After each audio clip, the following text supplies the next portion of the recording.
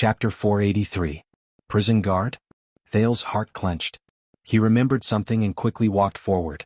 Behind him, Quick Rope caught the crossbow he threw in a flurry and caught up with Cannon in a disheveled manner. "It's not easy to forget that face when you escorted us to prison." Zacriel's voice was a little dejected. Before him, the White Knight's expression did not change, but there was a hint of weariness in his exquisite and handsome features. "And you should be in prison," the handsome man said coldly. "Not here." Zacriel shook his head and said nothing. The cavaliers around them drew closer, and they almost dyed the yellow sand dunes in front of them black. They were piercing and oppressive. The man in white turned around. The skull on his left shoulder swayed slightly. He looked at Ricky, who sat on the ground. "Blood whistle, sword peddler." This time there was a shocking chill in the man's eyes. "All of you shouldn't be here. All of you should be where you should be." There was a disturbing meaning in the handsome man's words. Many of the mercenaries could not help but gulp when their identities were called out. Ricky's appearance had returned to normal. He stared at the knight in front of him and answered respectfully, "I'm sorry, Your Grace." "I'm sorry, sir. We're on a mission." Ricky shrugged. His expression was resigned and innocent. "But we ran into some accidents." The handsome man frowned slightly. "Your mission?" At that moment, Thales, who had already approached the knight and could no longer hold back, spoke loudly. "Don't believe him. I am the second prince." But in the next moment, the White Knight suddenly moved. He turned his right arm, and the tip of a spear appeared out of thin air to attack Thales. The teenager, who was thinking about how to explain, did not even have the time to react before he felt his body sway. Asterisk clang. Asterisk the air became blurry. The moment Thales could see the scene in front of him clearly, he was already leaning against Yodel's chest, protected by the latter's left arm. In front of the masked protector, the gray supreme sword blocked the white tip of the spear. Cannon and Zacriel had already drawn their weapons without a sound.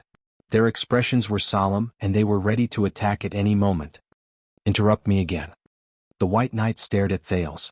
His amber eyes shone with cold, murderous intent, causing others to forget about his handsome face. "I'll kill you." Thales stared blankly at the tip of the spear that was only a few inches away from him. He was momentarily speechless. "You can't." Yodel shook off the tip of the man's spear and pulled Thales up.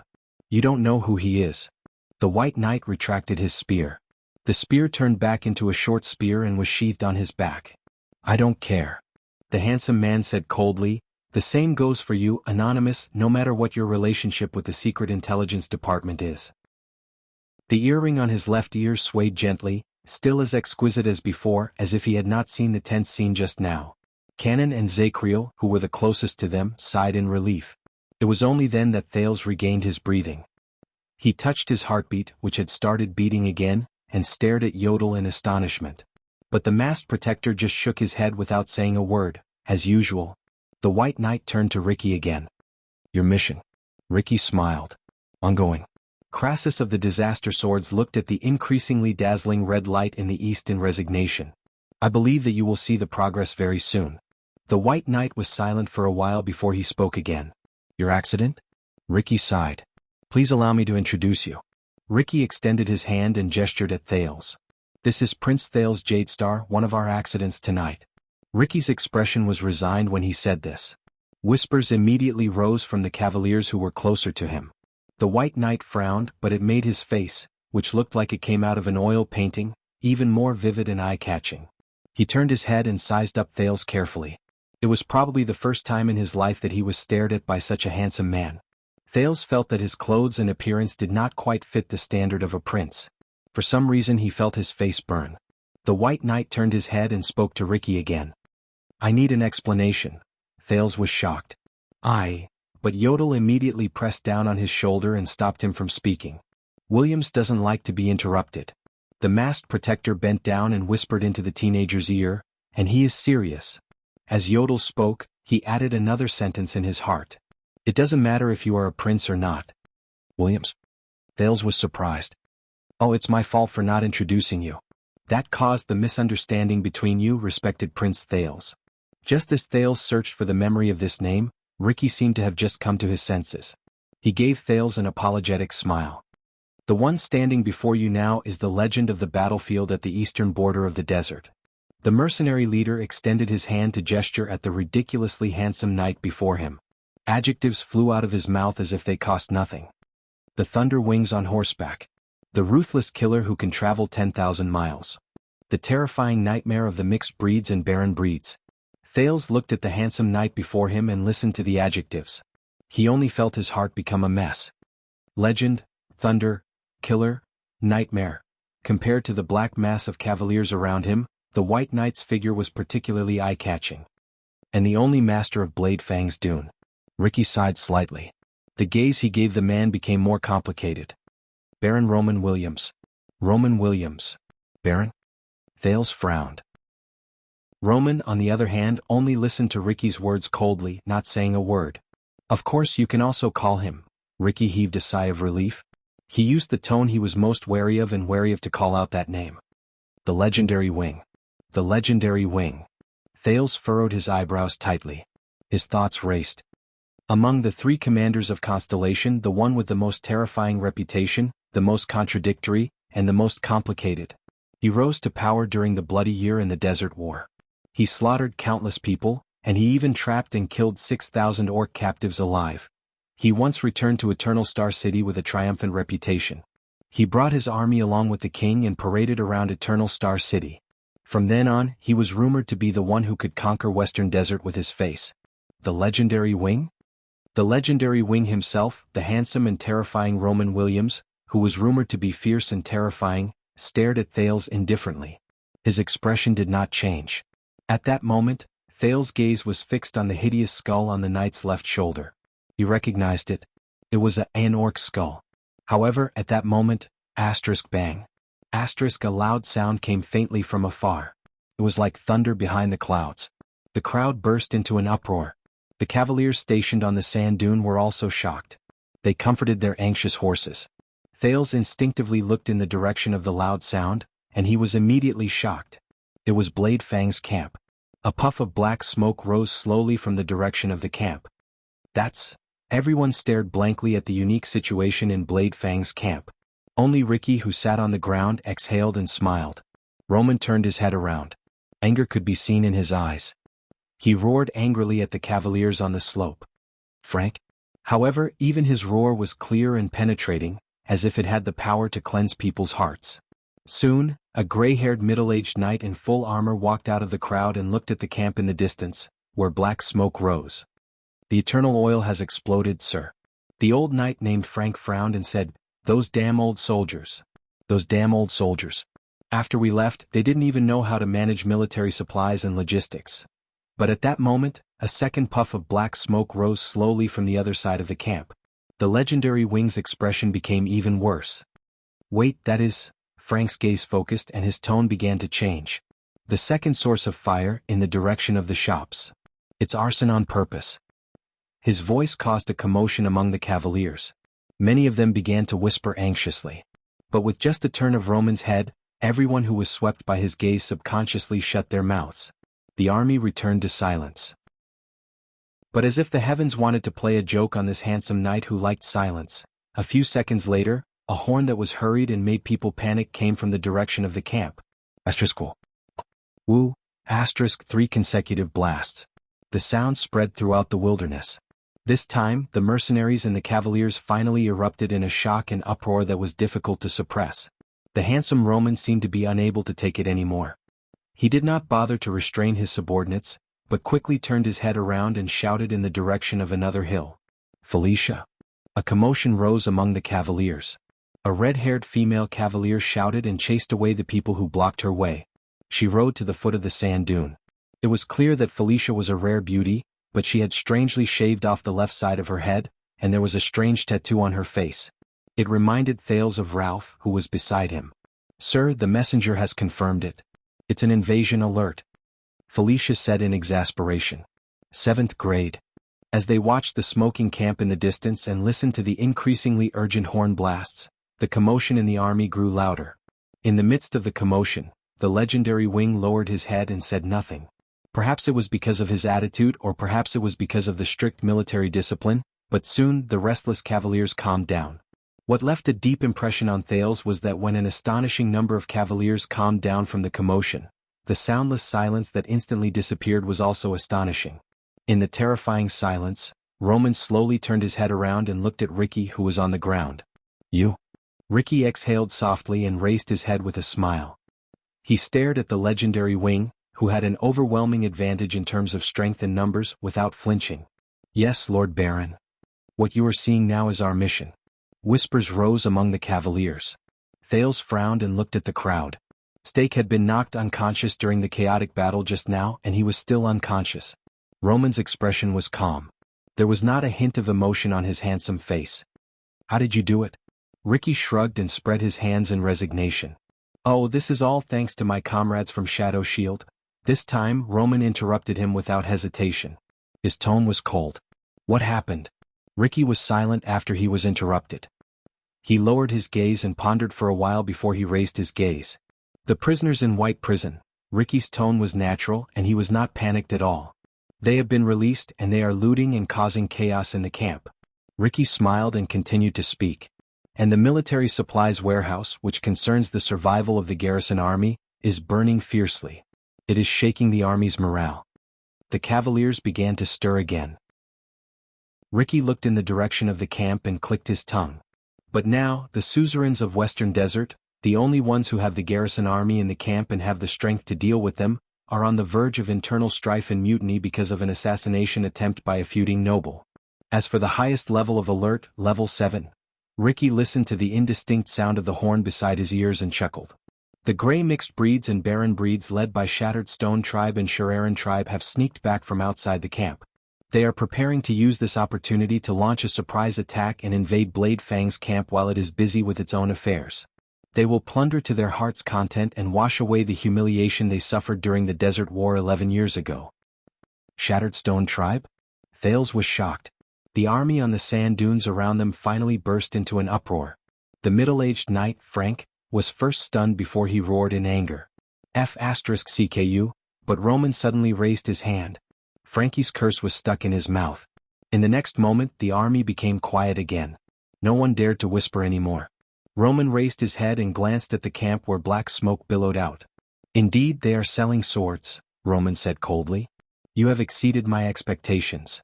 Ricky nodded. He looked rather sentimental. Tonight is not an ordinary night. There are some small surprises.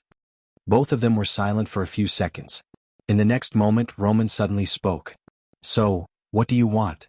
When he said this, the royal guards, Frank and Felicia, looked at the legendary wing in surprise. Ricky smiled.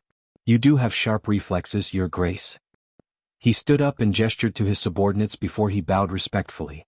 We, the friendly and kind Blood Whistle, are your mercenary companions, Baron? Ricky hooked his finger.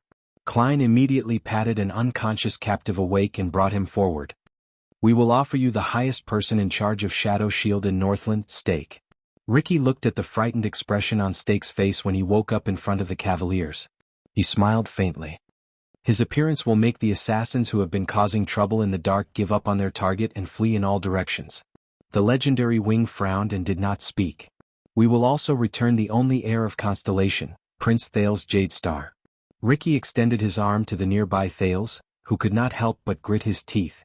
His status is enough to suppress those wild and unruly suzerains of Western Desert in your camp. Ricky observed the other man's expression and seized the opportunity to smile humbly. Of course, we will also offer you an opportunity. Ricky pointed at the camp in the distance, where black smoke billowed out. You do not have to waste those opportunities on us bumpkins who have hostages in our hands. You can use them to quell the chaos and turn the tide. This time, even Zakriel began to frown. He re-evaluated the man who had been a crazy, ruthless, and belligerent demon just a moment ago, but had now become the level-headed and wise Crassus. The legendary wing still did not speak. We, Blood Whistle, will use all of the above to buy from you, Your Grace. Ricky nodded respectfully. Our lives, safety, and freedom. Chapter 484. The crimson hue in the east began to fade, and the sky became brighter. But the atmosphere on the sand became stranger. Under countless gazes, Roman, who was as handsome as a painting, stared coldly at Ricky, whose armor was damaged and covered in blood, but who was not injured at all. Thales sucked in a deep breath and turned to look at his surroundings. The cavaliers who were ready for battle, the nervous mercenaries, the royal guards who had complicated emotions, and the mini and exquisite Blade Fang's camp in the distance. He was deep in thought. Finally, the legendary wing turned to Stake, who was guarded by Klein. Shadow. Shield. Roman looked into Stake's eyes, which were filled with indignation and pain. Stake stared at the handsome man in front of him and realized something. He no longer struggled pointlessly but frowned and fell into deep thought. More. Ricky raised his arms with a smile on his face. He has a close relationship with all of you here. Aside from the fact that he is the mastermind behind most of the chaos tonight. The leader of the disaster swords pointed at Blade Fang's camp in the distance. His tone was mysterious. He is also the main culprit who colluded with the enemy to sneak into Blade Fang's dune and assassinate Herman Jadestar during the bloody year 18 years ago. Thales sighed. Stake closed his eyes in indignation. At that moment, the sand became quiet. For a moment, only the howling of the wind could be heard. Even the intimidating gaze of the legendary wing froze. In the next second, the cavalier officers in the first row on the sand dune burst into an uproar. What? Frank frowned in disbelief. Are you talking about Ghost Prince Tower? And the fall of the camp? This person? For a moment, countless pairs of eyes were trained on Stake. Ricky nodded and looked at the scene he caused with satisfaction. A surprise gift, right? Zakriel, who was obviously exhausted, sat on the ground and stared at Stake with a profound gaze.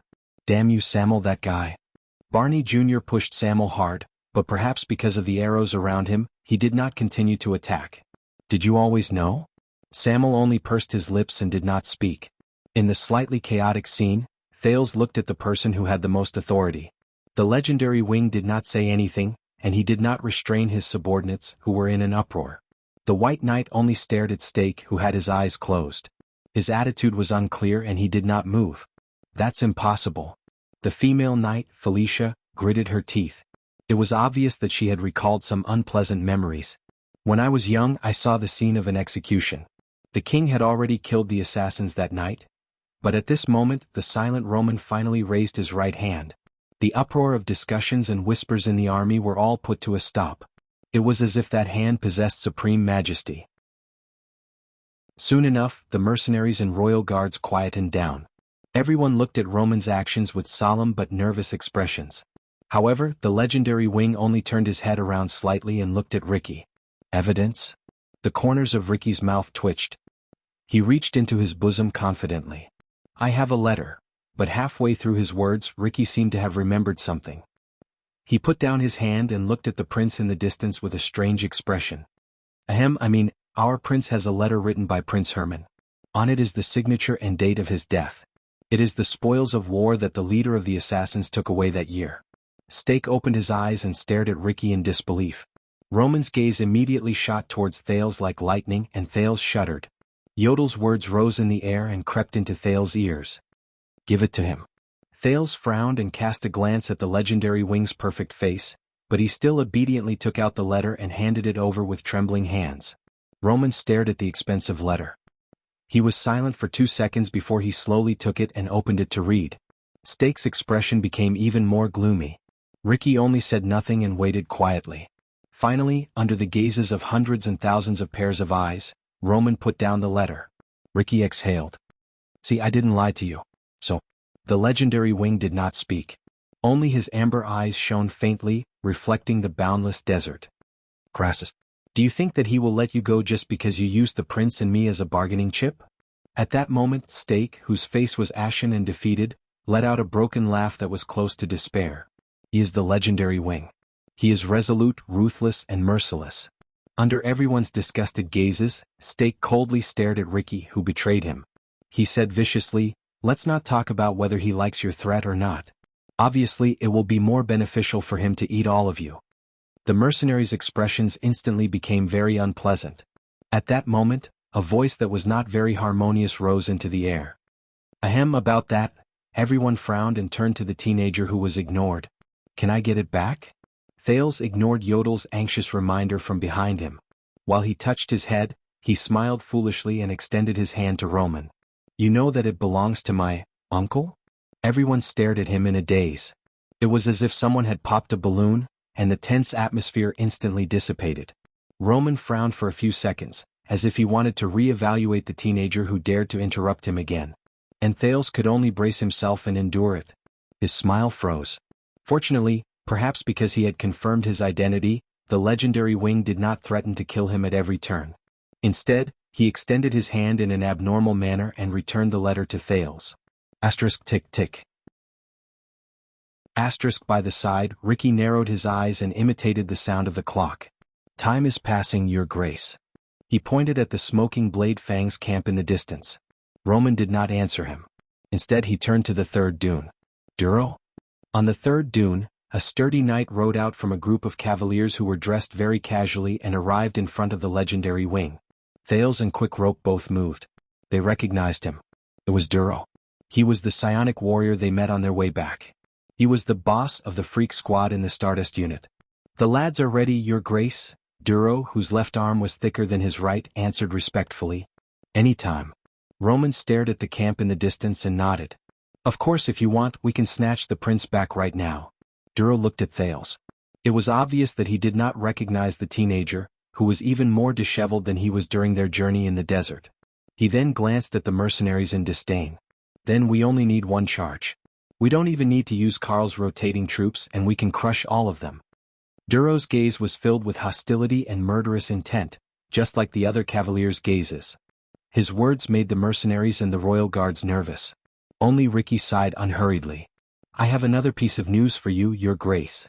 Crassus, the current leader of the Disaster Swords, narrowed his eyes. One of your deputies seems to be called Duro? In the next second, Ricky pointed at Duro, then at Stake. He has been selling information to Shadow Shield for a long time. Thales frowned.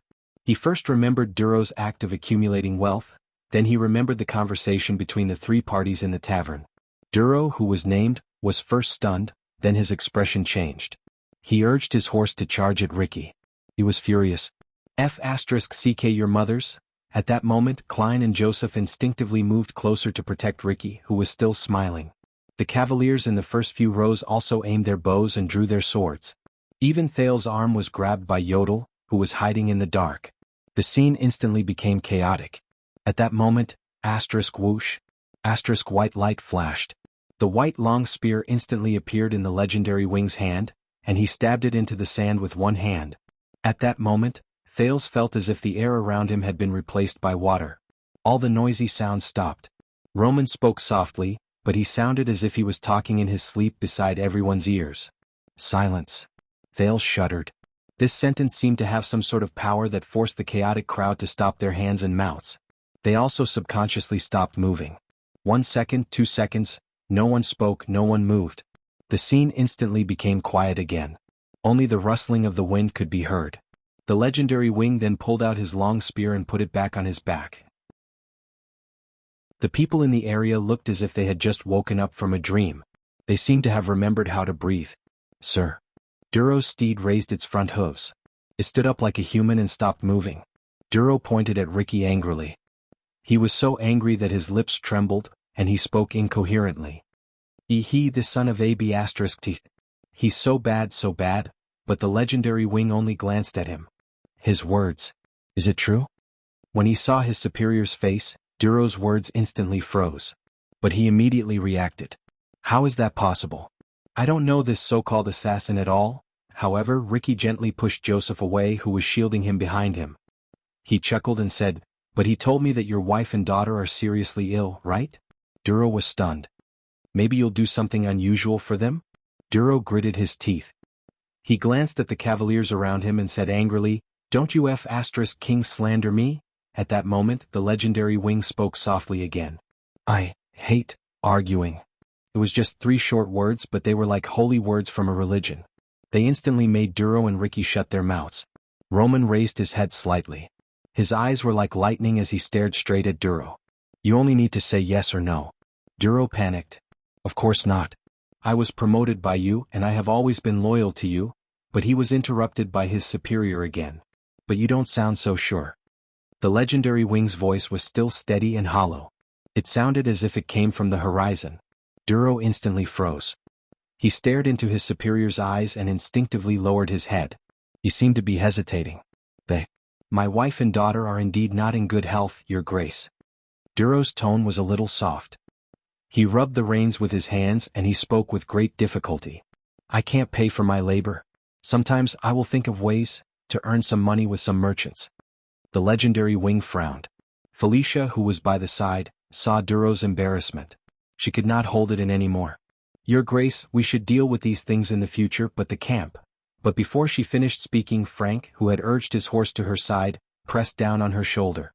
The middle-aged knight shook his head at the puzzled Felicia. As a bystander, Thales frowned slightly. Earn money? With information?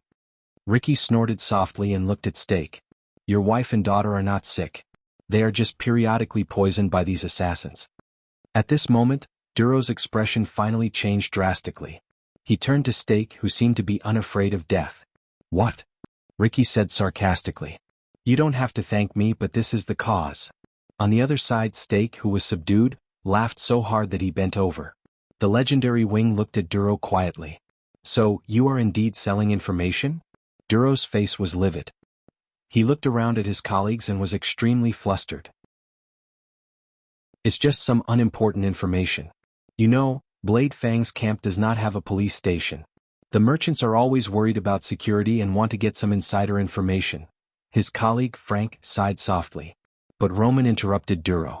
For example, this time the so-called information about the various armies gathering in Blade Fang's camp, and the main regular army mobilizing on a large scale? Duro's words died in his throat. He was terrified, and the successive blows made him unable to react to them. But I don't know, Your Grace. I really don't know about those merchants? The legendary Wing still responded coldly.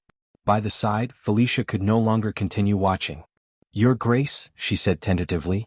We should first rescue the camp. But Roman interrupted her without hesitation. The camp is always impregnable. He stared at Duro, who was drenched in sweat. The coldness in his voice even infected the air. But my deputies may not always be the same. These words caused Frank and Felicia, who were beside him, to shudder and fall silent at the same time. Duro shuddered. Your Grace. Roman took a step forward and slowly approached Duro's steed. Your family member is seriously ill? Why didn't you come to me? Duro was clearly taller than Roman when he rode on the horse, but at that moment he looked like a trembling mouse that saw a cat catching mice. In the next second, Thales only saw a flash of white light before his eyes, and it was followed by Duro's pained screams. The cavaliers in the first few rows cried out in surprise. When the shocked Thales turned his gaze around, Duro had already landed on the ground. The leader of the freaks did not die. He lay on the sand and panted in shock while he stared at the white spear in front of his chest. The tip of the spear was only a few inches away from his throat. True, because you know, Roman said coldly. I don't care. The legendary Wing turned around and the white spear returned to his back. It was only then that Duro breathed a sigh of relief after surviving a disaster. Just like the other cavaliers. Snake shooter, Roman said loudly.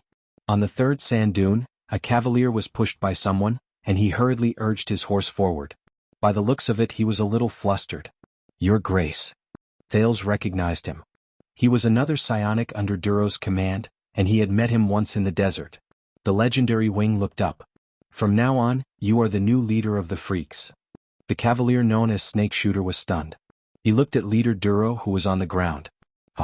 But Frank grabbed his arm by the side to stop the panicked Snake Shooter from continuing to speak. As for you, after today you will retire. Roman looked at Duro, who was lying on the ground with a dazed expression. Go to Nikolai and solve the problem of money. You have too much in common, ranging from stupidity to blindness. He snorted coldly and turned around, allowing Duro to be helped up by Snake Shooter and Felicia. But in the next moment, the legendary Wing walked towards Stake. This instantly attracted many people's gazes. Under Ricky's signal, Klein gently let go of Stake's arm. So it's you. Roman stared at Stake coldly. 18 years ago you extended your hand to the camp, and now you extend your hand to my army. The legendary Wing's voice was light and hollow, but there was a chill in it. Stake froze for a moment as if he was frightened by the other party's aura. He then sighed. It's just work. Stake lowered his head and coughed violently a few times. He looked very disheveled. Just like you, Your Grace, I only obey orders from a higher authority. Thales remembered something and he frowned slightly. I do not obey orders, assassin, the legendary Wing answered coldly. I only protect my property. Roman walked forward slowly. As he spoke, his handsome facial features seemed to have turned into a sharp steel blade in an instant, and he stared at everyone who stared at him. "And Blade Fang's camp is my property. No one can touch it." Roman stared at Steak intently. "No one." Steak stared at him in a daze, as if he was a little frightened by the Baron at this moment. "You don't need to be like this, Your Grace. I have already admitted defeat and I will cooperate with you." Steak seemed to have lost his composure a little when he sensed the meaning behind the other party's words, but he still tried his best to save himself. "All of this, including all the assassinations during the entire bloody year, was the handiwork of our master. His name is Ting. The Secret Intelligence Department definitely knows him. And I can help you help the Secret Intelligence Department, and help Constellation find him." Steak cast an indignant glance at Thales. He has a terrifying secret in his hands, including the mastermind of the bloody year. It concerns the fate of all of Constellation. Frank and Felicia looked at each other. Even Zacriel pursed his lips tightly. But this time Steak made a miscalculation. "But Blade Fang's camp belongs to me." The master of Blade Fang's camp, the legendary wing, Roman Williams, stared at Steak and said softly, "It belongs to me. It only belongs to me." Thales watched this scene quietly. Steak was anxious. "Of course, and you protected it very well. Listen, I know who participated in this incident. The Northlanders, the Secret Room, and even other forces of power. I can bring you to them. I still have a lot of resources that can be used by my subordinates. You can treat me as..." But in the next moment, the legendary wing moved. A strange white light instantly flashed and turned into a long spear that went straight for Steak's heart. *Rip. The sound of flesh being torn rose. Thales tensed up. In the next second, Steak lowered his head in a daze and saw endless blood gushing out of his chest. No. He did not understand. The legendary wing continued speaking. He was cold, unwavering, and emotionless, as if he did not hear Steak's words. "That's mine." He stared at Steak from above as if he was looking at a powerless, struggling worm. Steak seemed to finally understand his fate. He lifted his gaze from the fatal wound on his chest and tried his best to squeeze out a final, broken smile. Then it turned into a ferocious look. Phantom shadow shall never be destroyed forever." But the white light flashed again and it sliced through Steak's neck. Steak's fierce last words came to an abrupt end. "Those who want to take it from my hands." Roman held the severed head expressionlessly and let the spear in his right hand drip with blood. "You will have to pay the price." Steak's headless body fell limp on the ground. Thales widened his eyes as he watched this scene.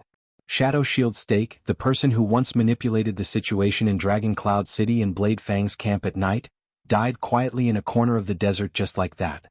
He did not even have time to finish his last words. But in the next moment, Roman retracted the spear in his hand, turned it into a short spear, and stabbed it into the head's mouth. His next action made quick rope cover his mouth in horror. "I made a..." Thales stared at Roman's actions in a daze. He leisurely and skillfully used the short spear to tear the flesh on the head back and forth. Cut. Everyone's expressions changed. Amid the terrifying sound of friction, flesh and bone flew and blood flowed. Roman's movements were skillful, and his expression was indifferent. It was as if he was cutting vegetables. The people around him felt a chill in their hearts as they watched. Fortunately, Roman did not like to talk much, or else Thales guessed that he would definitely hum a tune at that moment. Soon, after a few seconds, only 2 bloody holes were left in Steak's eyes, which had died with everlasting regret. His lower jaw had also been separated from his head. The head became even more hideous and the blood continued to drip down. It made Thales' skin crawl. Roman put away the spear and turned the head in his hand left and right with great interest. That expression, it was as if he was watching a craft. This thought made Thales feel disgusted. Everyone's expressions were unpleasant. Only Frank coughed. "Sir?" The legendary wing then turned around and tossed half of Steak's head to Frank. The latter endured great disgust and caught it. He turned the bloody eye holes to the other side. Roman's expression was indifferent. He did not show any emotion, but Thales felt that he was in a good mood at that moment. He grabbed a handful of sand and rubbed the blood stains on his hands. "Deal with it on the spot first, then burn it after the war." "Burn it?" Thales frowned. Kairusa's shattered stone chief's quality is not bad. In the face of his subordinate's strange gazes, Roman shook his shoulders and tapped the ugly half of an orc's skull on his left shoulder. "It's just that it's been more than 10 years and I'm a little tired of wearing it. I want to change it." The legendary wing pointed at the ferocious head that Frank had tied onto the horse and said softly, "Be gentle." End of chapter. Chapter 485. Be gentle. Thales felt suffocated when he heard that. Under almost everyone's unpleasant expressions, Ricky coughed. Can I treat this as a deal being made? Since we've done you so much help? This sentence brought Roman, who had just completed his artistic creation, back to reality. The legendary wing slowly turned around and walked towards Ricky. His footsteps were slow, but there was a rhythm to them that made one's heart tremble. Klein and Joseph stared at the Baron, who made them shudder uncontrollably. They wanted to brace themselves and go forward, but Ricky stopped them. The leader of the mercenaries went up to him without fear. Sir? Roman and Ricky stared at each other. One of them was indifferent and the other was calm. The people around them became nervous. Many of the mercenaries and cavaliers tightened their grip on their weapons. The royal guards instinctively stood together and drew closer to Thales. But Thales lowered his gaze and sank into deep thought. Finally, after a few suffocating seconds, the legendary wing snorted softly. Take your men and get lost. Blade Fang's Dune no longer welcomes you. Once he said that, many people breathed a sigh of relief. And if you dare come back. Roman did not continue. Ricky smiled and nodded. Very good. Very fair. Then good luck. And, happy working with you? Ricky extended his palm. But the legendary wing, with an indifferent expression, did not even look at him. He walked past him and walked towards his subordinates.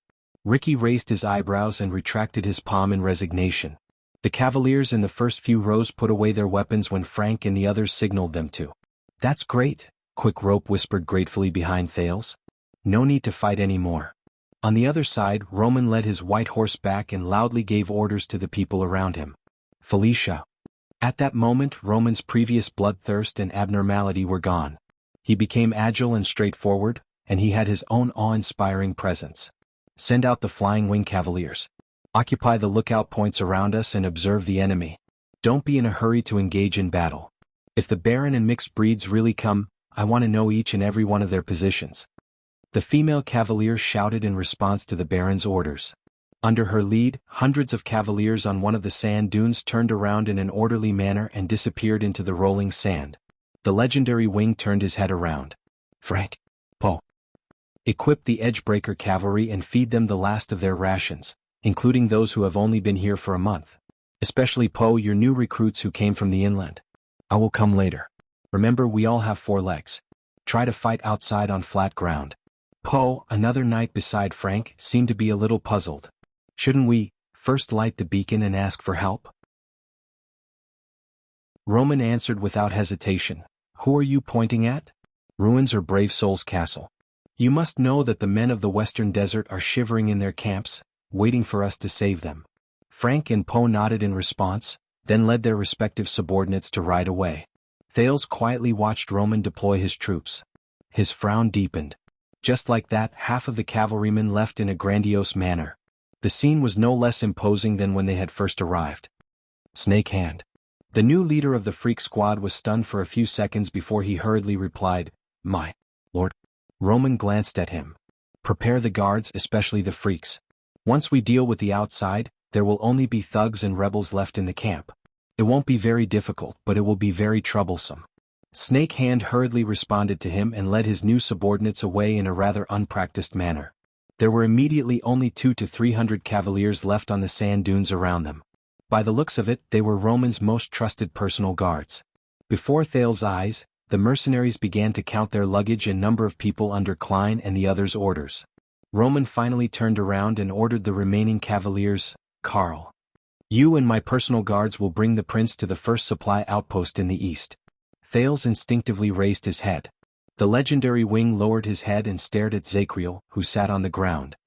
Also, keep an eye on the prisoners in the prison of bones. Send them back after the war. Roman said coldly, they do not belong to the sunlight. The expressions of the royal guards darkened at the same time. Roman walked to his white horse. The cavaliers surged forward and stared at the prisoners with hostile gazes. Thales sucked in a deep breath and refused a cavalier officer's attempt to help him up the horse. They helped me a lot in the prison of bones. They even saved my life. The prince walked forward and attracted many people's gazes. Can you let them go? Barney Jr. and Belden's eyes sparkled. But the legendary wing only shook his head coldly. They are prisoners. Roman did not even look at Thales. He just packed his luggage and minded his own business. And I am the prison warden. Move faster. We still have a mess to clean up. Thales clenched his fists tightly. On the other side, 3 cavaliers roughly pushed Bruley, who seemed to be the biggest among them, to the ground. The latter struggled continuously. Barney Jr. protested, but he was immediately pushed down by countless cavaliers and tied up. Thales took a deep breath. It's nothing. Don't resist. Zacriel calmly waited for the cavaliers to drag him up from the ground and tie his hands.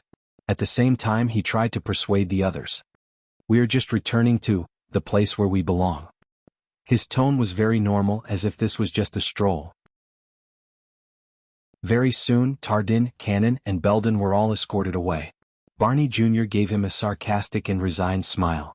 Zacriel gave him the most profound expression. Thales stood where he was and watched everything quietly. Cheer up, everyone. At least we saw real sunlight, and not those damned flames. Tardin was forced to walk, but he still straightened his neck and looked in the direction of the sunrise. He smiled with tears in his eyes. It was as if he could not bear to part with the last ray of sunlight. Thales watched expressionlessly as the cavaliers took away the prisoners from the royal guards and tied the ropes from their hands to their mounts. Belden, who was the last to be escorted past him, sighed at Thales. Take care, Your Highness. We can only escort you up to here. At least you are safe. Thales nodded bitterly. He had a lot on his mind, but he did not speak. Hey, I'm not committing a crime. The prince turned his head and found that Quick Rope was also escorted away. The pitiful man struggled, and he was so excited that he shouted with a Camian and Northland accent. Wow. Thales. I'm the prince's favorite attendant. My father is new, that's something Casso. But the cavaliers ignored his protests and continued to escort him to the row of prisoners. Thales shut his eyes tightly while he struggled and shouted. Then he opened them abruptly. Baron Williams. For the 3rd time, the prince rejected a cavalier's invitation to get on his horse. He walked resolutely towards the legendary wing and said loudly, "Let them go." Under Roman's surprised gaze, Thales gritted his teeth. Anyway, the prison of bones has already been broken. If you are worried about your responsibility as a prison guard, to guard the prison of bones, then... He raised his head. I will bear the responsibility. In the name of the heir to the kingdom, Thales Jadestar. His voice attracted a lot of attention. Roman glanced at the cavaliers around him, who were somewhat curious about the prince. They lowered their heads and went about their own tasks. The legendary wing turned his head around and strode forward until he was a few inches away from Thales. He lowered his head and looked down at him. Before you tell me what to do, tell me, Prince. Roman said coldly. His handsome face had a different kind of sharpness at this moment. Do I look like your father? Thales pursed his lips and gritted his teeth. Roman did not intend to wait for his answer. He snorted coldly. Then don't cry to me. The legendary wing lowered his body and whispered into Thales' ear, that's right. Because I don't care whose son you are or which kingdom you are going to inherit. Thales' face immediately turned livid with rage. But you are a baron of the kingdom. You are stationed in Constellation's territory, and you control the regular army of the royal family. The prince suppressed the anger in his chest with great difficulty. His face was red. The baron snorted. Very well, then let me guess what you're thinking now is when I become king I'll make you pay? Am I right? Thales clenched his fists tighter and tighter. Don't wonder how I know what you think. Roman sneered and whispered, because that's what the trash would think. Once he finished speaking, Roman straightened his back and left in front of Thales, who had an unpleasant expression on his face. The prince was left alone in the wind, trembling in anger.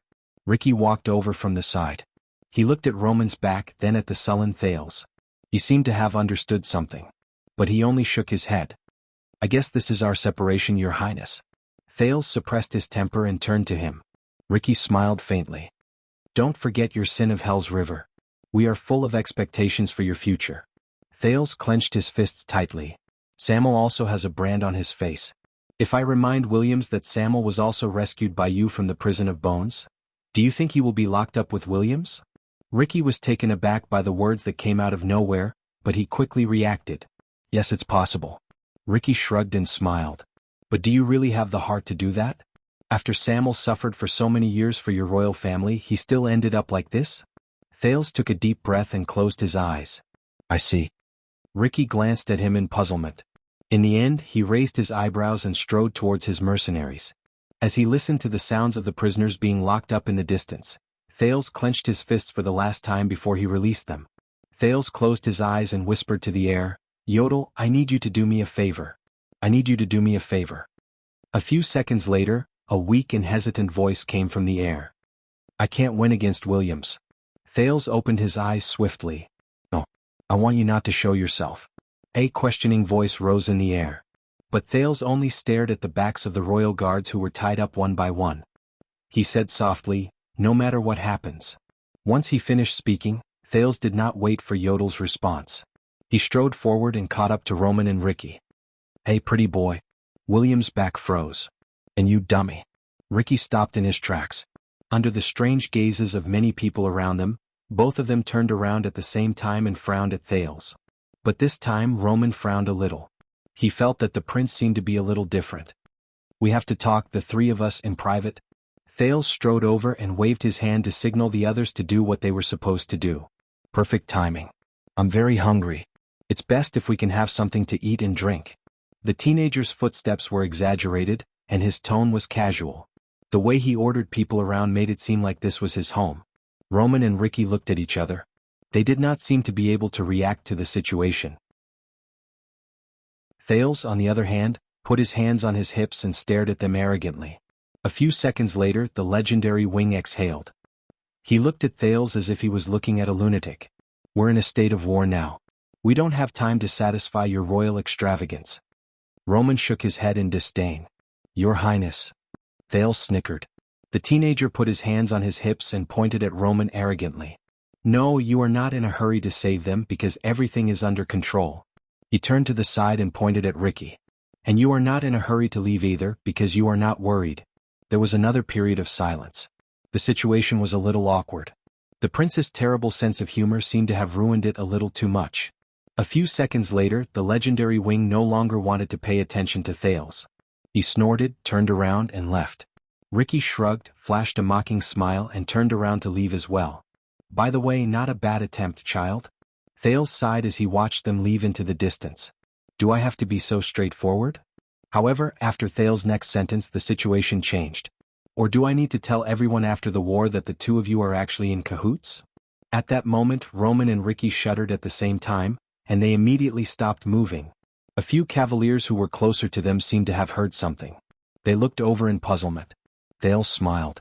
He walked forward. As he slowly approached the duo, he lowered his voice.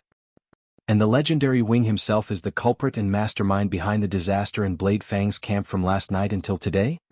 1 second. 2 seconds. Finally, on the third second, Roman and Ricky, who were frozen on the spot, turned around at the same time. They looked at the smiling Thales. At that moment, there were no words that could describe their expressions. The teenager walked until he was face to face with them and stopped. The wind blew gently and the sun rose from the east. The gazes of Roman, Ricky, and Thales interacted with each other in this atmosphere. They looked at each other and they stared at him together. "Baron, we need to depart," a cavalier officer approached from afar and reminded Roman. But the legendary wing turned around in an unusual manner. He said angrily with a fierce tone that was rarely seen on him, "Do what you need to do." The officer was so frightened that he took a step back and quickly walked away. Many of the cavaliers and mercenaries who were staring at them instinctively lowered their heads. Roman took a deep breath and turned his head around to stare at Ricky. His tone was impatient and displeased. "What did you tell him?" Ricky's face turned green and red as he gritted his teeth. He gritted his teeth and said, "Nothing." But at the same time Thales quickly blurted out, "I told him everything. I told him everything." Ricky turned his head around and stared at Thales in disbelief and resentment. "What?" Thales still had a smile on his face. He gave the mercenary leader a thumbs up. "By the way, not a bad attempt, Ricky." Roman's expression was unpleasant. He looked at Ricky, then at Thales. The legendary wing took a deep breath. He felt that he had nowhere to vent the power in his arms. Then, in front of the two adults, who were almost petrified, the dirty teenager sat down cross-legged. "Now can we talk?" Thales puffed out his chest. With his bruised face, he said to the two people in front of him with strange expressions, "Then I want food and drink." "What?" At that moment Roman's handsome face was filled with anger. His expression said, "How dare you?" And Ricky's eyes practically popped out of their sockets. Thales suddenly remembered something. He patted his thigh in a pompous manner, turned around and pointed at the prisoners who were being escorted. He added, "Same for them." End of this chapter. Chapter 486. The fire in Blade Fang's camp had died down, but the black smoke continued to rise. The legendary Wing's subordinates stood in formation and watched the prisoners wolfing down their food in puzzlement. The mercenaries stood further away cautiously. What happened? Tardin stuffed a piece of dry food into his mouth. He did not even have time to drink water. Is this a parting meal? As he ate, he cast a glance at the sand dune in the distance. There were 3 figures, 2 big and 1 small. The first 2 were standing very stiffly, while the small figure sat cross-legged on the ground and also wolfed down his food. Beside him, Tardin shook his head and continued to bury his head in his food. What does it matter? Barney Jr. grabbed a piece of hard bread. There was a thoughtful look in his eyes. I can't think of anything worse than today. Zacriel sat a little further away from them. He chewed on the jerky in his mouth and stared at the 3 people in the distance. If I want to enter the prison of bones? Beside him, Quick Rope ate heartily while tears streamed down his face. At least I won't sob. Can I take a bite of your jerky? Thank you, sob. I mean, I won't leave grass, it's not tasty. I won't leave any regrets, sob. His sincere cries made everyone frown. At that moment, Barney Jr. put down the bread in his hand and spoke airily. Why did you come back? All the royal guards froze. Only Quick Rope was left to stuff himself with food. Barney Jr. raised his head and looked at the Knight of Judgment. You can't possibly think that we can go back to the past just because we killed a few people together, right? The Vanguard's eyes burned. Do you think that everything can be the same as before? Brotherhood? Brotherly love? Belden patted Barney Jr.'s shoulder with a troubled look on his face. The latter snorted coldly. Zacriel did not speak. He just stared into the distance without moving. The wounds on his face and shoulder were clearly visible. So what are you going to do? Barney said sarcastically. Still want to kill the prince? The Knight of Judgment shuddered slightly. And you are still not going to tell us anything even if we already know his secret? By the side, Belden sighed and tried to persuade him. Barney. Zacriel was silent. All the guards were silent as well. Quick Rope was the only one who carelessly swallowed his food. When he sneakily extended his hand towards the food of the person beside him, Tardin slapped him away. Barney. Finally, the Knight of Judgment raised his head. His gaze was unfocused. Don't ask. Barney Jr. was stunned, then he gritted his teeth. You bastard, but he was interrupted. Do you know there was once a disaster in this world? It was invisible and limitless, but it was endless, because it lived in everyone's mind. At that moment, everyone, including Quick Rope, was stunned. Even someone as wise as Prince Tormund and as brave as the hero Raikuru are helpless against it. The Knight of Judgment looked into the air. There was an unquestionable coldness in his voice. There are some things, the less people know about them. Constellation will be safer. His voice fell. What was left was a lingering silence. And the endless sandstorm. However, in the distance, the 3 people under the sand dune did not have such an atmosphere. When Thales painstakingly tore open the 5th piece of jerky, he could even feel the 2 pairs of eyes above his head exuding a cold aura that was as sharp as a blade. He was forced to swallow it in 2 mouthfuls with water. The prince wiped his mouth with his sleeve without a care for his image. When he touched the swollen part of his mouth that was hit by Quick Rope, he could not help but grit his teeth. The legendary Wing and the leader of the mercenaries stood in front of him and watched him eat. One of them had his hands behind his back, and the other stood with his arms crossed. The 2 of them looked at each other, and their gazes became more and more impatient. Thales burped. Before he was torn to shreds by their gazes, he finally spoke. The key. Roman and Ricky were stunned by the word. What? Ricky asked, puzzled. Thales' next words caused Ricky's expression to change. The key that can open Black Prison and even the exit. If I remember correctly, you told Stake that you coincidentally found another key outside the camp. The prince noticed the gradual change in their expressions. But when you told me that Fate is a bigger prison, and you have the key, perhaps the only key to open it, Thales narrowed his eyes and pointed at the legendary Wing, whose expression became more and more unpleasant.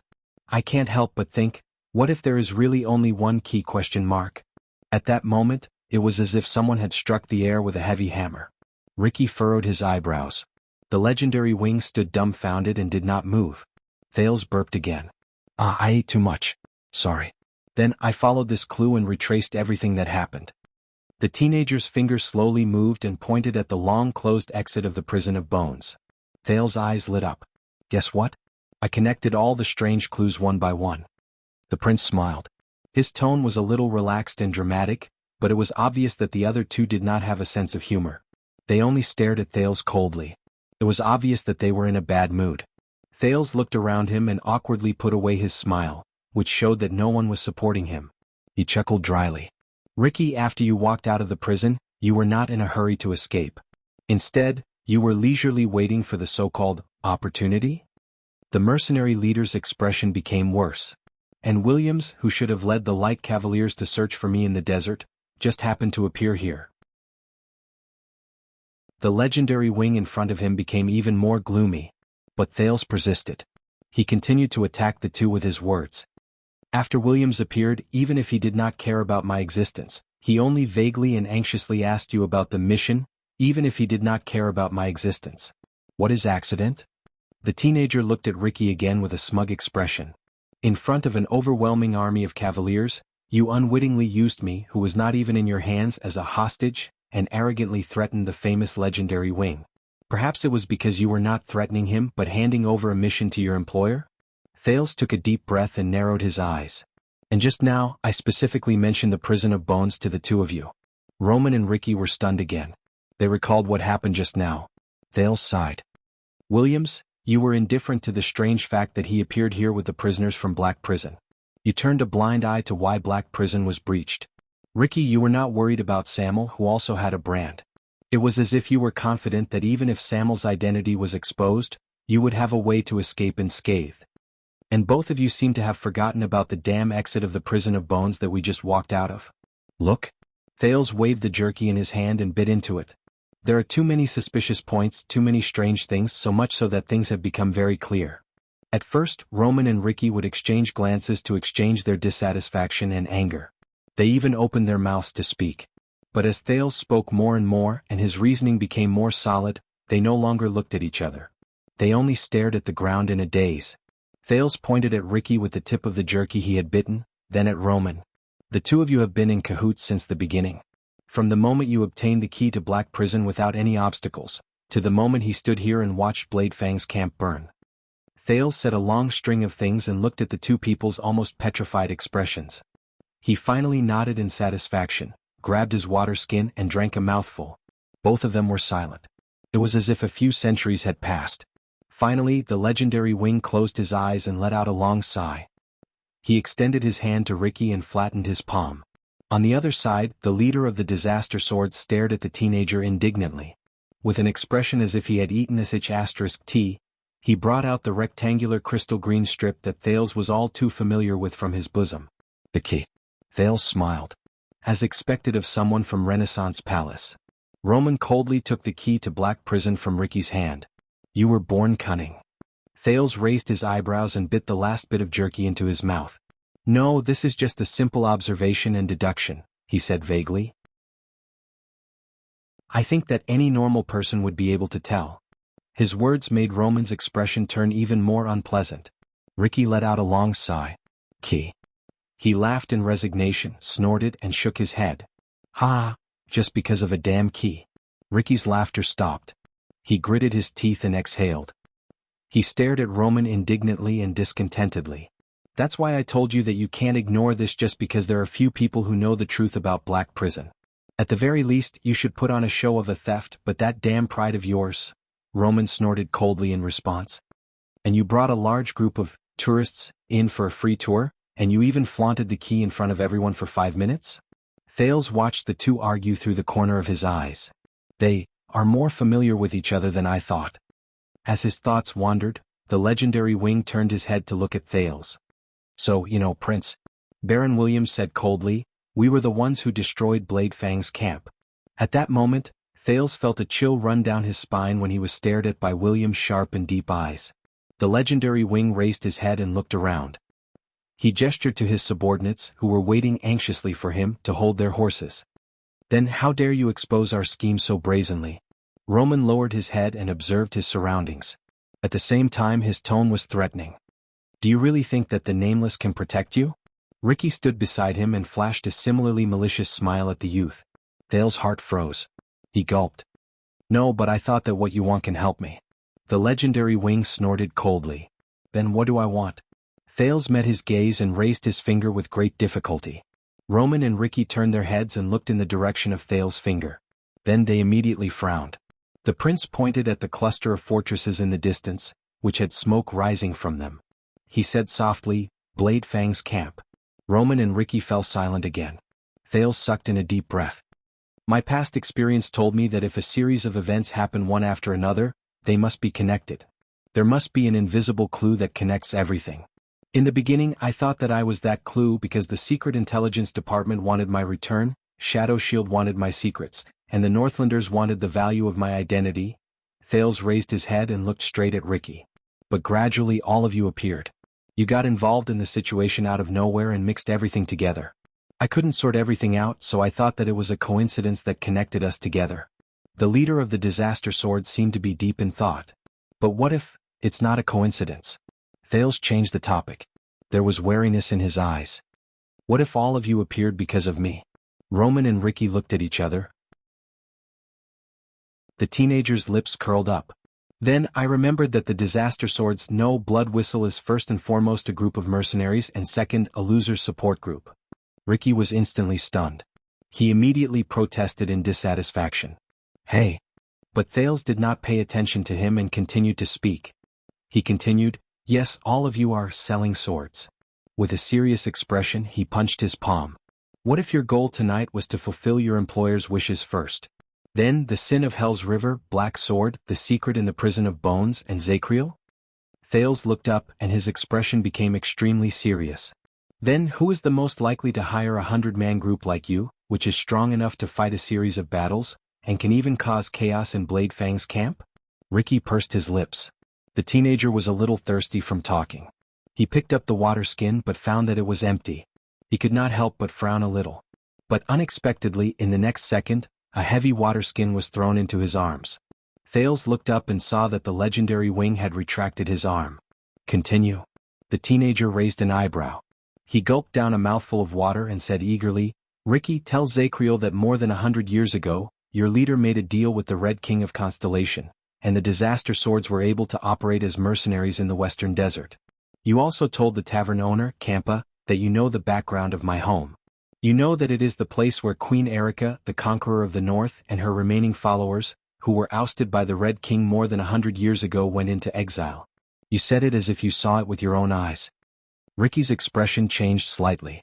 Thales sighed. I guess it's not a coincidence, right? Ricky's expression as he looked at Thales became more and more solemn. Thales took a deep breath and sensed that his senses and balance had recovered slightly. He stood up again. He looked at Ricky seriously.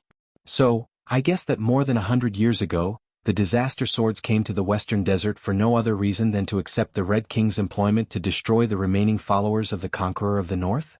No one spoke. The wind stirred the sand slightly. The horses in the distance neighed uneasily. Ricky suddenly spoke. It's even simpler. Thales was puzzled. What? Ricky raised his head and looked at the rising sun in the sky above the desert.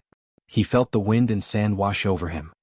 He said with a sigh, the Red King is a person who does not like complicated matters. He sent Hill Crassus to the Western Desert to bring back his own sister, Queen Ericus.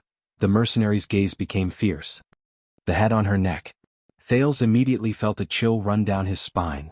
Bring back his own sister's head. The old saber by King Chapman's side appeared before his eyes again. Thales could not help but start thinking about the origin of the Red King's title. He also remembered what Gilbert had said to him when he was young. The history of Constellation has never lacked bloodshed. Roman's gaze was cold. He did not say a word. Thales resisted the urge to look at the skull on his shoulder and asked tentatively, yes? He asked tentatively, then Crassus, did he succeed? Ricky only gave him a mysterious smile. This made Thales feel uncomfortable. Thales coughed and tried hard to get rid of other thoughts. He returned to the topic at hand. In short, from the day Blood Whistle was established, it was closely related to Constellation, or more accurately, to the interests of the kingdom's central government in the borders of the Western Desert. Under the duo's increasingly solemn gazes, the teenager turned to Roman. And another veteran who sold swords told me that ever since the Desert War and the Bloody Year, Blade Fang's camp has been under the direct command of the Baron of Blade Fang's camp, which is under the jurisdiction of the royal family. Thales stared at the legendary wing with a burning gaze. Over the past decade or so, with the support of the royal family and the threat at the borders, your regular soldiers have truly turned this place into your private land. The legendary wings. Blade Fang's camp. Thales looked at Roman, who did not bat an eyelid. It is also a sharp knife that the kingdom's central government has inserted into the vital parts of the western desert to control the suzerains in the west, be it in terms of military affairs, politics, or commerce. The legendary wing did not say a word. He only stared at Thales with a piercing gaze. His almost sharp facial features looked like the most perfect sculpture of nature. Thales sucked in a breath before he exhaled. But during this month I saw many interesting details on my way from the desert to Blade Fang's camp. Thales stared into Roman's amber eyes, which were like vortexes. For example, Constellation's prince rescue team that ventured deep into the desert was formed by the regular soldiers of the royal family and the suzerains of Western Desert, who did not fight against each other. For example, the soldiers who stood guard at the entrance of Blade Fang's camp and collected tolls were actually soldiers from the Fakenhas family. They had been here for so long that they had already surpassed their term of service. For example, the amount of supplies sent by the armies from all over the western desert was so much so that it was ridiculous. It was so much that some black-hearted merchants could smuggle them out of the camp to earn the difference in price. For example, the soldiers who started patrolling the camp and were in charge of capturing people and sending them to White Prison were recruited soldiers who had not set foot in Blade Fang's dune for many years. They did not even know the severity of the law enforcement. Every word the prince said caused Ricky and Roman's expressions to become even more profound. Roman sucked in a deep breath. You are very observant and you are very detailed. So. Thales smiled. He lowered his head and recalled the bad old man who smoked a pipe. When I was still a hostage in Dragon Cloud City, one of my subordinates once told me that my father had already negotiated with the suzerains of Western Desert, led by the 3 great clans, so that I could safely return from Extet through the desert. They were absolutely trustworthy. Roman furrowed his eyebrows tightly. Ricky, on the other hand, breathed softly. He seemed to be slightly surprised. Thales exhaled. He said that Renaissance Palace paid a huge price to make the nobles of Western Desert completely stand on our side and welcome my return. Thales turned his head, and his eyes shone with a sharp glare. Blade Fang's camp, right? At that moment Roman did not speak. But the legendary wing's eyes shone with a complicated light that had never been seen before. This made Thales even more certain. He observed the other party's expression and slowly said, King Kessel completely or partially handed over the royal family's control over Blade Fang's camp. He gave up the initiative in the western front lines in exchange for the support of the suzerains of Western Desert. Thales thought absent-mindedly about everything he had experienced since the day of the state affairs hearing in Dragon Cloud City. In exchange, he obtained the largest mobilization of military forces and logistics from the great clans of Western Desert after the war. In exchange, he obtained the Western Desert and the royal family to join forces, enter deep into the desert, press against the Alliance of Freedom, and intimidate Extet. In exchange, he obtained the chaotic eastern part of the desert. For 2 to 3 months, it was uninhabited, and not a single blade of grass grew there. Thales' heart sank. In exchange, for my return. The teenager no longer thought about other things. He raised his head. But you. Thales' gaze was fixed on the legendary wing. Roman Williams. You were not happy. Especially when the deal behind the scenes had been completed, and the suzerains of Western Desert entered Blade Fang's camp in a mighty wave. His tone was very certain. Roman looked back at him slowly. His gaze was cold. Because you have long regarded Blade Fang's dune as your exclusive property. Thales shifted his gaze to the orc skull on Roman's left shoulder. He repeated what the latter had once said to Stake. And anyone who wants to take it from your hands, will have to pay the price. They all have to pay the price. Chapter 487. My lord, Felicia and Frank's men are already in place. Post troops are also on standby. In the distance, a cavalier who looked like a messenger arrived not too far away from them and reported to Roman in a loud voice. They are waiting for your orders. The legendary wing did not turn around. He continued to stare at Thales, who had a solemn expression on his face. The exquisite earring on his left ear and the ugly skull on his left shoulder formed a stark contrast. Tell them to continue waiting. The messenger did not hesitate in the slightest at the strange order and quickly left. The three of them still stood facing each other. In this case, everything is clear. Thales watched the cavaliers leave into the distance and solemnly said to Roman, "You couldn't do it yourself. You couldn't let your subordinates suspect anything. You couldn't let the camp see through the truth. You couldn't let the cunning nobles be on guard. So you bribed Blood Whistle. Maybe your old friends. After all, they're war mercenaries. They even worked with the government before." The legendary wing was silent. Ricky, on the other hand, shook his head helplessly and gave Roman a funny expression that said, "See, I told you." Thales stared at the legendary wing without blinking.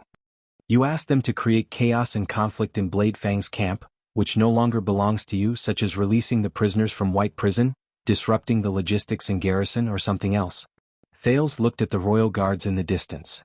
"And the reward you gave them was the key to the mysterious Black Prison. It allowed these mercenaries, who had nowhere else to go after running into a wall in the Tower of Eradication, to obtain the information they wanted the most." After Thales finished speaking, he waited for the other party's response.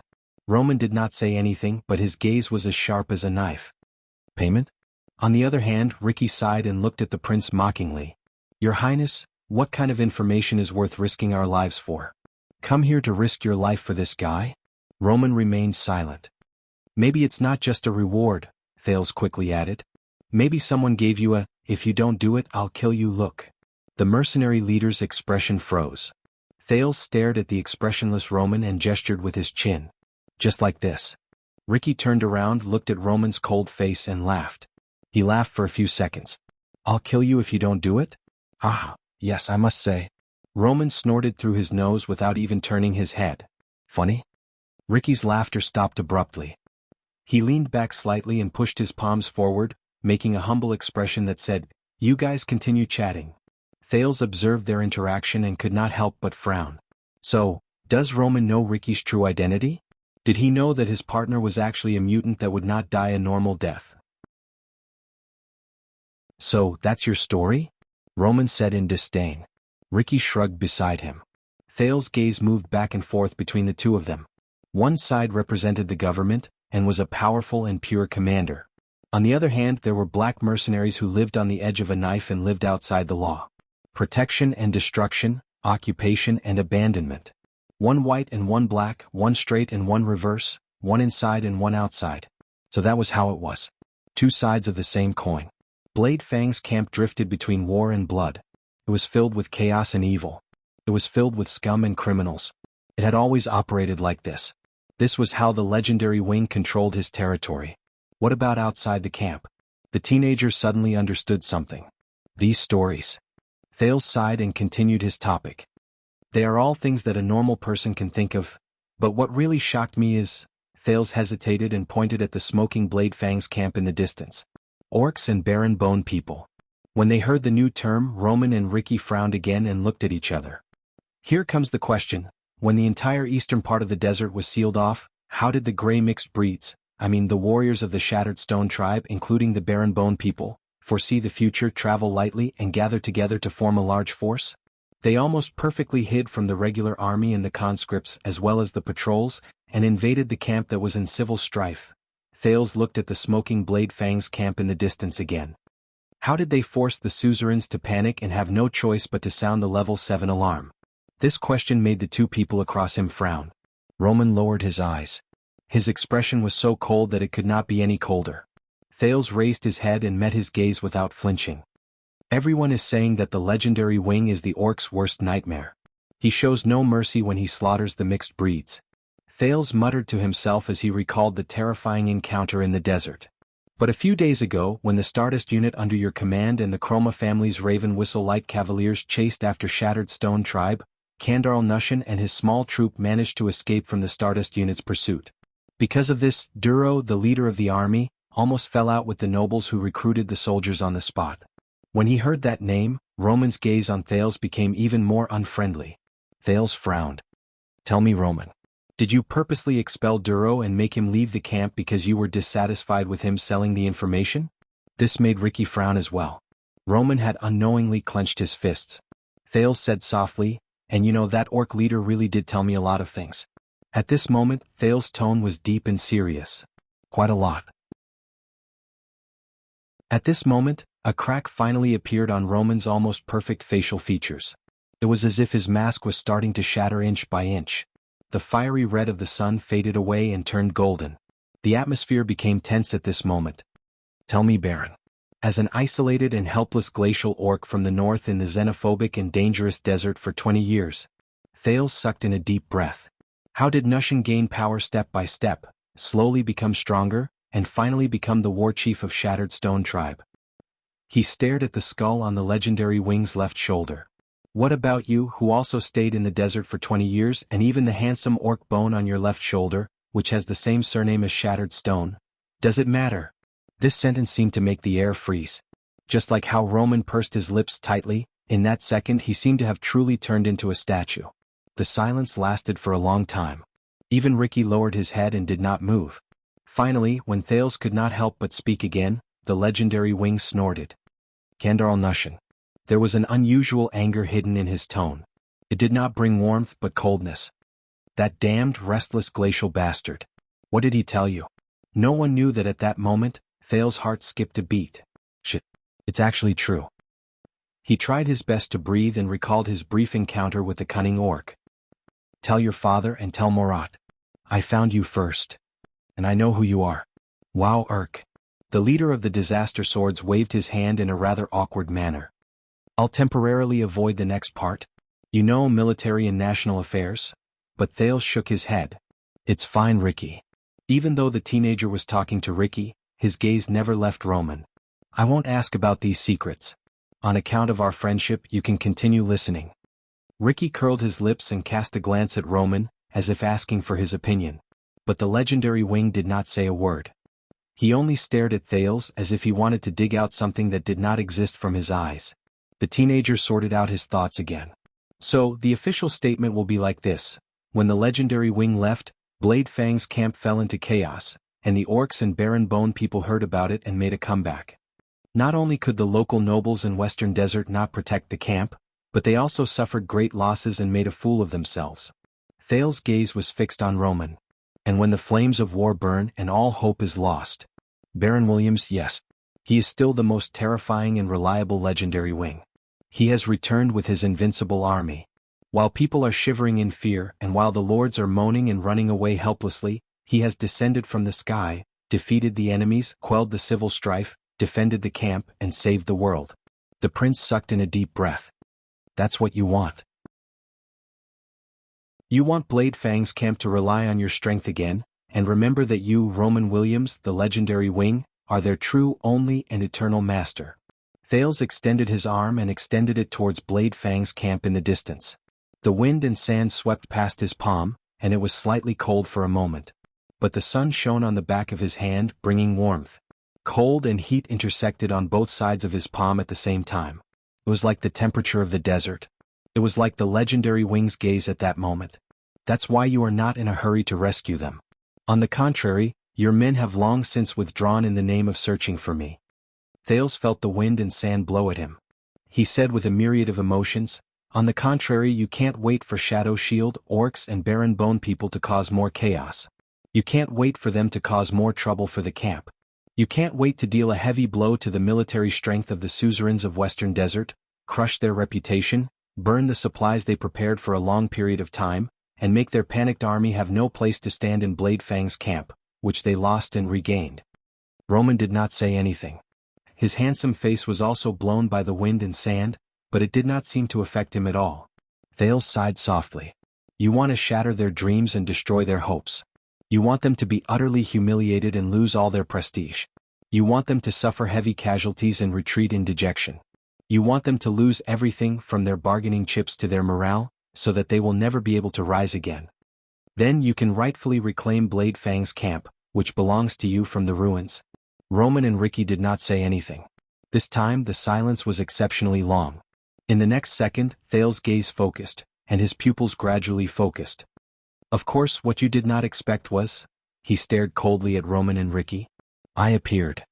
Yes, the cause of all this is the prince hostage who caused you to lose Blade Fang's camp. Thales Jadestar, who was supposed to meet up with the army in the desert, has mysteriously entered Blade Fang's dune. He was involved in Ricky's operation with Shadow Shield and the Northlanders. Roman hugged his arms tightly and exhaled slowly. I told you. Ricky extended 2 fingers and hooked them in the air. He said to Roman in resignation and awkwardness, I told you. Accident. Roman did not answer. Thales snorted coldly. I understand that you do not like me. Because of me you lost Bladefang's camp and perhaps you also lost your army and power. And you want to take all of this back.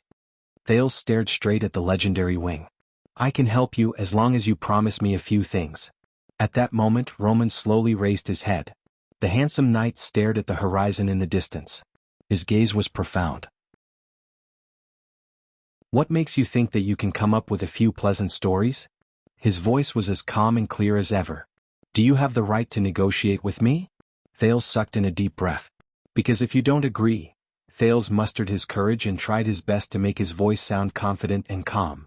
Then, the entire camp, the entire Western front lines, and even your subordinates who respect you greatly will know that the beautiful and alluring legendary wing is actually a hypocrite who colluded with the orcs and framed the camp. He is their true enemy. Roman's gaze shifted.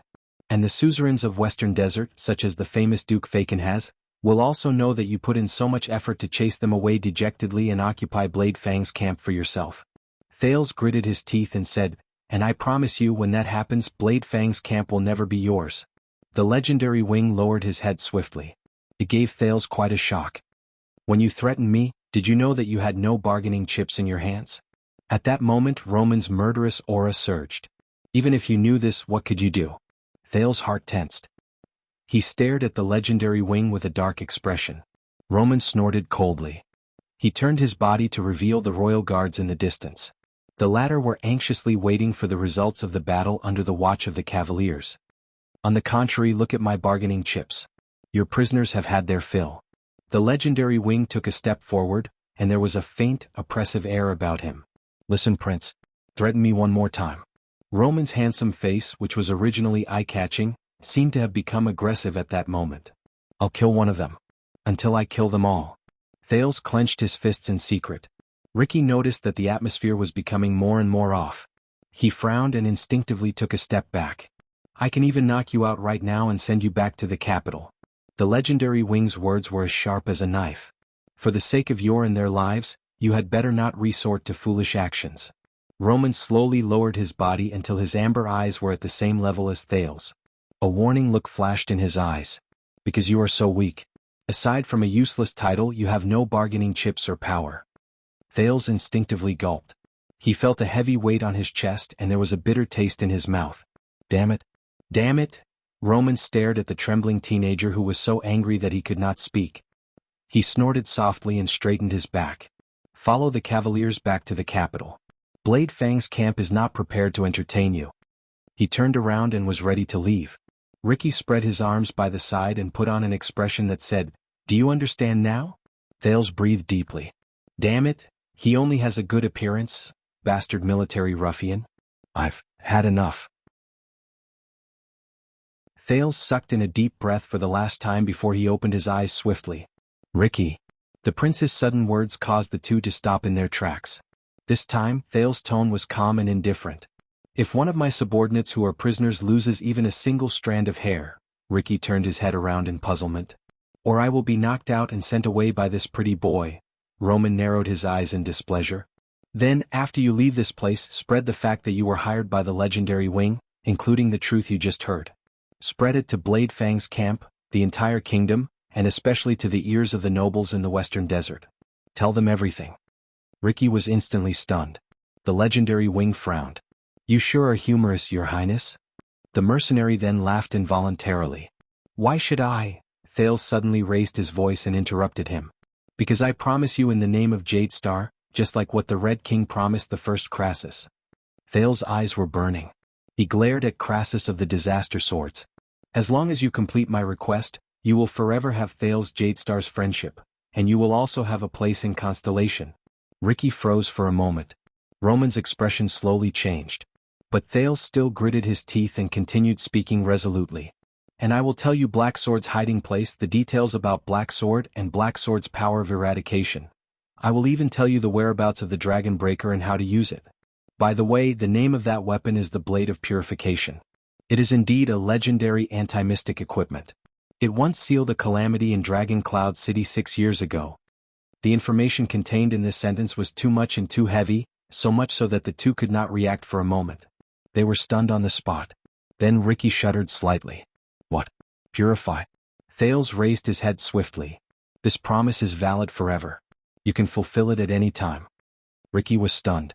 But Thales' next sentence made the expressions of the two people in front of him change at the same time. Now, Your Grace, if you want to touch my people, then you better kill Ricky as well. Thales said fiercely.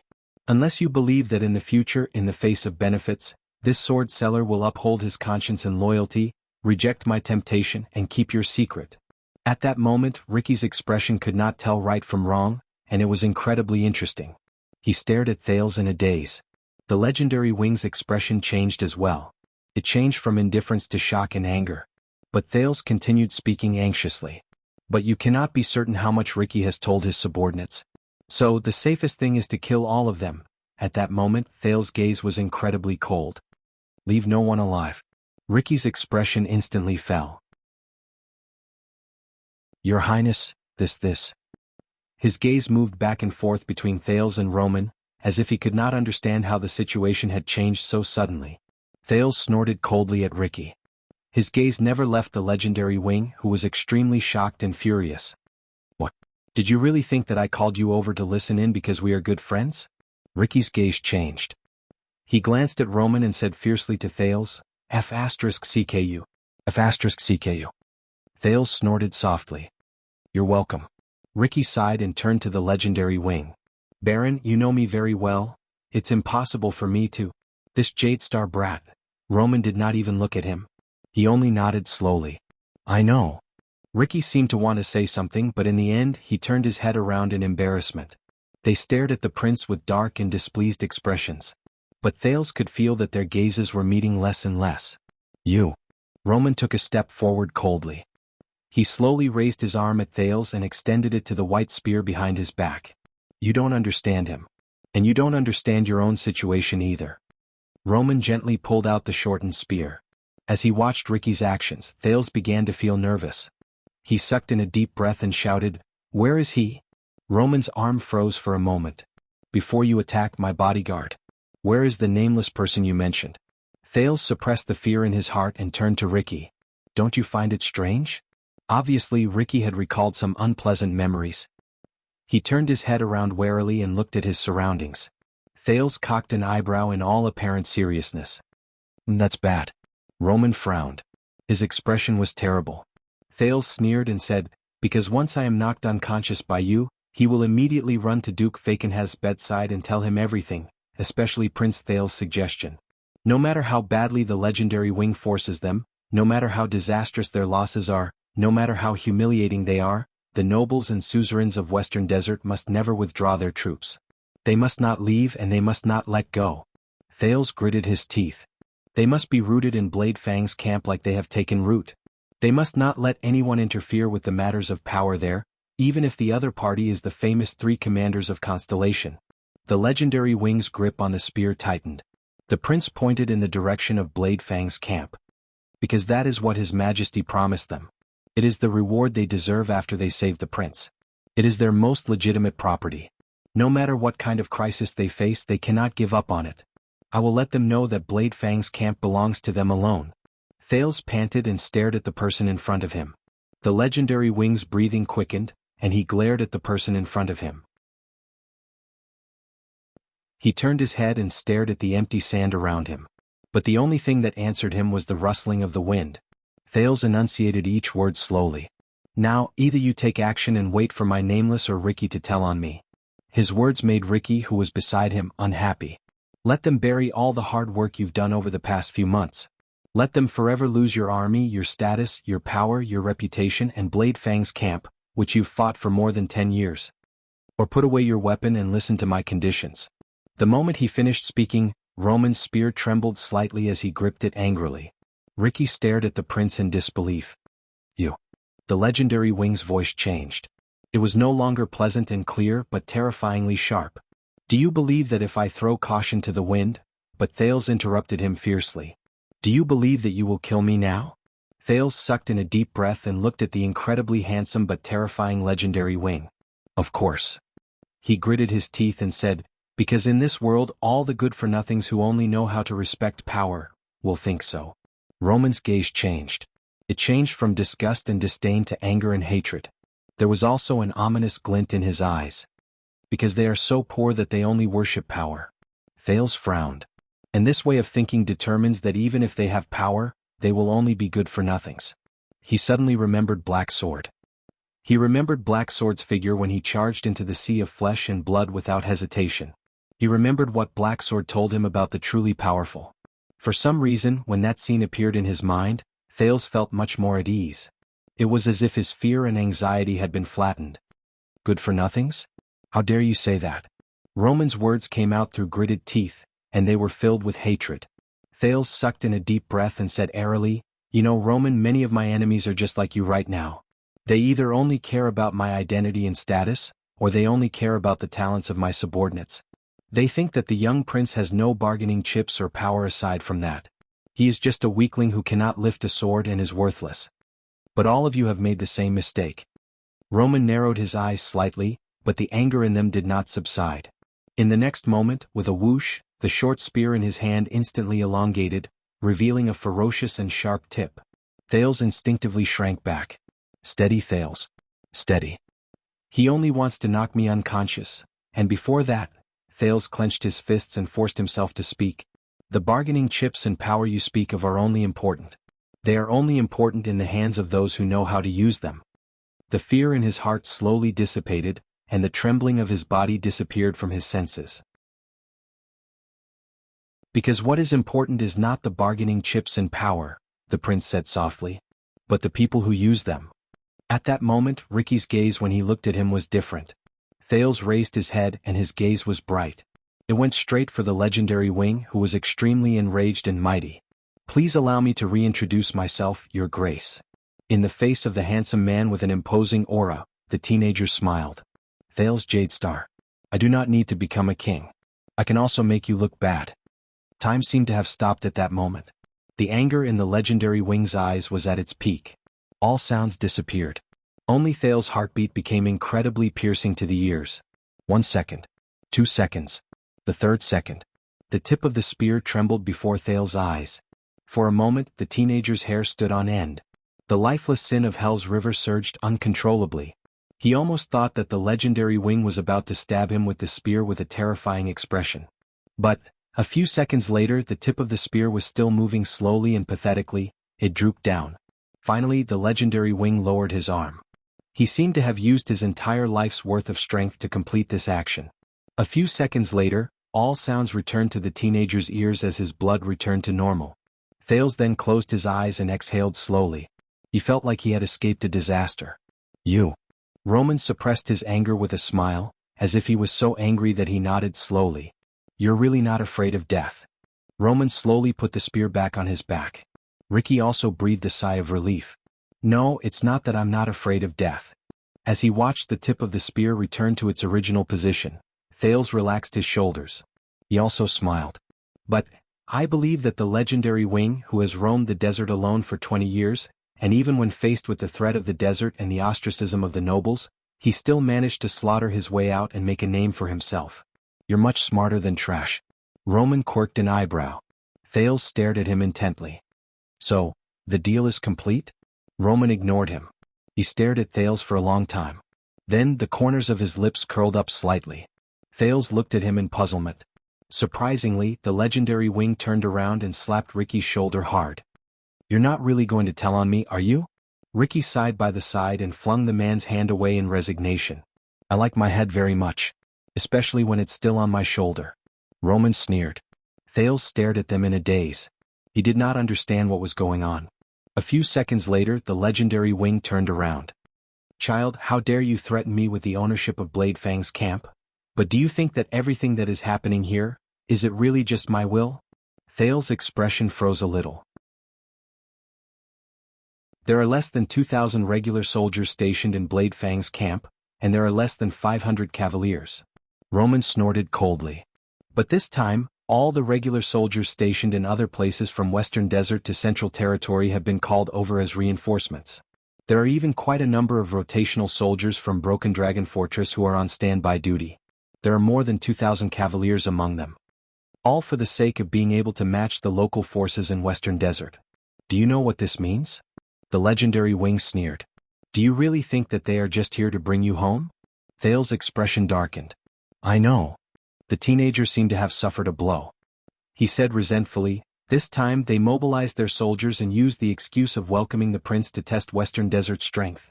Thales raised his head and stared at the burning camp in the distance. He was absent-minded. And once they find their weakness, they will hit them hard, weaken their strength, attack their reputation, extinguish their ambitions and strengthen their influence and control over the borders and the desert. At the same time, they will show their strength and make the restless suzerains return to their original, obedient forms. Thales first thought of the Arun family in the Northern Territory, then he thought of dragon's blood, and he could not help but sigh slowly. Killing many birds with one stone, not wasting anything. This is indeed very fitting, his way of doing things. The three of them were silent for a while. So, you understand how big this matter is and how many people are involved. Even the Secret Intelligence Department is involved. Ricky pressed his hand against his waist. He seemed puzzled. Then why are you still so rash? The sun continued to rise. The gloomy and cold desert began to turn into a boundless golden color. You said before, Ricky. Thales was a little dejected. The power of eradication is the warrior himself. And the sin of Hell's River is not just waiting to be imitated. Ricky was first stunned, then he smiled. The legendary Wing chuckled. By the looks of it, his anger and murderous intent had faded away. This made his face look especially dazzling like the sun. Thales, am I right? Roman walked forward slowly. He pressed down on Thales' shoulder with one hand and stared straight into the teenager's eyes. The conflicts in the desert may come and go, and there will always be fights and stops. His eyes reflected the sand dunes and the endless meandering horizon of the wasteland. Thales was a little absent-minded as he stared at him. The Baron stared at Thales with a profound gaze. But you better remember it. The legendary Wing's expression was extremely complicated in that second. The war in Renaissance Palace? It will never end. Thales was first stunned, then he fell silent. Renaissance Palace. Ricky curled up the corners of his lips and shook his head at Roman. The legendary Wing snorted softly and let go of Thales' shoulder. Tell me, what exactly do you want? So that you will no longer be naughty and ruin your father's plans? At that moment, the stone in Thales' heart was finally lifted. He took a deep breath and expelled the unnecessary thoughts from his mind. The teenager looked into the distance at the group of people who were watching them anxiously and expectantly. Roman and Ricky also turned their gazes. Those prisoners in the Black Dungeon, they are all former royal guards. Barney Jr., Belden, Tardin, Cannon, Bruley, and Zacriel. At that moment, hesitation flashed in Thales' eyes. I know, a group of stubborn old men who won't die. Roman stared at the Knight of Judgment from afar, frowned, and nodded. Thales closed his eyes gently. You want me, the jailer, to turn a blind eye and let them go? The legendary Wing asked softly behind him. In the next second, the prince opened his eyes resolutely. No. He frowned and his gaze was cold. I want you to, Thales said coldly. Kill them.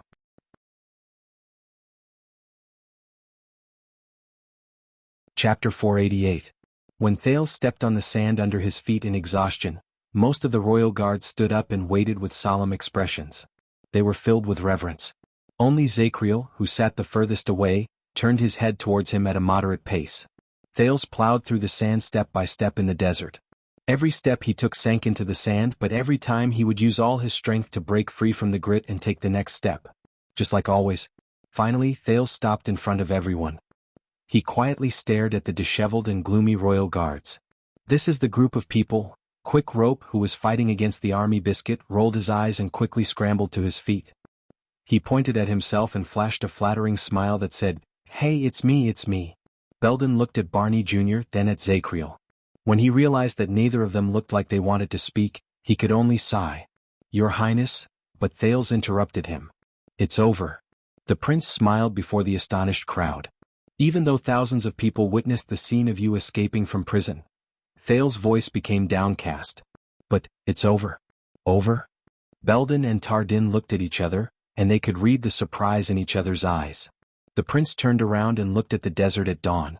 Groups of cavaliers came and went as they were dispatched to deliver Roman's orders. He then watched Ricky return to his men and placate the mercenaries who were pointing at them.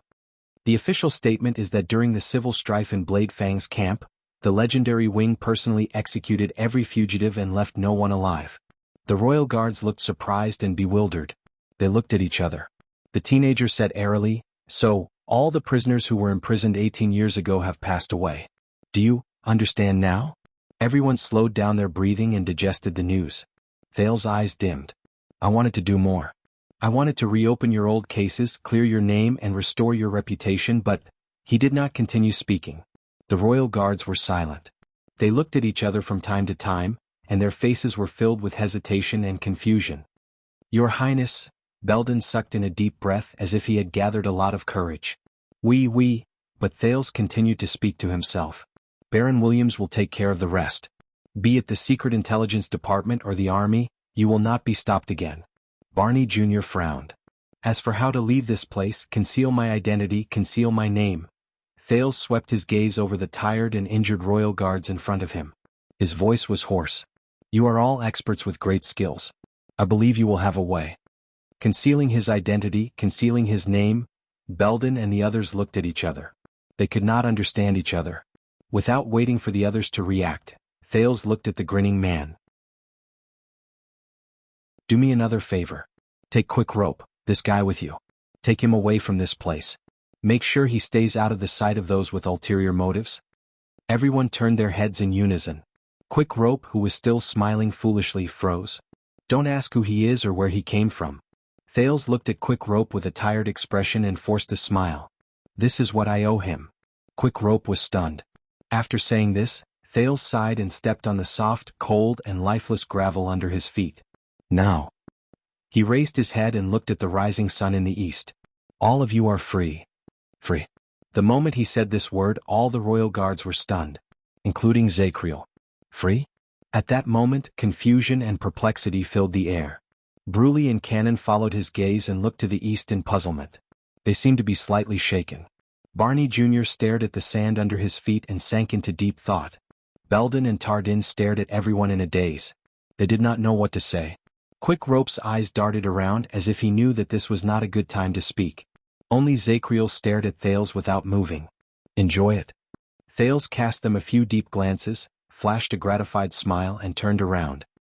He staggered towards Roman, who stood with his white horse at the foot of the sand dune. He looked as handsome as a man from a painting. "Your Highness." At that moment, Belden finally could not help but speak. "What about you?" His words dragged the people who were immersed in their thoughts out of the indescribable atmosphere. Thales stopped moving. But he did not turn his head around. "I am a prince, remember?" Thales exhaled and looked at Roman, who was in the distance. "I will go back with them to Blade Fang's camp first. Then I will return to Eternal Star City. Return to my starting point. To face my fate." Thales clenched his fists. "My future." "Your Highness." Belden took a deep breath, looked to his left and right and nodded at his colleagues. "Let us follow you. Be it Blade Fang's camp or Eternal Star City." Thales frowned slightly. Belden took a step forward and pressed his hand against his chest while facing Thales' back. He said sincerely, "This sword will only be swung for the Emperor. It will only be broken for the Emperor." Tardin and Cannon also pressed their hands against their chests and followed him solemnly. "There is no other use for it." Thales shuddered slightly. He turned his head around slowly and looked at the group of wounded and exhausted veterans who still tried their best to puff out their chests and straighten their backs. Perhaps, just like 18 years ago. Thales could not help but feel a little sentimental. At that moment, the desert was silent. Quick Rope, who did not even dare to breathe loudly, looked around. He was so embarrassed that he managed to suppress his urge to ask if he could leave first. A few seconds later, Thales chuckled softly. "First of all, I am not the Emperor." The prince sighed. "There have been no emperors in this world for a long time." The guards lowered their arms. They were slightly surprised. "Secondly, I cannot convince my father, and he will only throw all of you into prison again." Thales swept his gaze over each of them, then looked at the brand on their faces. Or worse. The guards did not seem to be able to react for a moment. They looked at each other at a loss. Thales smiled, shook his head, and silently rejected the offer before he left. He left behind a group of confused and puzzled guards. Another gust of wind blew, dispersing some of the heat that had risen slightly. But we are already dead. Tardin's bleak voice rose into the air and stopped Thales in his tracks. Tardin stared at the sand under his feet in a daze. He slowly raised his head. Your Highness, we have nowhere else to go. His words caused the rest of the guards to become emotionally unstable. Zacriel, who stood the furthest away, even turned his head away. Let us serve you. This is the only value I can think of, Tardin said in anguish. Thales exhaled. The only value? He remembered the guard's oath, and he suddenly had mixed feelings. Royal guards, huh? As he felt the indescribable sorrow, the teenager nodded and smiled. If this had happened in the past when I was young, perhaps I would have said, all right, come serve me. But now, the prince was dazed for a moment. He then raised his head and looked at everyone sincerely. He received their gazes of confusion, indignation, emptiness, or disappointment. It has been 18 years. You have already paid a great price for Constellation, for Renaissance Palace, for the Jade Star royal family, and more importantly, for yourselves and your own choices. Many people shuddered. Thales slowly walked back to Tardin and looked at his puzzled gaze. What all of you need is rebirth. Thales wanted to put his hand on Tardin's shoulder, but regretfully realized that because of their height, this action was a little awkward. You need to be truly free, unfettered, and without any restrictions. The teenager shrugged in resignation. He could only clench his fist and tap Tardin's shoulder lightly. What? The wind blew, and Thales' words were blown into the distance. All the guards stared at the prince in front of them in a daze. Silence and confusion enveloped the place for a moment. And believe me, all of you will always have a place to go. Thales revealed a gentle smile and looked at the east, where the sun had just risen. A better place. Tardin stared at the prince in a daze. Belden opened his mouth to speak, but in the end, he did not say anything. But Barney Jr.'s sonorous voice rose and attracted his attention. Based on Constellation's history, being a prince is definitely not easy. Thales frowned and turned his head. He watched Barney Jr. pass through the crowd and arrive in front of him. You will need a hidden force outside your field of vision. We are very suitable to be your swords outside Renaissance Palace. Barney Jr. stood in front of the crowd and stared at Thales with a burning gaze. Thales was stunned for a second. As a prince, gazing at the wild, hiding power, at that moment Thales remembered many things. For example, the map of Renaissance Palace that King Nuvan gave him. For example, the Raven of Death's crazed gaze when he was on the verge of death. And the Black Prophet's gloomy tone from a long time ago. This made Thales a little absent-minded. What a coincidence. Thales raised his head and smiled at the crowd. Stake, that guy from Shadow Shield just now also said something similar to me. Everyone was taken aback by his words. Shadow Shield? You want to become my secret, sharp blade. But Thales immediately burst out laughing. Power? Under everyone's puzzled gazes, Thales raised his head with a sigh and looked at the endless desert. Yes, I pulled all of you out from the dark dungeon, from the bottomless abyss, and from the eternal nightmare. He shook his head, spread his hands and sneered. So, I have gained your loyalty? And you can become my power? The prince's words, which seemed to be muttering to himself, confused everyone. And then, we get along well with each other, build up our achievements, conquer the world and leave our names in history? Thales stared at the sunrise in the distance. There was a teasing look in his eyes that others could not understand. Good story. Enough to write a book. The guards looked at each other, surprised and bewildered. Belden asked tentatively, Your Highness? But Thales quickly snapped out of his daze and spoke with a complicated expression. A long time ago I knew a man. He always smiled and watched the children fall into the endless abyss. He watched them struggle helplessly. Then, with a smile, he appeared as a savior and extended a helping hand to them. In this way he could occupy a flawless high ground, and with impeccable ethics, he would be rewarded for his kindness. He would feel no guilt, shoulder no burden, and rightfully become the master of those who were saved. He would gain subordinates who were loyal and grateful to him. Thales sighed softly. His words made Belden and Tardin look at each other. They had puzzled expressions on their faces. The prince looked around at the people in front of him. He stared at their scattered and tired figures and said desolately, If I change my perspective and writing style, and hide the evil behind the false beauty, a person like him would be enough to become the main character of a legendary story. His image would be perfect, and he would naturally achieve great things in the ending of the final chapter and bring harmony to the world. Thales said airily, except, I was once one of those children. The group fell silent. Thales was quiet for 2 seconds before he raised his head. You know, Zakriel's words are somewhat reasonable. I am thinking, did I do everything to help all of you or to help myself? The veteran guards were stunned again. Only the Knight of Judgment looked straight at him. His gaze was obscure. Thales looked straight into everyone's eyes with a profound gaze and called out their names. Barney, Belden, Tardin, Cannon, Bruley, Zakriel. The people who were called could not help but instinctively straighten their backs. Listen up. Thales said solemnly and seriously, I am not the one who saved you but yourselves. Your freedom is something that you have earned with your own hands. You don't owe me anything. His words stunned many of them. You were tortured and you escaped with great difficulty. Thales looked in the direction of the camp. His tone was firm. Not to pledge loyalty to me, not to change a pair of shackles, not to change a master. Not to stay where you are, not to return to the abyss of power. The prince looked at everyone with an unquestionable gaze. Even Quick Rope subconsciously stood at attention. If you become my subordinates after you escape from the prison of bones, and become the second prince's bargaining chips, then everything I did today and everything you endured in the past will be meaningless. Thales tightened his throat and sighed. I will just use the selfishness of another Jade Star to tie you back to the game of the past, push you back into the vortex 18 years ago, and let the nightmare repeat itself. All of you do not deserve such a fate. At that moment, everyone was speechless for a moment. Zakriel's gaze on him changed. Do you know what you are doing? Barney Jr.'s voice rose slowly. The vanguard frowned as if he was determined to refute Thales' words. Let's not talk about anything else. At least we all know your secret. He bit down on the last word very hard. It also made everyone's expressions change. Even Thales' expression darkened. My secret. Quick Rope subconsciously grabbed the crossbow of time in his hand. Barney Jr. ignored Belden and Tardin's gazes and gritted his teeth. He gritted his teeth and said, for your safety and interests, if you don't use this chance to bind us to your side and strengthen yourself, that would be very unwise. Barney Jr. said coldly, if there is even the slightest leak, the fate that awaits you will be very bad. Thales was silent. Belden patted Barney's shoulder, but the latter just ignored him. But a few seconds later, Thales raised his head and smiled in a relieved manner. Not long ago I met a prince, another one. Everyone was puzzled. Only Quick Rope's expression changed drastically.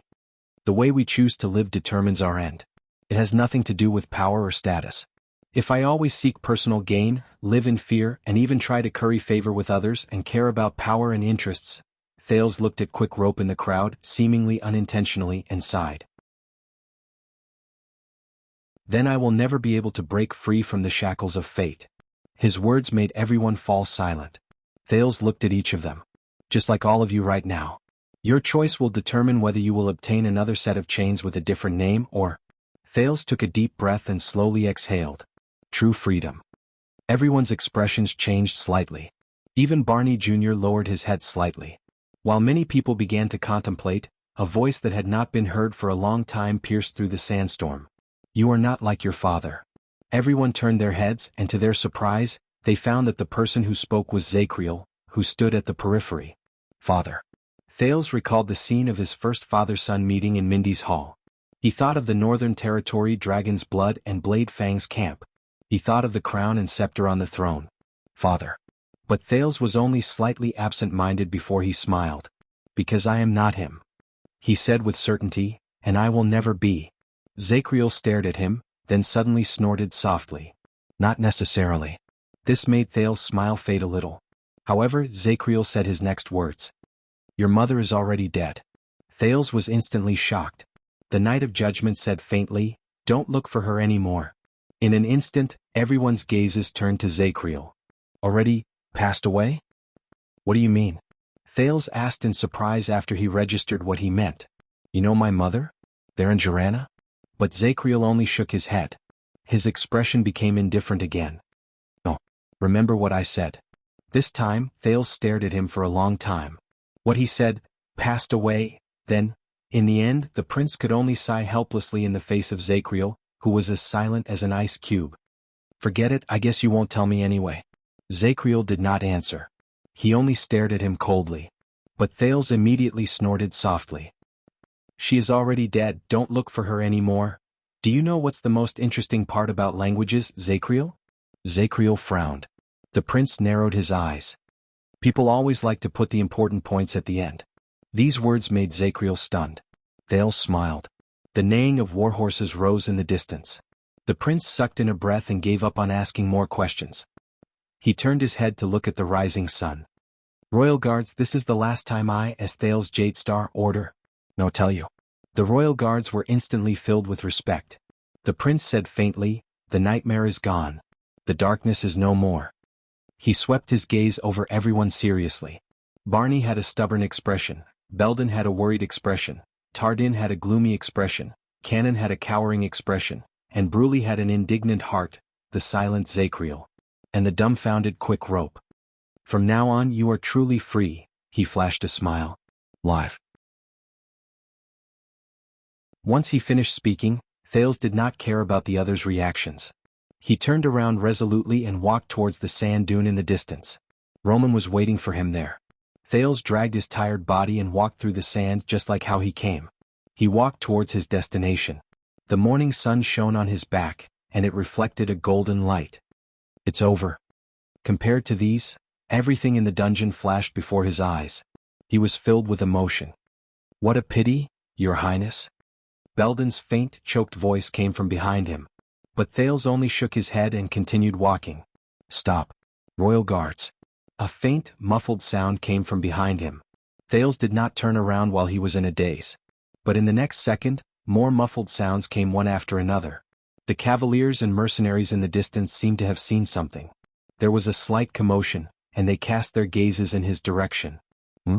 Thales stopped walking because his thoughts were interrupted. Roman frowned in the distance. Ricky also stopped talking to his subordinates. They all looked in his direction. Thales turned around in puzzlement when he was reminded by these abnormalities. He was immediately stunned. The morning sun shone on the endless yellow sand. 6 stubborn figures stood on the horizon of the desert like they were cast from iron. They leaned forward slightly. The light and shadows were blurry, but they formed neat and uniform figures.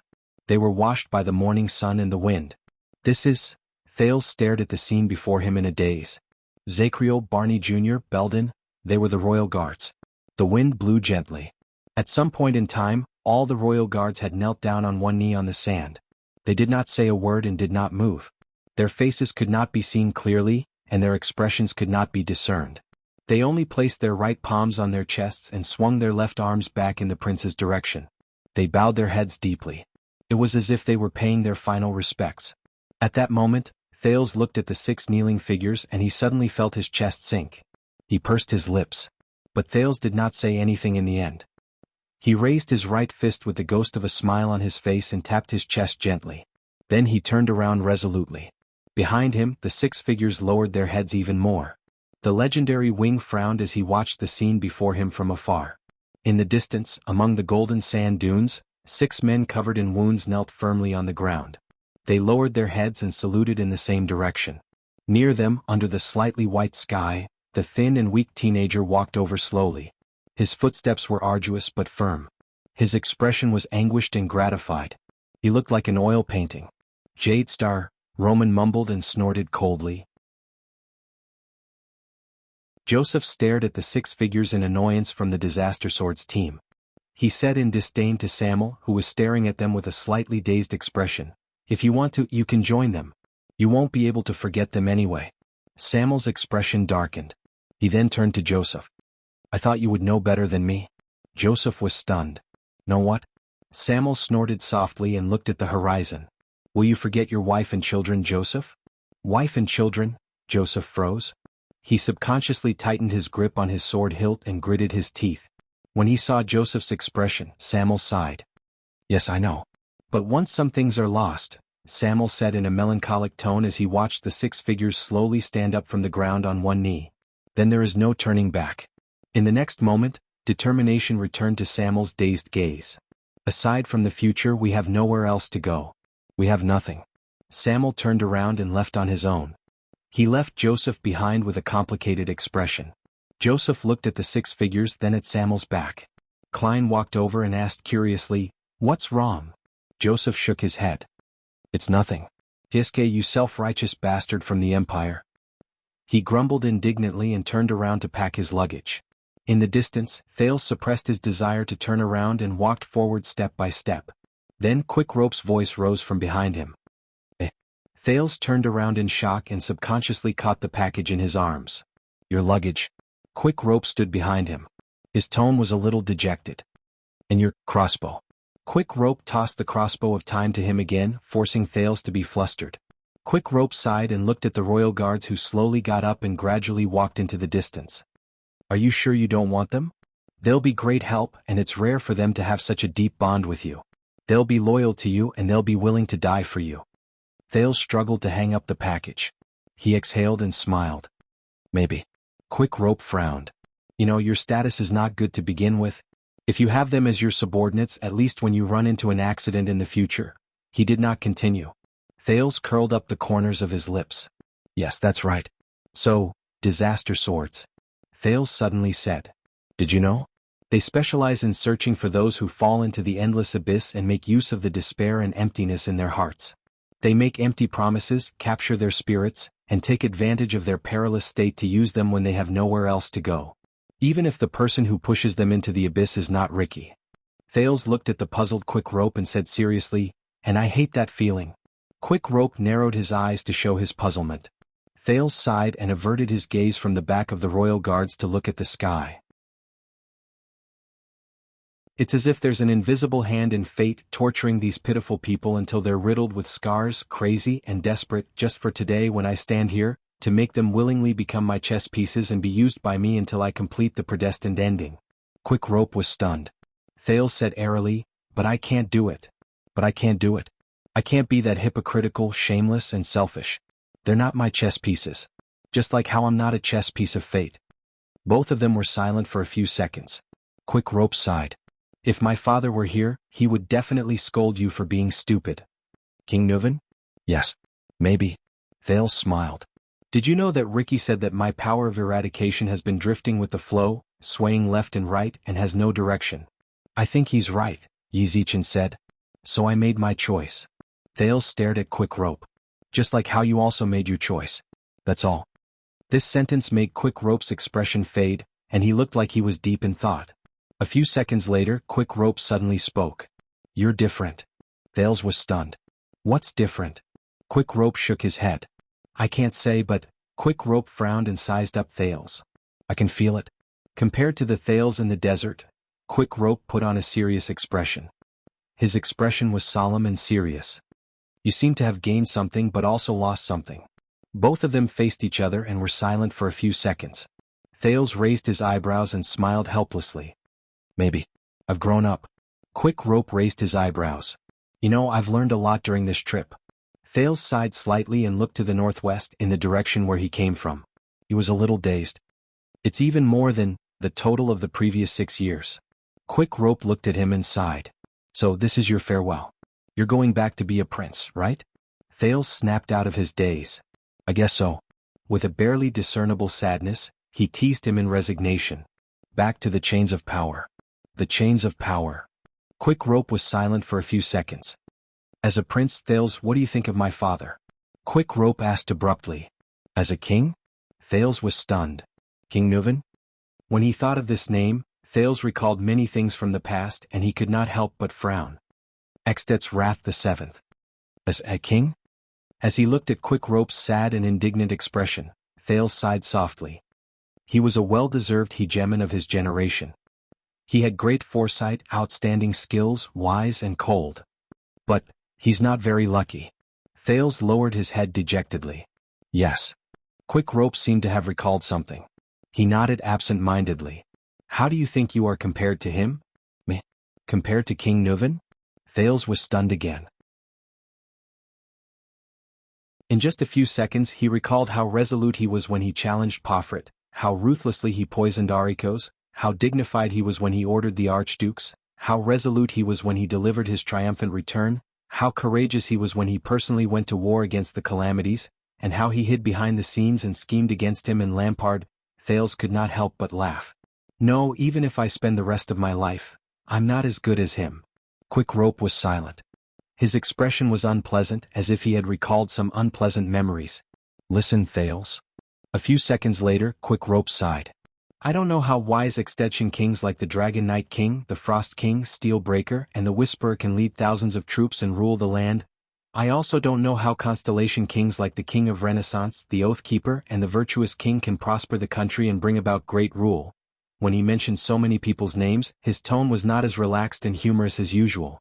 It was rather serious. Thales was not used to it. In that second, Quick Rope's face was full of seriousness, and it made Thales subconsciously straighten his back. It was as if the person before him had become Mariah Walton again.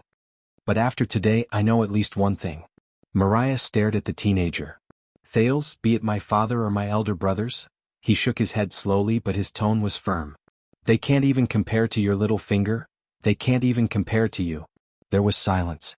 There was a long silence. As he stared at Mariah's resolute and unquestionable gaze, Thales was completely stunned. He said, what? Mariah, you... Thales, who finally managed to react, instinctively opened his mouth. But Mariah interrupted him.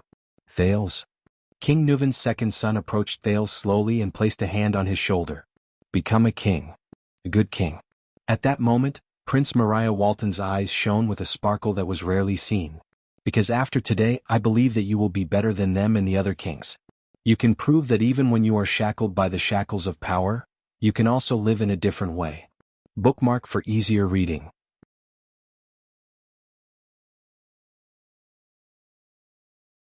Chapter 489. Under the sunlight, Thales stared at the smiling Mariah in a daze. He pondered over his shocking words. A few seconds later, the Prince of Constellation exhaled and smiled. When did you learn how to flatter people? Flatter people? Mariah snorted softly. Faint nostalgia appeared in his eyes. 6 years ago. Mariah looked at the sky and sighed with emotion. When I was beaten up by a few street thugs and Valier gang and was on the verge of death, I trembled and crawled to the roadside to beg for food from passers-by. I learned it. Thales' smile faded away. Is that so? He stared at Mariah, who was disheveled and covered in wounds but still smiled. He imagined the man's past. So, in the past 6 years, when I faced the watchful gazes of Leespan and the Star Killer in Heroic Spirit Palace, this man? Thales suddenly remembered what Mariah said. You have to smile, Thales, because life is heavy enough. You have to smile to make it lighter. When he thought of this, the way Thales looked at Mariah was no longer the same. He took a deep breath and tried to make his farewell sound more relaxed. Then why can't you sell your business of getting people to save money? Mariah's expression immediately froze. Thales looked at him with the ghost of a smile. Mariah lowered his head and scratched his hair, which was covered in dust and sand, and seemed to have lost some of its color. A few seconds later, his cheeks relaxed. All right, as a sincere farewell before I leave. Mariah raised his head again and showed a rare look of relief. 29. Thales did not understand. What? Mariah chuckled, and there was something else in his gaze when he looked at Thales. Over the past 2 months, I helped Tampa get 29 clients who saved money for insurance. What? Thales was stunned for a second. 29? The prince immediately registered what he meant and said in shock, but I remember Kant, he's your... Mariah chuckled and finished his sentence. The pitiful, painstakingly begging for your first business deal? Thales nodded skeptically. When he saw the puzzled Thales, Mariah shrugged. Yes, but the man nicknamed Quick Rope showed a hint of shrewdness. That's what they all thought when they came to me in private. Thales was stunned. Was that what they all thought? But last night, you were crying to me in the tavern when you were drunk? He recalled subconsciously. Mariah sighed and cast the teenager a glance filled with pity and resignation. Yes, because you were supposed to be the 30th business deal. A young noble who is compassionate and has some money can make up for Kant's loss, be it eating him raw or skinning him, exporting him or selling him. Thales stared blankly at the young man in front of him. What did he say? The 30th deal, eat it raw, skin it, export, sell, Mariah reacted. He looked away apologetically and scratched his chin. Sorry, it's an insider's term. But Tampa said that you're a friend of his old acquaintance, and your identity is obviously not ordinary, so we let you go. We want to observe you a little longer and make sure that you don't continue with your act, whether it's drugs, trickery, or something else. Thales was stunned. He suddenly remembered the tavern owner Tampa's first lesson, and his Western Desert old beer. An insider, tricks, drugs, trickery. Wait, this guy. As he slowly figured it out, Thales stared at Mariah with an even stranger gaze. So, when Quick Rope knocked out Dean and needed to get rid of the evidence, the first person he thought of was Tampa. Because they were together to begin with, they swindled and deceived a gang? Thales' expression instantly became extremely unpleasant.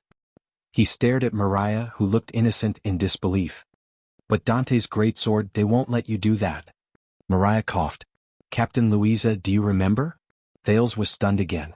He then remembered the female warrior who led the mercenary group. Louisa Dante. Mariah showed an awkward smile. According to the rules, if a sword seller picks up a white pig in the desert and eats it raw and exports it, such as to Blood Bottle Gang or White Prison, then Louisa can get 20% of the profit from Tampa. What? Thales froze again. Picked up. White pig. Share? If she cooperates with Tampa's act in skinning and selling it in the camp, she gets 20.5. She can even sell it directly to Mickey's Baron Bone tribe. They have a way to the west, but it's much more complicated. My level is not high enough. Mariah touched his ear and rubbed his hands up and down as if he had nowhere to put them. He seemed a little embarrassed. Under very rare circumstances, we will only take you in as one of us. Thales' cheeks were frozen in place. He could only maintain the twitching smile mechanically. Mariah helplessly pointed at Blade Fang's camp in the distance. But Big Dean has always insisted that he will not cash you immediately. He will wait until you enter the camp before making any plans. Of course, now we know why. Gosh. Thales stared at Mariah in a daze. 1 second. 2 seconds. The young man in front of him bared his teeth and still had that simple-minded, silly smile on his face. But from this moment on, Thales could no longer see simplicity and clumsiness in his eyes. Instead, it was cunning and treacherous. I told you, whether it's the Great Desert or Blade Fang's camp. Mariah glanced at Thales' expression and tried his best to put on a helpless expression. He smiled awkwardly. They're all very dangerous. Thales realized that he could no longer speak. He could only stand there in a daze. His thoughts were a mess. So, Louisa Dante, the female mercenary leader who had a hearty smile and did not flinch even when facing the orcs. She looked bright and responsible. And this seemingly innocent and funny newcomer, Quick Rope, who I always thought was in charge of telling jokes. And Dante's greatsword, who saved him. Routine. It's all F***king routine. At that moment, Thales only felt lost. From the Baron leading the group, to the mercenaries at the bottom. So, Blade Fang's camp is really, the people are simple and honest. Thales' lips twitched as he thought with a complicated expression. But the gloom did not linger around the prince for long. A few seconds later, Thales took a deep breath and got rid of the gloom in his heart. He laughed involuntarily in front of the surprised Mariah. Haha. In the face of the surprised and bewildered Mariah, Thales, who was laughing non-stop, suddenly realized that after he experienced everything, when he turned his head around to dig out the details of these trivial incidents, what occupied his heart was no longer the indignation and anger he once felt. Instead, it was relief which he had not felt for a long time. And open-mindedness. Ha! It was as if the twists and turns and uneasiness of the past 6 years had disappeared with these few laughs. It was no longer heavy. So, this is me. Ha ha! Thales' laughter gradually turned into laughter. It shocked Mariah so much that his expression gradually changed. He almost thought that Thales had gone mad. Finally, after a few seconds, Thales stopped laughing and looked at Mariah again, who had a strange expression on his face. So, your experience in Camus Union was still helpful to you, right? Mariah's expression darkened. Yes. The other prince nodded. His gaze was obscure. Was very helpful. At least, I'm getting closer to renting my first ship. Mariah looked up and chased away the gloominess in his eyes. It was replaced with optimism and elation that Thales was familiar with. And I am very certain that neither my father nor my elder brother can do this. At least, not when they don't have titles. He narrowed his eyes, pointed at Thales, and flashed a cunning smile. It's the same for you. Thales looked at him and laughed again. But this time Mariah also laughed with him. After an unknown amount of time, Thales put away his smile and said with a profound tone, "Did you know Mariah Walton?" The sudden appearance of his full name as well as his real name caused the man who was laughing to freeze for a moment. He stopped and listened to Thales' next words. "You are probably the most special and possibly the most amazing prince in Extet's history." Mariah lowered his head and remained silent. Thales stared at him carefully. Wrong. A few seconds later, Mariah raised his head again and revealed his white teeth, which were unique to Northlanders. My name is Quick Rope. I'm a sailor and a sword peddler. Quick Rope. Thales fell silent. He stared at the smug and happy Quick Rope, and an indescribable emptiness suddenly rose in his heart. Mariah Walton, he's Quick Rope. Then, what about me? Thales Jadestar. Who is he? A few gusts of sand swept past the empty space. Thales stared at Quick Rope for a long time before he finally nodded and swung his right arm. In the next second, Quick Rope subconsciously caught the thing Thales threw at him. Quick Rope looked at the weapon in his arms and raised his head in surprise. What is this? Thales smiled and pointed at the crossbow of time that he threw into Quick Rope's arms. Your 30th business deal. 30th? Quick Rope was stunned for a few seconds before he asked in disbelief, Are you sure? You know this? Thales hummed in acknowledgement and nodded. This thing has always been a Northlander's. And I don't want to worry about when I will be killed by it. When they mentioned this secret, both of them fell silent for a while. Quick Rope sighed, but he moved quickly and carried the crossbow without hesitation. As a calamity? You're really generous. Generous? Thales snickered. Yeah. Anyway, I'm not the generous one. Quick Rope snorted softly as if he knew what Thales was thinking. Don't be smug. The Prince of Constellation looked at Quick Rope as if he wanted to size up this unqualified colleague he met in the desert from head to toe. He sighed and said, If I die according to the rules, you will have to pay a lot of compensation. Quick Rope put away his smile and looked back at him quietly. Pay a lot of compensation. Is that so? Then, Quick Rope said faintly, Don't die. Don't die. The two of them stood quietly and remained silent for a while. A few seconds later, Thales said softly, All right. For some reason, Thales suddenly felt that, this is my final farewell. The Prince of Constellation exhaled. And you don't forget the secret room wants you and Lampard wants your life. Thales looked at Quick Rope seriously. Don't get caught. This time, Quick Rope was also silent for a while. He looked at the bruises on Thales' face and answered slowly, All right. There was a breeze. So, we have no more problems? Thales asked faintly. Quick Rope looked at him with a profound gaze and nodded. Yes. But just when Thales and Quick Rope were speechless and the sentimental atmosphere of parting was about to overflow, thud. An arm suddenly wrapped itself around Quick Rope from behind. Don't bother His Highness, we still have a long way to go. Tardin of the Royal Guards appeared out of nowhere, and under Thales' astonishment and Quick Rope's struggle, he forcefully dragged Quick Rope away without giving him any chance to say anything. Don't worry, Your Highness, we will take good care of him. Tardin gritted his teeth as he dragged Quick Rope. He seemed to have a deep grudge against Quick Rope. Thales watched in surprise as Quick Rope struggled for help while he waved goodbye to him. Thales? The confused Prince of Constellation could only nod subconsciously. Oh, that's good. But Tardin's tone suddenly changed and he was filled with worry. And, Your Highness? With a hint of hesitation, Tardin wanted to say something but stopped. Thales raised his eyebrows in doubt. However, Tardin looked at Quick Rope suspiciously, then at Thales nervously. In the end, he hardened his heart and said earnestly, You're getting old, you should find I have a girlfriend. Thales was stunned. Tardin squeezed his eyes in a troubled manner. You know women. The confused Thales blinked. But before he could answer, Tardin forcefully grabbed Quick Rope and placed him on his shoulder. He then carried Quick Rope and jogged towards the Royal Guards. My good nephew Wuxia, right? We haven't seen each other for so long. Come, let me see. You are my uncle? Am I right? No, uncle, don't. Tardin's enraged roars and Quick Rope's wails rose and fell as they watched Thales in a daze from afar. The prince laughed involuntarily when he understood something. He suddenly noticed that the royal guards who had left were divided into two sides. On one side, Barney Jr., Belden, and the others watched in annoyance as Tardin and Quick Rope dashed towards them. On the other side, Zakriel's figure drifted alone on the sand. He gradually walked further away under the morning light, and he did not turn his head back. They were like two lines that started from the same point, and they gradually moved further and further away in different directions. They no longer met.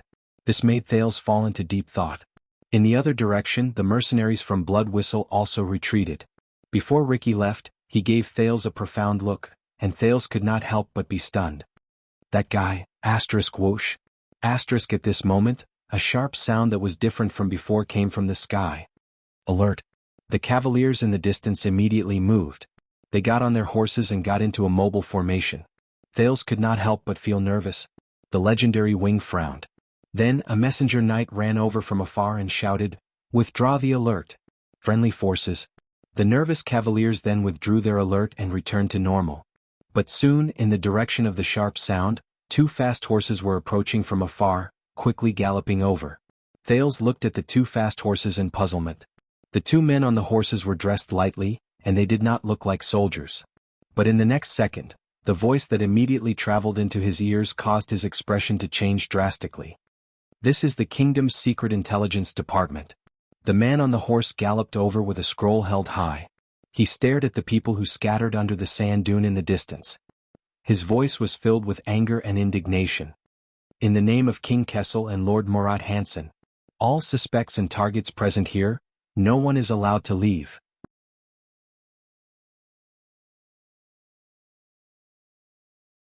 Chapter 490.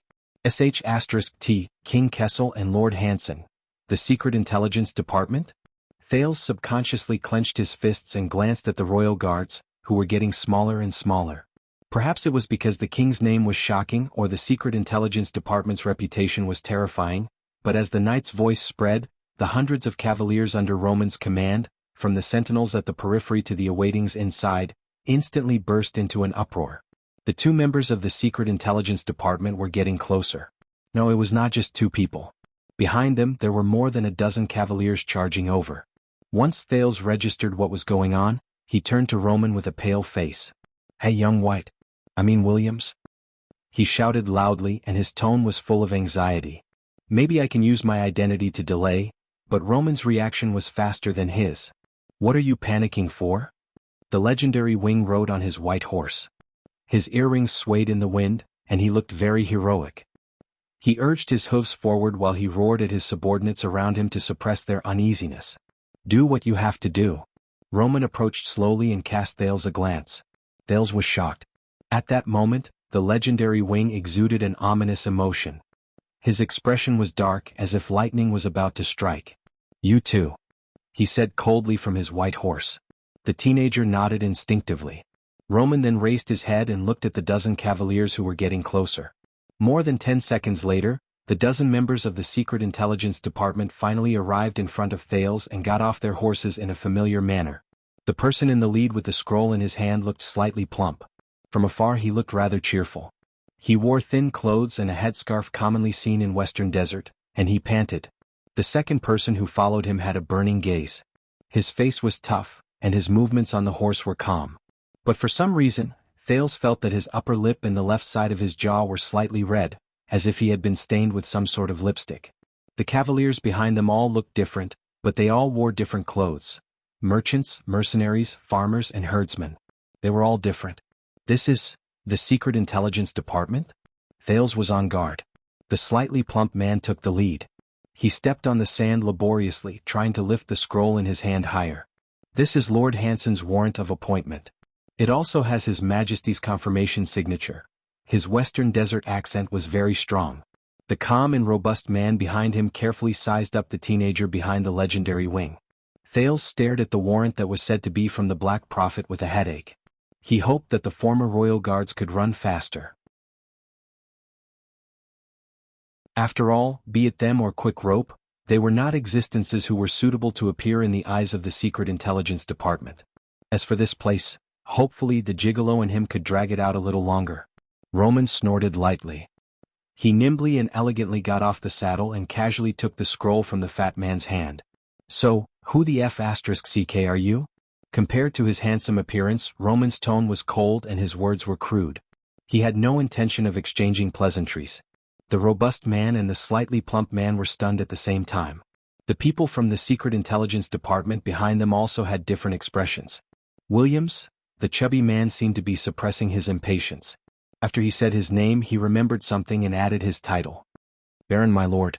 Roman squinted at him. "I am one of the people from the Secret Intelligence Department stationed in the Western Desert.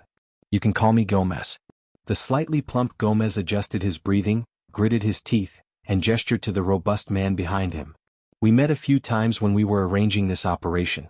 Perhaps you don't remember, and this is my superior." However, Roman's next move stunned everyone, including Thales. The legendary Wing calmly pulled open the warrant from the Secret Intelligence Department. He did not even look at it. Instead, he tore it in half. Gomez, his superior, and the dozen people from the Secret Intelligence Department frowned. Thales arched an eyebrow and lowered his head slightly. He had a bad feeling about this. "I know who you are." The legendary Wing's gaze was as cold as ice. In front of all the people from the Secret Intelligence Department, he nonchalantly continued to tear the scroll into even smaller shreds. He said coldly, "What I mean is, who the F***ck do you think you are?" The expressions of the two leaders of the Secret Intelligence Department froze. The legendary Wing tore it 4 or 5 times in a row until the warrant from the Secret Intelligence Department was shredded into countless pieces. He sneered and threw it away. "You came all the way here, to order me around?" The shredded warrants scattered all over the place and returned to the ground along with the gravel. "What the F***c?" Thales stared at the shredded paper on the ground. His emotions were complicated. Are they so arrogant?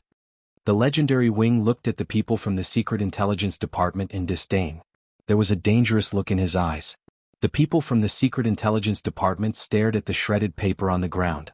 Their gazes at Roman were filled with hostility. "There's His Majesty's signature on it." Gomez's breathing quickened when he saw the other party's disrespectful behavior. He clenched his fists and his face trembled in anger. But just as Gomez was about to flare up, his superior pressed down on his shoulder from behind. "I believe that this is Prince Thales?" Thales' gaze flickered when his name was called. The man with a tough face was half a head taller than Gomez. He had a machete that was commonly seen in the desert hanging from his waist. He pulled Gomez back a step, stepped forward, and bowed. The people from the Secret Intelligence Department behind him, including Gomez, also bowed in unison. "Your Highness, it's a pleasure to meet you. I am Norb, the highest-ranking person in charge of the kingdom's Secret Intelligence Department in Western Desert." Norb's voice was a little rough. Although it had a Western Desert accent, Thales could understand it very well. He could also tell from his words and habits that he seemed to be from Central Territory. Thales sucked in a deep breath. "Damn it. The Secret Intelligence Department. It's the Secret Intelligence Department again. And I'm the highest-ranking person in charge of Western Desert? Hello?" Thales puffed out his chest and raised his head. He awkwardly tugged at some of the wounds on his body. He twisted the bruises on his face to a spot with his back to the light, and tried hard to maintain the dignity of a prince. Norb, who looked much calmer than Gomez, raised his head and said respectfully, "Your Highness, welcome back. Your Highness, welcome back. It seems that my colleagues in the north have been very successful in their rescue operation." His gaze was sharp. "But for the sake of the kingdom, I still have a few small questions." "Small questions? H***T. What will he ask?" "The group of escaped prisoners from the prison of bones behind the sand dune?" But just as Thales was having a headache about how to deal with the people from the Secret Intelligence Department in front of him so that they would ignore the figures that were slowly leaving in the distance, Roman held him down. "Boy, go to the back." The legendary Wing rudely cut off Norb's words. "Let the Lord speak." This made the expressions of the two members of the Secret Intelligence Department change again. In the past, Thales might have been displeased with Roman's tone, but this time he was truly grateful that Roman's interruption saved him. Thales put on a sickly expression that he had just escaped from after a great deal of trouble, and he took a few steps back like a donkey going down a slope. He made Roman face Norb of the Secret Intelligence Department. Norb's expression was a little unpleasant, but he still bowed politely. "Sir Williams, thank you for taking the trouble to bring the prince back. You have once again done a meritorious deed for the kingdom." Unfortunately, his politeness had probably hit a wall.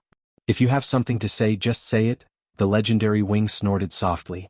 "If you have anything to say, just say it." Norb's expression froze. Behind him, Gomez was so angry that he furrowed his eyebrows. But at that moment, Gomez's expression changed drastically, perhaps because he saw the backs of the royal guards or the disaster swords leaving. He pointed at a group of people who were retreating on foot in the distance. He ordered the people behind him, "No, Norb, those people are leaving. Go and stop them first." The members of the Secret Intelligence Department were obviously well trained. Without waiting for Gomez to finish speaking, they pulled the reins and mounted their horses, ready to stop the people who were leaving into the distance. Thales was shocked. Damn it. It doesn't matter if it's the royal guards or the disaster swords who are discovered. I have to stop them first. But just as he was about to step forward and use his identity to stall for time, the legendary wing suddenly waved his hand. Asterisk thud, thud. Asterisk in the next second, the sound of countless horse hooves hitting the sand rose. Norb and Gomez's expressions changed, and they instinctively turned their heads. They saw Roman's hundreds of cavaliers galloping swiftly towards them like a tidal wave. Within a dozen seconds, the fierce-looking cavaliers formed a loose but not negligible circular formation that galloped back and forth. They surrounded the people from the Secret Intelligence Department from dozens of feet away. Their swords were unsheathed and their bows were nocked. They were filled with murderous intent. Asterisk thud, thud. Asterisk horse hooves thundered and smoke rose. The people from the Secret Intelligence Department were shocked and bewildered. They instinctively tightened their grip on their weapons. Baron? Norb looked at Roman in disbelief. The latter snorted coldly. Here, the only person who has the right to command. The legendary wing lowered his hand and stared coldly at the people in front of him. Only me. Do you understand? Gomez was stunned. He then gritted his teeth. No, you are, but Norb held Gomez down again.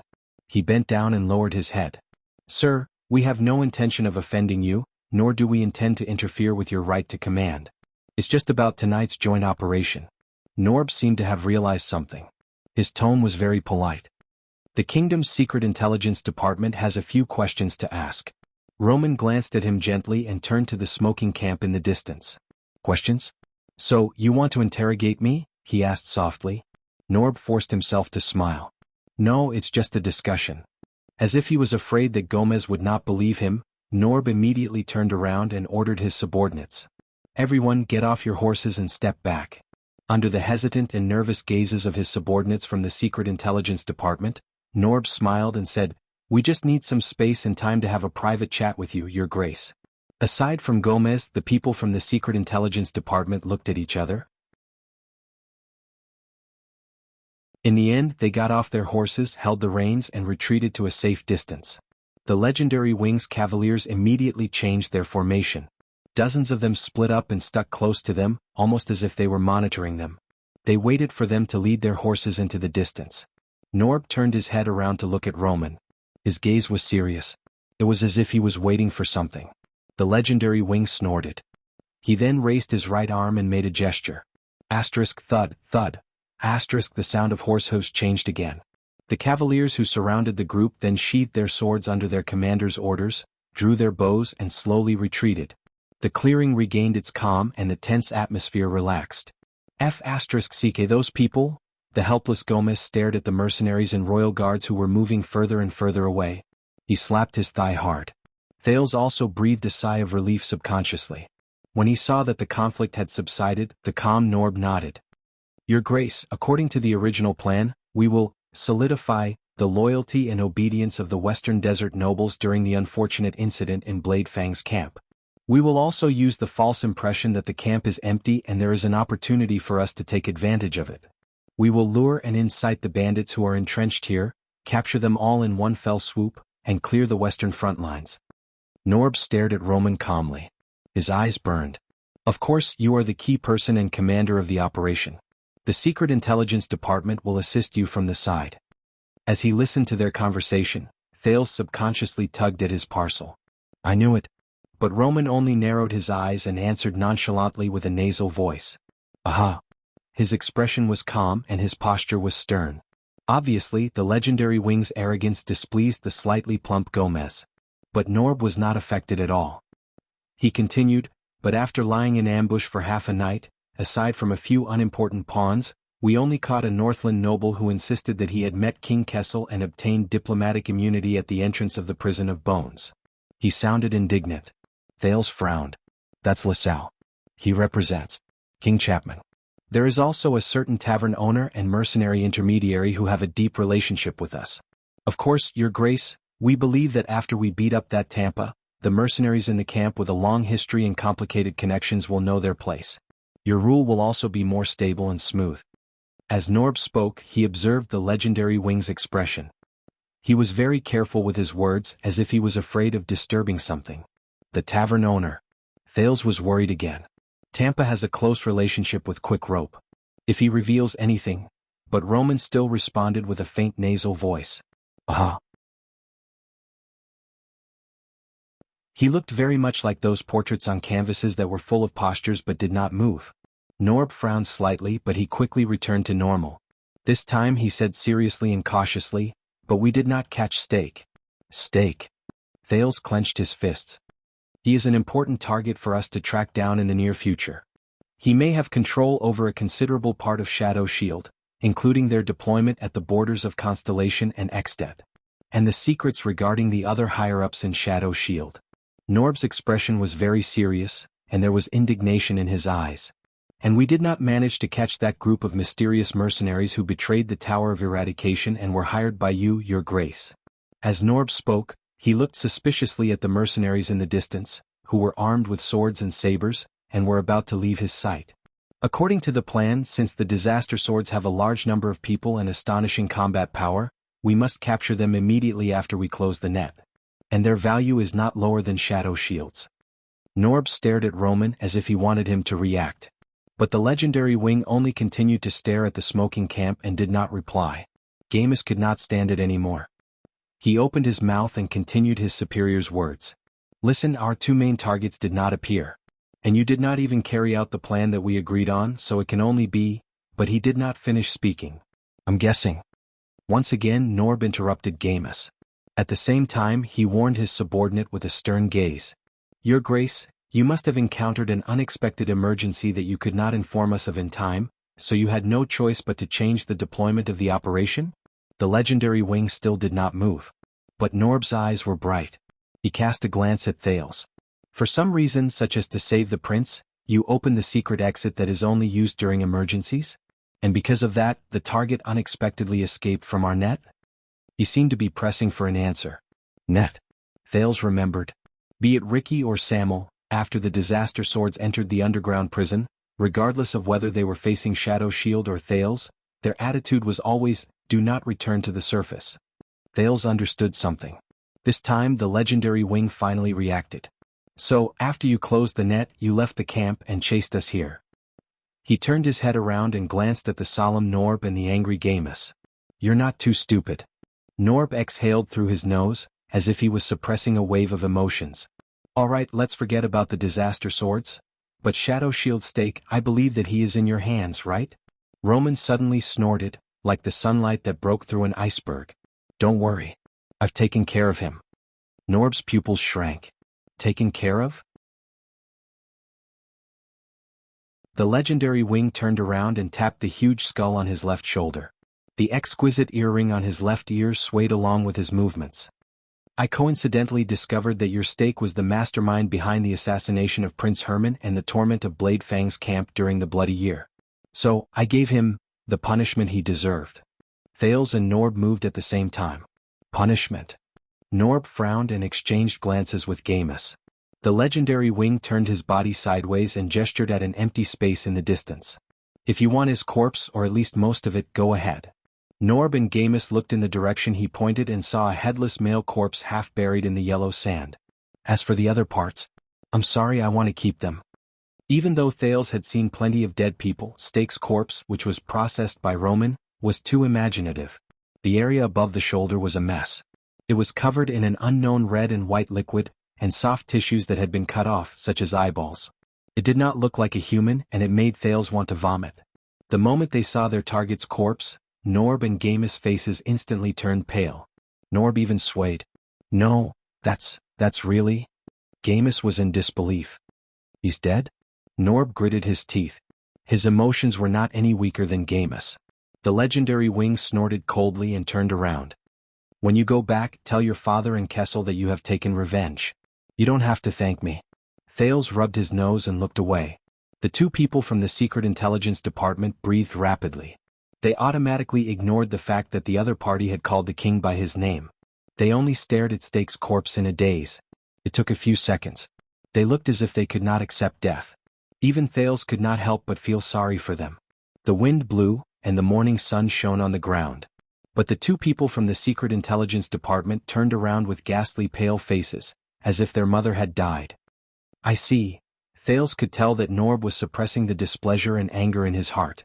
Then, Your Grace, as for those sword peddlers and the people you hired to do the dirty work, were they also dealt with? The legendary wing cast Thales a mocking glance. They have the prince in their hands. So, yes, I can only let them go. Thales could only play along with Roman and put on a silly quick rope smile at the skeptical Norb. The prince? Let them go? Norb clenched his fists tightly. He was indignant. But Gamus, who was behind him, could not help but shout, Impossible. Impossible, you clearly have an overwhelming number of troops. But Nob held Gomez down again very quickly. Gamus shut his mouth in anger, but he did not hide the disgust in his eyes. Your Grace. Norb forced out the words through gritted teeth with difficulty. I know that His Majesty trusts you, and I also know that he gave you a lot of autonomy in this operation, but regarding this imperfect capture operation. Norb stared at Stake's corpse as if he was in great pain. I think that the kingdom's secret intelligence department and Lord Hansen might need an explanation from you. At that moment, Thales felt as if the temperature around him had dropped a little. Explanation. The legendary wing raised his head. His expression was dangerous. Such as? Norb pressed down on Gamus, who was fuming with rage, and panted. He panted and said, Your Grace, regardless of whether it is Shadow Shield or Disaster Sword, their value is very high, and they are of great importance. Some of them even involve the plans and operations of the kingdom's secret intelligence department that have been carried out for months, years, or even longer. And you should not arbitrarily deal with them. You should control them and let us deal with them. This is how you should be loyal to the kingdom and His Majesty. Norb's voice faded away. The legendary wing did not move. Gamus clenched his fists tightly. Of course, now that Stake is dead, there is no turning back. When Norb saw that Thales was not moved at all, there was a hint of anxiety in his tone. He pointed into the distance. But I can see it. The disaster sword is still in sight. Thales exhaled. If Ricky and his people fall into the hands of the kingdom's secret intelligence department, then Samuel and the royal guards who have dealt with them. Norb gritted his teeth and spoke in a gentle tone. And based on what I know, the Stardust unit under your command is the best of the Light Cavaliers. They are invincible when it comes to interweaving and pursuing. They are the best in the desert when they charge and break through enemy lines. Norb said anxiously and seriously, Your Grace, as long as we can stop them, we still have a chance to make up for it. The legendary wing raised his head and looked in the direction where the disaster swords disappeared. He was silent for a few seconds. It was just a few seconds, but it made Thales extremely nervous. Finally, Roman turned around, lifted his feet, and walked forward slowly. Tell me, kid. He stared at Norb with an even sharper gaze. Are you trying to teach me? Norb was stunned. Teaching me how to do my job? Roman said arrogantly. Teach me. Norb understood something and his face turned pale. In the next second he took a deep breath. Of course not, Roman snorted and cut him off. That's good. He enunciated each word clearly. And now I'm telling you, let them go. Norb froze. His clenched fists began to tremble. It was as if he was enduring something. Gamus also bit down hard on his lower lip. The legendary wing turned around and stared at Blade Fang's camp, which had been in chaos for a long time. Just do as I say. He turned around and left the two members of the kingdom's secret intelligence department behind him, who were trembling in anger. But in the next moment, just when Thales thought that everything was going to end, Roman Williams. Are you sure you want to do this? When he heard his full name, Roman froze for a moment. With his back straight, he slowly turned his head around. But unexpectedly this time, the person who spoke was not the slightly plump Gamus, who had an indignant expression on his face. Instead, it was his superior. The calm, courteous Norb. Are you sure you want to let them go just like that? Norb glared at him and his face was dark. Even Gamus, who was behind him, was shocked. The legendary wing furrowed his eyebrows as if he saw something strange. Are you deaf or are you stupid? Norb closed his eyes and took 3 deep breaths. No, I'm just... Gamus, who was behind him, seemed to have realized something. He pressed down on Norb's shoulder. Norb, you... In the next second, Norb opened his eyes swiftly. I've just had enough. Thales noticed that the previously calm person in charge of the western desert of the kingdom's secret intelligence department, Norb, was gone. In his place was an angry man who was trembling and gritting his teeth. The legendary wing, one of the 3 marshals of Constellation? Are you really worthy of it? Just because you like to kill, like blood, and like to carve human skulls as accessories? Thales frowned when he heard this. The legendary wing seemed to be shocked by this sentence as well. He was silent for a second before he spoke slowly. The legendary wing seemed to be mulling over this sentence. What do you mean? Norb took a step forward and stared at Roman, who had an otherworldly appearance. He spoke in a resolute tone. He said firmly, "What I mean is, ever since the bloody year I've been in Western Desert for more than 10 years. Roman Williams, you're such a sissy. Aside from relying on His Majesty's leniency and negligence, you do whatever you want in Blade Fang's camp, act in a domineering manner, give up your territory, disregard orders, throw your weight around and abuse your power." Norb's eyes seemed to be burning with anger. "Have you ever done anything good?" When he said this, the others in the area were shocked. Do whatever you want, act in a domineering manner, give up your territory, disregard orders, throw your weight around, throw your weight around, throw your weight around, throw your weight around. This series of descriptions, or rather accusations, widened Thales' horizons. He suppressed the shock in his heart, frowned, and looked at the motionless legendary wing. He recalled his impression of him. It seems like there's nothing wrong with it." Gamus seemed to be terrified by his superior behind Norb. He wrapped his arms around Norb's chest and tried to drag him back. "Norb, you're crazy, stop talking." But the legendary wing waved his hand to stop him. There was a rarely seen interest in his eyes. No, let him talk." Roman stared at Norb, whose face was filled with anger. He walked back slowly. "I like to listen to different opinions. They are beneficial. Makes me more." The legendary wing licked his lips. Coupled with his handsome face, he looked even more mysterious and delicate. Excited. At that moment, Thales sensed that something bad was about to happen.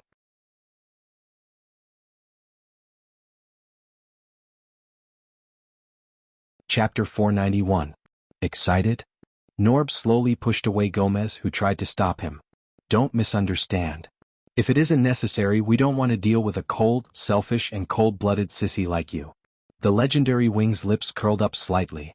Norb, however, snorted coldly. "Anyway, you made Blade Fang's camp a mess and everyone felt insecure. You offended all the officials and nobles from the central government as well as the Western Desert. You made our work a mess and we couldn't have peace. You messed up the balance between the tribes in the desert, and this isn't the first day." The legendary wing listened quietly and did not move. Thales' gaze kept moving back and forth between Norb and the legendary wing. He felt that the conflict between them had been going on for a long time. Norb paused for a moment before he slowly pointed at the smoking Blade Fang's camp, and then at Stake's corpse. "But this time? It's different." Norb's voice became deep. "Do you know how valuable Stake is? Do you know how many things are related to him? Do you know how important this task is to Lord Hansen? Do you know what it means to us? Do you know that this is a major case that even His Majesty personally asked the Kingdom's Secret Intelligence Department to do their best?" Norb turned his head abruptly and stared straight at the legendary wing. "Do you know how much we sacrificed to get this chance in this Western Desert that no one remembers?" The legendary wing narrowed his eyes slightly. 18 years. When he said this, Norb seemed to have remembered something. He was silent for a moment and his breathing quickened. "It's different from your title, which was stained with blood, Williams. My people and I were punished by the Lord because of a mistake during the bloody year. We were demoted, and exiled to the Western Desert. From then on, we stayed in this remote and desolate land and dealt with countless scumbags and criminals." His gaze was complicated and he looked absent-minded. "It's been a full 18 years. Thales' gaze shifted. Roman's posture was still elegant and unmoved.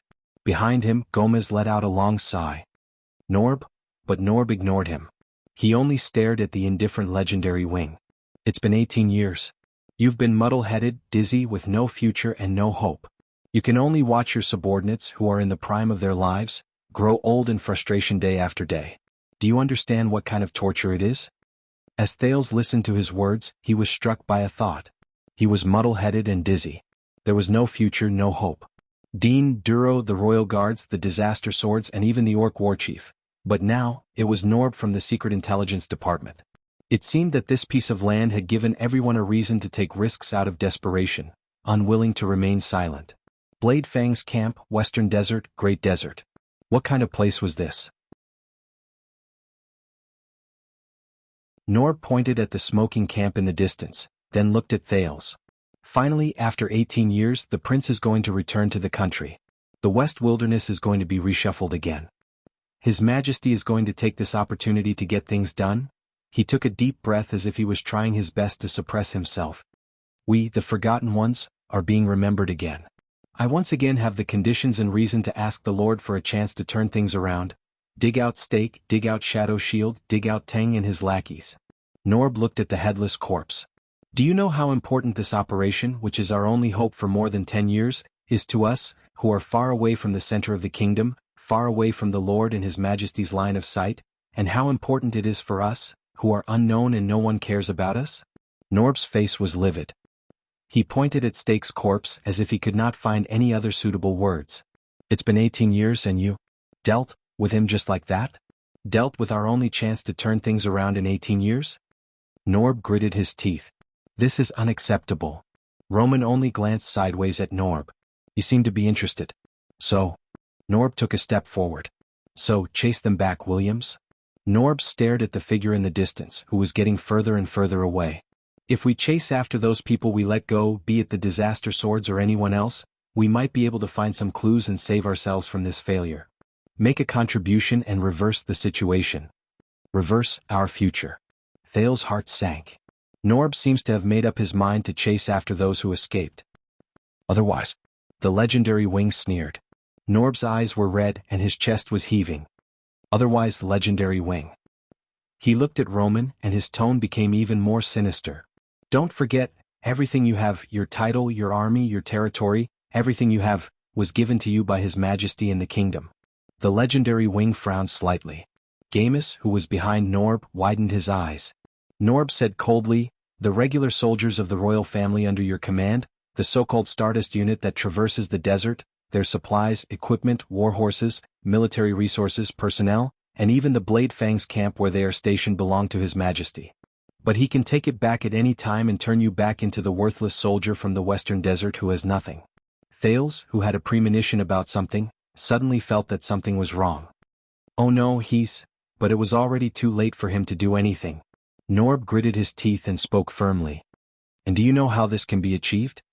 At that moment, the legendary wing's gaze changed. Norb. Gamus interrupted his superior, sucked in a deep breath, and was prepared to stop him with all his might. Norb, that's enough.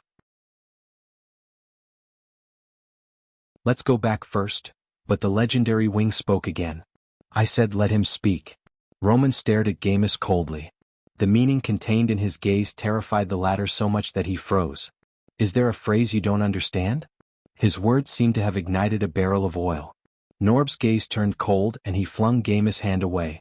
Disobeying the king's orders, sabotaging important tasks, colluding with foreign enemies, harboring evil, indulging wanted criminals, nurturing bandits to gain self-respect, colluding with others, conspiring to murder your colleagues, privately opening the prison of bones, conspiring to harm the kingdom's bloodline, endangering the interests of Constellation. Norb spoke tirelessly and Thales cursed in his heart. This is what you did today. His abnormal actions alerted the Cavaliers and the people from the kingdom's secret intelligence department. They cast him surprised and bewildered gazes. But the legendary wing did not interrupt him. The Cavaliers under him also continued to stand in a stalemate. Norb sneered. As for the rotten things you and the scum under you have done over the past 18 years, extortion, bribery, torture, abuse, plunder, killing indiscriminately, claiming land for your own benefit, filling your own pockets, and even resorting to underhanded means on the battlefield to murder your fellow nobles? Norb glared at the legendary wing. With every word he said, Gamus' expression changed. We have long since grown tired of cleaning up after you. What? These crimes? The more Thales listened, the more shocked he became. Norb said coldly, 18 years? Every piece of evidence and every crime we have collected over the past 18 years is enough to make Renaissance Palace furious at the Baron of Blade Fang's nobles, make the nobles in Western Desert who have hated you for a long time go mad with joy, make the entire kingdom despise you, and make the illustrious you lose your reputation. And all of the above, including all of the filthy things you have done over the past few years, will be reported to the Imperial Conference to His Majesty and to Lord Hanson word by word. A hint of madness appeared in Norb's eyes. Then, under pressure from many parties, he had no choice but to decide to strip you of everything. From the title of nobility to the army. From the territory to the reputation. The legendary wing's expression became very unpleasant. Thales also had a similarly unpleasant expression. This is bad. What Norb did was no different from what I did just now. If I can do it, then Norb, then this pretty boy. Thales stared at Roman with a pale face. He watched as the man's handsome face changed. Now, Your Grace. Norb sucked in a deep breath. His voice sank as if he had instantly released his anger back into his chest. We can either make up for everything together. Norb glared at the legendary wing, as if he wanted to dig out a piece of flesh from his handsome face. Or we can die together. You lose your title and I lose my future. We can rot in Blade Fang's camp, in this bottomless abyss that devours people to the bone.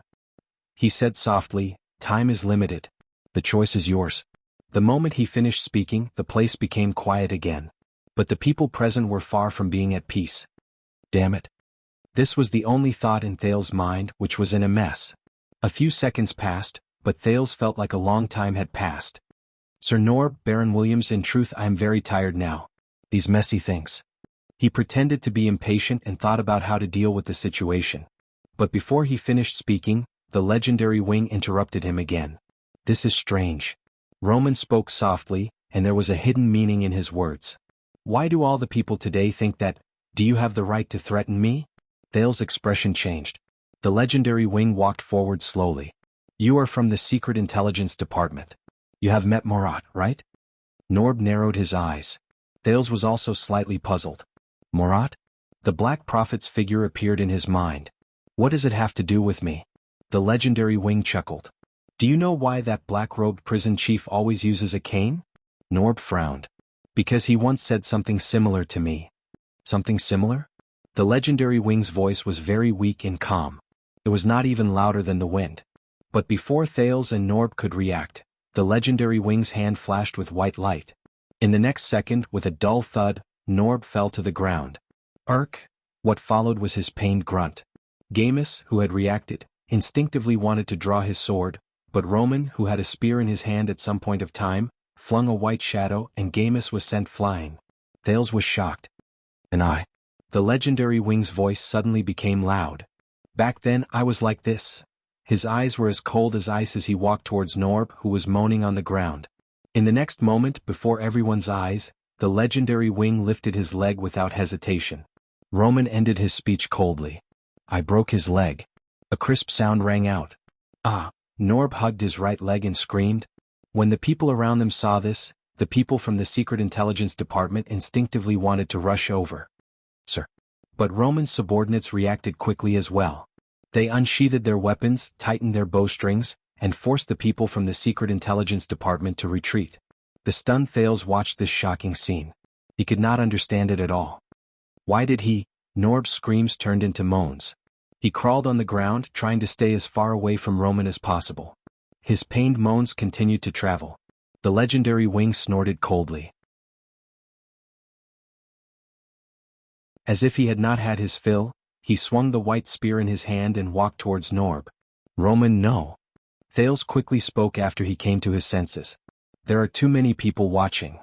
The legendary wing's footsteps froze. He turned around abruptly. He stared straight at Thales. The cold warning in his voice caused the prince's remaining words to be stuck in his mouth. The legendary wing snorted coldly. He turned around and walked towards Norb, who was on the ground. The white spear in his hand slowly shrank into a handgun. Now, from the Secret Intelligence Department. The legendary wing extended his long arm and grabbed Norb's collar. I want all of you to report everything I said and did today, including your broken leg, to that old bastard Murat, that son of AB***, without missing a single word. Report everything to that son of AB*** king whose surname is Jadestar and who wears a crown on the supreme throne. Thales was shocked when he heard this. Old bastard, son of AB***. Did he just say? Roman's tone was so cold that it could freeze the sand around him. That's right. Not only did I kill your target, I also let your suspect go. I've also jeopardized your interests and ruined your plans. The legendary wing turned around abruptly and pointed his handgun at Thales. It made the prince jump in fright. I even injured the people you sent to monitor me and threatened to kill the heir of the kingdom. The legendary wing's gaze was terrifying. And I don't care what all of you think. I don't care what all of you think. Thales was stunned. Norb gritted his teeth. He seemed to have understood the situation. The legendary wing tightened his grip on Norb and enunciated his words clearly. Because this is my King Blade Fong camp. The legendary wing let go of Norb, turned around and whipped Gamus, who had climbed up, back to the ground. And as always, I find them an eyesore. Roman roared as if he was burning with rage. The people from the Secret Intelligence Department around them burst into a commotion again. Then a cavalier lashed out with his whip and whipped one of them back to the team. The legendary wing stood up slowly and looked at Norb and Gamus, who were hissing and coughing up blood while enduring the pain. Next time they send an idiot like you to threaten me with the king, the Secret Intelligence Department and my Blade Fang's camp, like an ignorant brat, threatening me with Blade Fang's camp. Thales felt a chill run down his spine. Next time if they want to use my territory to play some political game to balance power. The legendary wing's gaze turned cold. Just wait for me to go to Renaissance Palace to look for them. When he said this, Roman suddenly turned around and cast a glance at Thales. The teenager felt his heart palpitate again, and he could not help but take a step back. And if they are unhappy, if they have the guts? The legendary wing's face was filled with murderous intent. They will come to take away my title, take back my army and take away my territory, with that *T Jadestar's *T warrant? They will come and kill me. The legendary wing roared. Jadestar. Thales subconsciously gulped. Damn it. He stared at the legendary wing who was brimming with murderous intent. He is really a vassal directly under the royal family? Roman turned around and stared at Norb, who was panting on the ground. Kessel and Murat, if they don't have the guts, if they don't dare? At that moment Roman was filled with pressure. Every word he said seemed to have been cut through the air with a blade. Let them hold it in, tuck their tails between their legs and keep their balls between their legs. Continue to hide behind the throne and the veil. Obediently become cowards who are sons of cheese. Thales was incredibly shocked. He stared at the murderous Roman and he could not believe his eyes. His attitude towards the Iron Hand King, just now, how did he successfully convince Roman? Norb panted. He endured the pain and pressed down on Gomez, who wanted to get up again. He glared as if he could not believe it either. Listen up, Secret Intelligence Department. The legendary wing snorted coldly and sheathed the white spear behind his back. If you leak even a single word, 2 words. Roman's tone was no longer cold, but his words were still sharp. I will personally go to the capital and break Murat's remaining leg, together. Once he finished speaking, he did not wait for the person on the ground to respond. He turned around and faced his subordinates. Everyone get into position. Prepare to leave. Hundreds of cavaliers responded in a manner that sounded like an avalanche. The legendary wing got on his horse and roared his orders. These people's horses are now ours. Thank you, Kingdom's Secret Intelligence Department, for supporting us. Norb and Gomez, expressions changed again. Under the panicked expressions of the people from the Secret Intelligence Department, the cavaliers charged forward without hesitation and roughly snatched away their steeds. Along the way they took down a few people who wanted to resist. Thales widened his eyes and watched with complicated emotions as Roman circled the area on his horse and gave orders to his subordinates. My apologies. The teenager approached him slowly and flashed a friendly smile at the disheveled Norb. The Baron is probably in a bad mood today. When he said this, Thales' heart sank again. Norb gasped painfully and leaned hard against Gomez's shoulder. Thank you for speaking up, Your Highness. I'm sorry that you had to see this. Norb endured the pain and stared at the legendary wing from afar. Even in the country, the royal family's rule is not always smooth sailing. Thales forced himself to smile. But before he could respond, the sound of galloping horses came from behind him. Norb's expression changed. Your Highness. Thales instinctively turned his head around and saw a flash of white light. In the next second, the prince's legs left the ground. He disappeared before Norb and Gomez. Norb watched the prince leave into the distance with a contemplative look on his face. At some point in time, all the cavaliers moved, and the sound of galloping horses could be heard.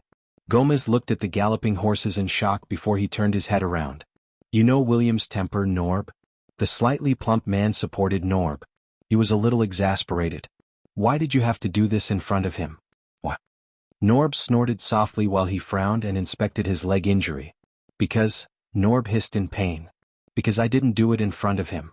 Gomez was stunned. What? Then who did you do it in front of? Norb did not answer him. He only narrowed his eyes and watched Thales gradually disappear from his sight. Can you feel it, Gomez? He raised his head and looked at the sky. The direction of the wind has changed. Gomez stared at the desert, which was as barren as ever. He was baffled. Wind direction? While Gomez was confused, Norb's eyes shone brightly. The chance for us to leave this place and return to the capital. It has truly arrived. In the distance, Thales felt the tremors under his butt in a daze. Just now, he was so surprised that he almost summoned the sin of Hell's River, until he realized his line of sight had left the ground, and the scenery on both sides kept retreating. He's on a horse? And I'm hugging? This is... Thales raised his head. Don't move. Hold on tight. This time when he heard his voice, Thales instinctively moved back. But he was jolted by the galloping white horse and he almost let go. But another hand came from the side and steadied him. In the sound of the wind, the legendary wing held the reins and said loudly above his head, "Why are you trembling? Don't you know how to ride a horse?" Thales froze. He suddenly realized that he was sitting sideways on the white horse in a very uncomfortable position. He was sitting on the legendary wing's bosom. And he was still hugging his waist. Okay, awkward. Thales remembered the legendary wing's performance just now. He tried his best to stabilize himself and forced a smile. No, I can ride a horse myself. Roman did not wait for him to answer. I'll try to be steadier. In the next moment, Roman pulled the reins back a little. He patted the white horse's neck with his other hand and let out a few whistles that Thales did not understand. The white horse magically slowed down and became steadier. Thales could only laugh dryly and lower his head, pretending to be very interested in the legendary wing's clothes. Oh my God. He's with a man who just threatened to attack Renaissance Palace? Ride on the same horse?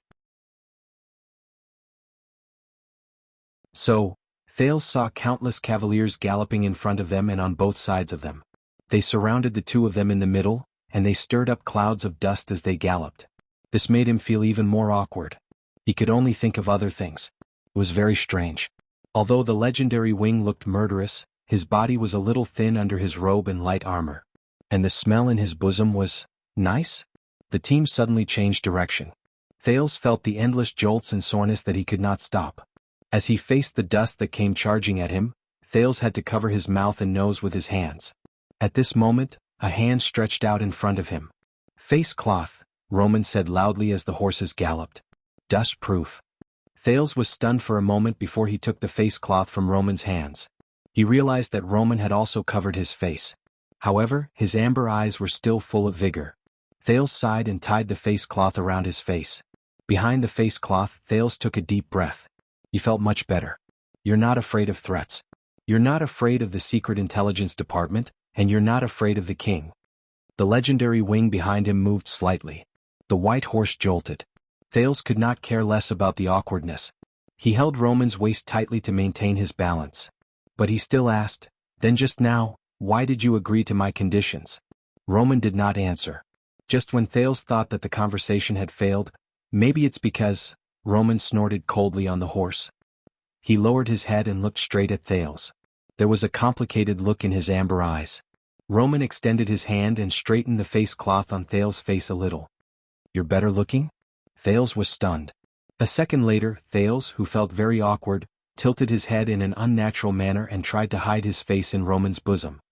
Thank goodness. The face cloth hid his face very well.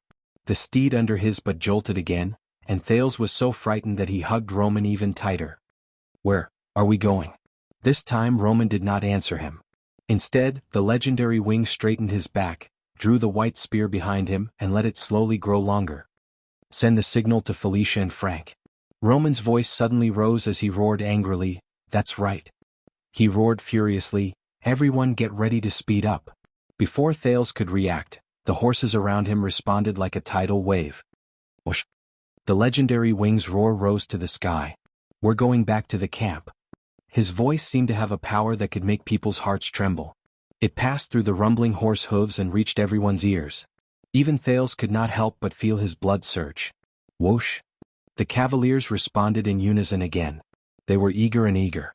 Soon the cavaliers began to increase their speed. The increasingly fierce sandstorm forced Thales to close his eyes and lean against Roman's bosom. Damn it! The dull sounds of the horse's hooves hitting the sand became louder and clearer. But the legendary Wing's voice was still clear and shocking. Our camp. As their speed increased, the cavaliers drew their weapons and responded in a frenzy. Whoosh! Horse hooves, sandstorm, furious roars, jolts, and countless other sounds were mixed together, and it made Thales' heart race. Is he crazy? He's bringing me along with him to war? The legendary Wing spun the white spear in his hand and thrust it forward. No matter who we run into on the way, whether they are humans, mixed breeds, barren breeds, or King Bloody Thorn lizards. As long as they see the Stardust War flag and refuse to surrender and kneel. The legendary Wing's voice grew colder by Thales' ears. There was an unprecedented sharpness and anger in his voice. In the next second, the legendary Wing swung the white spear. He shouted a sentence in the orc language that had once made Thales tremble in fear. Ser Rikri. The white horse leaped and Thales nearly let go of him. He closed his eyes and held Roman's waist with all his might. He heard the soldiers' zealous and excited roars. Ser. Sarlika. Thales listened to the roars that rose and fell against each other, and his heartbeat and blood flow gradually calmed down. A wave of fatigue that he had never felt before attacked him. So tired. Ser. Amid the endless jolts and roars that sounded like a tsunami, Thales felt his eyelids grow heavier and his body grow lighter.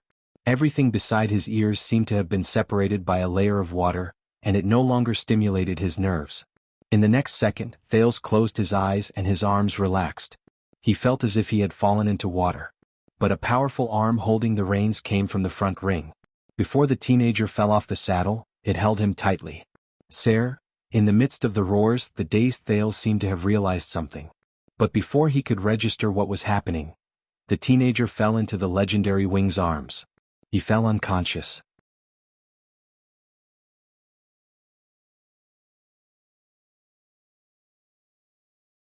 Chapter 492.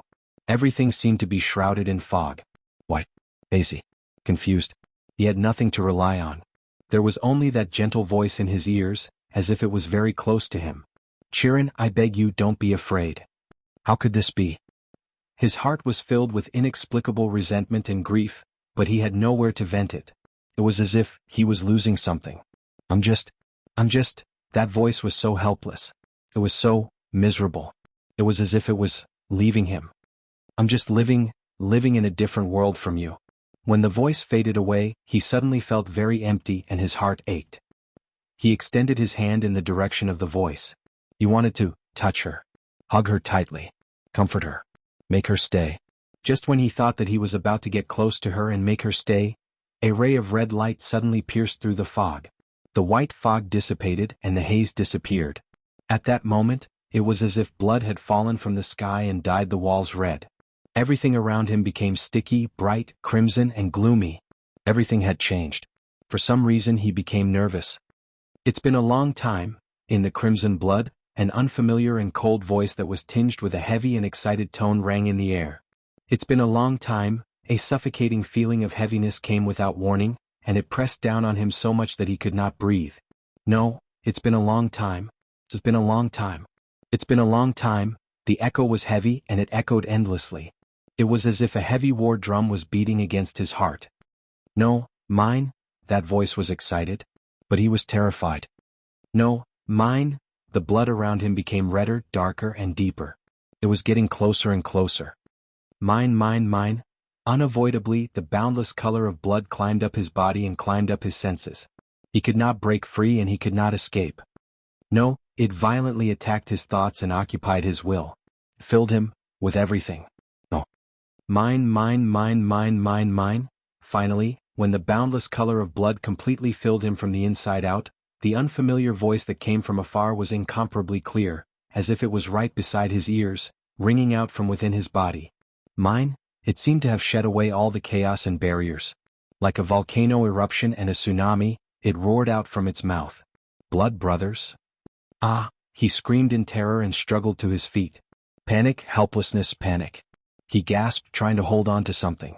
At this moment, a heavy black shadow suddenly appeared above his head. It was like a ghost, black and heavy as it pressed down. It seemed to want to cover and swallow him up. The next moment, A familiar feeling appeared in his right hand. He was so nervous that he didn't even think before he pushed out his right hand towards the shadow. Pa! With a soft sound, his right hand was firmly grasped, unable to advance or retreat. Thales? A familiar hoarse voice emerged from the shadow, calling his name. Thales shuddered. Yodel? The teenager panted and tried his best to separate the blood in his dream from the black shadow in front of him. He could barely make out a pair of lenses that reflected cold light. In the dim light, the strength of the shadow's grip on his arm lessened slightly. Yes, it's me. I am here, the shadow said hoarsely. It comforted Thales, who was still in a state of shock. I'm here. A gloved hand let go of Thales' wrist and patted the teenager's arm in a stiff and rusty manner to encourage him to relax. And in his dream, the blood that dyed him and the entire world was not here. The tense Thales relaxed in a daze. The JC dagger in his hand slipped, and Yodel caught it. I'm here, I'm here. The shadow repeated it clumsily. A few seconds later, it found the next word. It's okay. Thales exhaled and fell backwards. But the masked protector quickly supported his back and placed him gently on the pillow. He stared at the JC dagger in Yodel's hand, feeling rather flustered and guilty. The dagger. I'm very sorry. Thales' eyelids were half open. He felt weak all over and his breathing was uneven. That was just a nightmare. But Yodel interrupted him. I know. It's okay now. The masked protector helped Thales pull up the pillow and let him lean on it. He did not forget to tuck the teenager in. Thales, who lay back on the bed, realized that he was drenched in cold sweat. It soaked his undershirt, which had been changed at some point in time. Thales pressed on the bandage under his undershirt. His nose was filled with the smell of medicine. He sucked in a deep breath amidst the pain. Only then did he realize that they were in an unfamiliar room. It was dark, gloomy, and narrow. The room was not big. It was only a dozen steps from the head of his bed to the door. There was a small study table beside the bed. The wooden window beside the study table was tightly shut, and a few rays of light from the day peeked through the cracks of the window. There was an everlasting lamp placed on the wooden table in the distance, and it barely illuminated the room. But Thales, who was lying on the bed, narrowed his eyes. He noticed that although the bed and the study table were relatively clean, the walls of the room were dark and thick. There were even a few spider webs in the corners of the ceiling. Where is this place? Thales asked with difficulty. He felt that his throat was dry and hoarse. Blade Fang's camp. The masked protector walked to the side of the wooden table. When he returned, there was a glass of water in his hand. You slept for a day and a night. So we came back.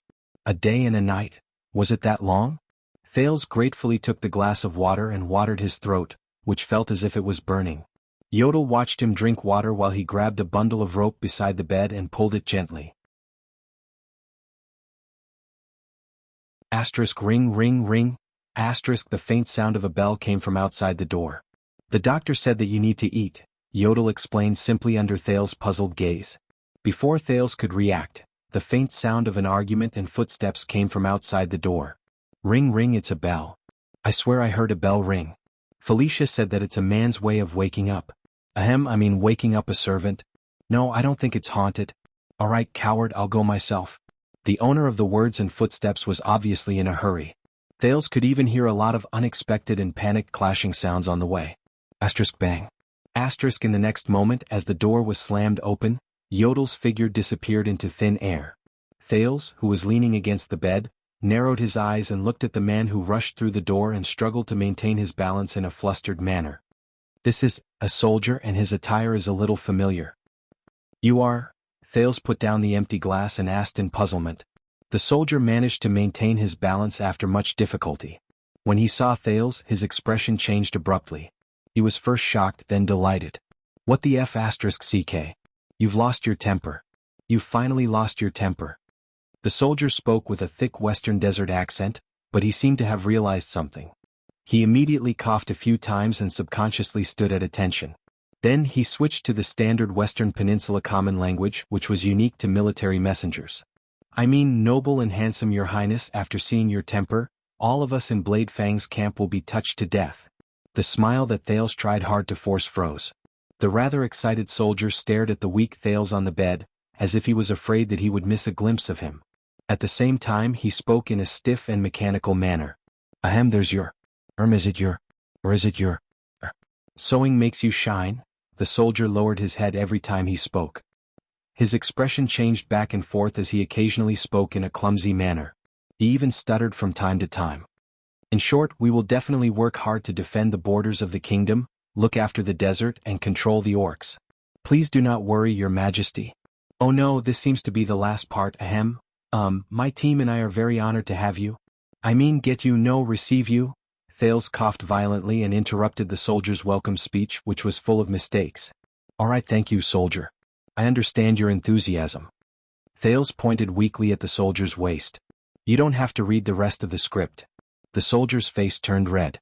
He awkwardly stuffed the notebook, filled with words and pictures that he had raised to his waist, into his belt. Our clerk in charge of writing letters died half a month ago. Are you the only one here? Thales looked outside the door and only saw a dim light.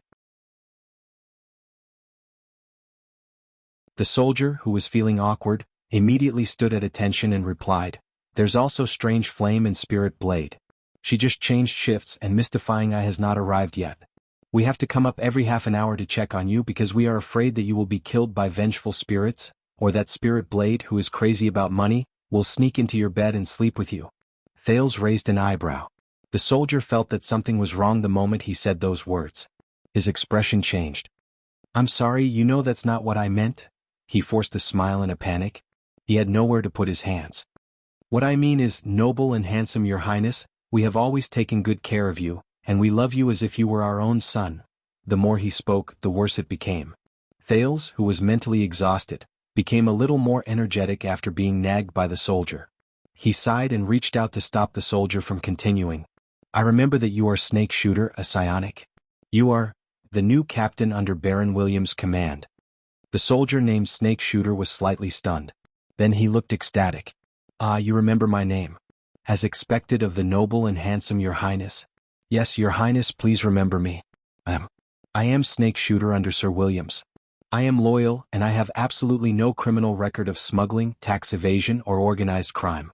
Ever since I was recruited by the Sir, I have shed blood, sweat, and tears for the kingdom every day. Snake Shooter, who was immersed in another round of showing his loyalty, saw Thales' expression darken. He quickly coughed and returned to the topic at hand. The Baron originally wanted to capture a few beautiful prostitutes or a man's maidservants to make you happy. I mean to serve you and warm your bed. But you know the camp has just calmed down, so he asked the little freak. We, the glorious 3rd Commando Unit of the Stardust Unit, to take good care of you, to love you, and to make you feel comfortable. Once you come, you don't want to leave.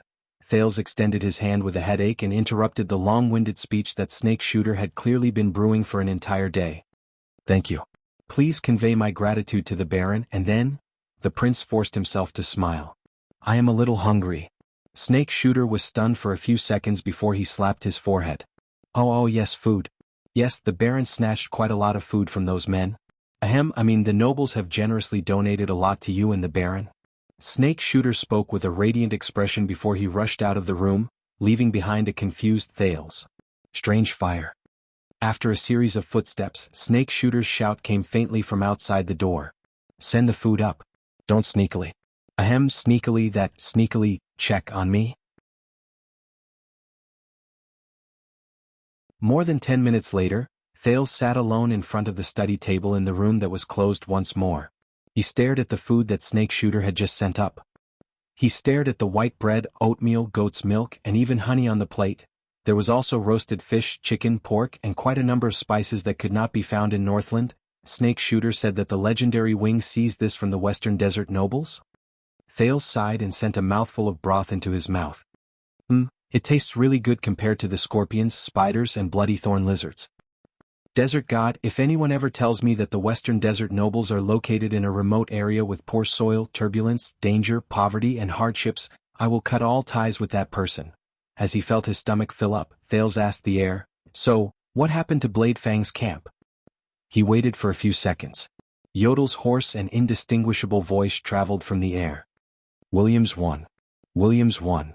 Thales bit the spoon in his mouth and tilted his eyebrows in resignation. Wow, that's really detailed.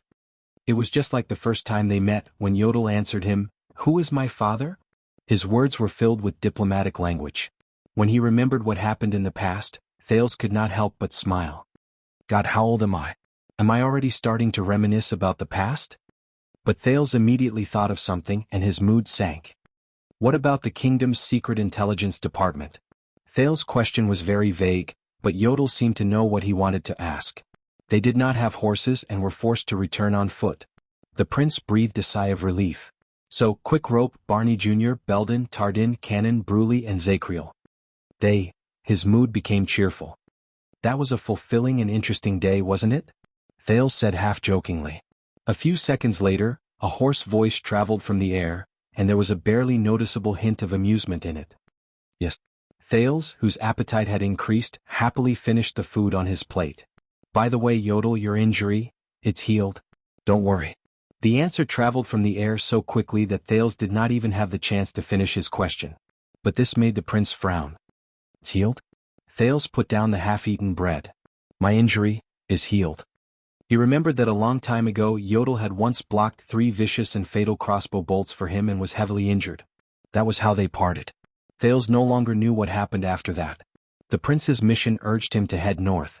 He was gone for 6 years.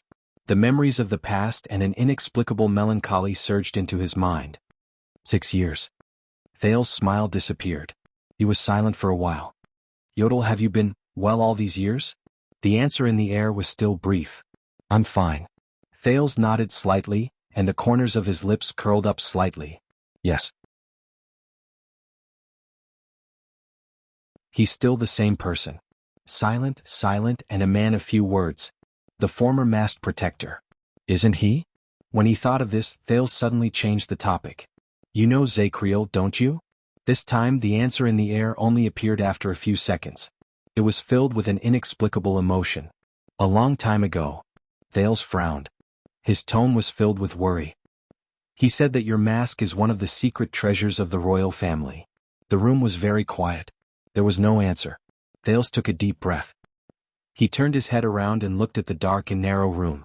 He still did not see any signs of a living person. When Yodel did not reply, Thales could only sigh and ask. He also said that there's a price to pay for using that amazing mask? There was another few seconds of silence. When Thales could not help but want to speak again, the masked protector's voice traveled into his ears. It's fine. Everyone has a price to pay. His voice was still hoarse, but it was filled with an unknown, profound meaning. There was also his determination to end the conversation. He's not going to say anything. The teenager could read the meaning behind his words. But Thales was not satisfied. So what is it? He looked at the air behind him worriedly. He felt that he looked a little silly when he shouted from a distance. There was no answer. Yodel. This time, there was a hint of urgency in Thales' tone. I'm really worried about that, but there was still only silence that answered him. Thales exhaled in resignation. I saw it. The teenager frowned and stared at the air. He was displeased and worried. When Ricky tried to take it off, you reacted as if he wanted to skin you alive. If you're really fine, then why have I never seen you take off? Thales stopped speaking hurriedly. The dark room was dead silent. There were no ripples in the shadow in the darkness. It was as calm as ever.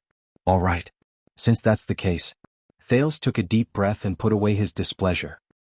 He imitated the posture he learned in the past 6 years and became the aloof, arrogant, noble and aloof prince of Constellation when he faced the overbearing vassals of Dragon Cloud City.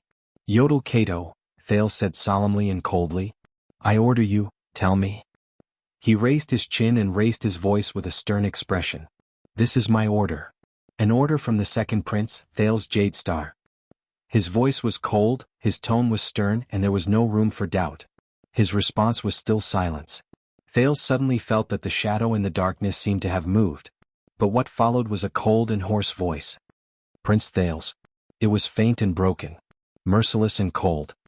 I only obey His Majesty's orders. The voice faded away. At that moment, Thales felt his body turn cold. Only obey His Majesty's orders? He stared at the air in a daze. He was a little dazed. Is that so? Thales inhaled absent-mindedly and turned his head around stiffly.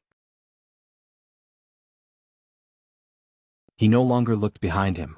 A few seconds later, all right. Thales heard himself speak unnaturally. He felt that his tongue was stiff and rusty. It was even worse than Snake Shooter just now. Of course, His Majesty's orders, he said laboriously, of course. Thales took a few deep breaths. He picked up his cutlery and started eating again, just like before. But just now, for the first time, he felt that the shadow behind him that seemed to be empty no longer gave him a sense of security. The unfamiliar yet familiar purple mask no longer gave him a sense of security. His Majesty's orders. Yes. I forgot. From the first day he saw me, he carried out His Majesty's orders. Thales suddenly thought of Saroma in Dragon Cloud City. He thought of Nicholas and Leespan, who surrounded her and seemed to serve the Archduchess and obey her orders. At that moment he only felt gloomy and cold. The absent-minded Thales forced himself to eat a mouthful of meat or bread according to the most standard table etiquette Gines had taught him. But for some reason he felt as if there was a thorn in his back and a fishbone stuck in his throat. He felt uncomfortable all over. This place is too small. It's a little stuffy. That was what he thought. Thales put down his cutlery and raised his head in annoyance. Other than the dim everlasting lamp, he only saw 3 tightly shut windows. Only faint light shone from the edges. It's so stuffy. No wonder it's so stuffy. It's so dark that I can't see the light. I don't even know what time it is. So where is this? The legendary Wing's sweet home? When he remembered Roman's arrogant and prideful cold face, Thales' breathing froze. Damn pretty boy. Thales stood up with a straight face, intending to push open the window in front of the study table. But when he pushed it open he was stunned. The handle of the window in front of him was nailed shut with an extra piece of wood. What's going on? Thales frowned as he looked at the nailed window. What's this? Are they afraid of someone invading? Or are they afraid that I'll escape? That's why they sealed all the entrances and exits? Are they going to trap me here? Just like a prison? When he remembered the black prison that tortured him for most of the night, Thales, who was in a bad mood, subconsciously turned his head. Yodel, but halfway through his sentence he abruptly stopped. Damn it. The prince shut his mouth and took a few deep breaths. He did not speak again. Instead he sat down again and picked up his cutlery again. Thales stared at the window that he could not open. His breathing began to speed up, and his already annoyed mood became worse. Damn Roman. Damn pretty boy. Thales sat for less than 5 seconds before he threw the cutlery away. He walked barefoot to the edge of the wooden platform where the everlasting lamp was placed, picked up his JC dagger and hurriedly walked back. He stabbed the dagger into the gap between the wooden seal and the window frame, and forcefully pried it open. Asterisk bang. Asterisk perhaps it was because it had not been repaired for a long time, but the wooden board was extremely fragile. Without even using his power of eradication he pried off a corner of the seal. Even the tip of the nail was exposed. But Thales did not stop. With a cold expression, he stood up on the chair and pried off the other corners of the seal. Does he think he can trap me like this? Thales forced himself to ignore the hunger in his stomach and pried off every corner of the seal in frustration. Damn it, dream on. But at this moment, a gray blade appeared out of thin air. It drew a beautiful arc and went straight into the wooden board. Then it changed its direction and quickly sliced through a few of the upper corners. Asterisk chick. Asterisk with a few crisp sounds, the wooden board fell into a gloved hand and was removed steadily. Thales frowned as he watched the black figure beside him quickly and efficiently remove the seal, revealing quite a bit of light from the outside world. You can let me do it. The masked figure gently put down the wooden board. Thales snorted softly. He stepped down from the chair, threw away the dagger and patted the dust off his palms. Is that so? The prince said sarcastically. I thought, you only obey His Majesty's orders. The masked protector did not answer. His figure rippled and disappeared into the air. The prince snorted softly. Suddenly he used all his strength and pushed the window open with a bang. Dust flew into the air.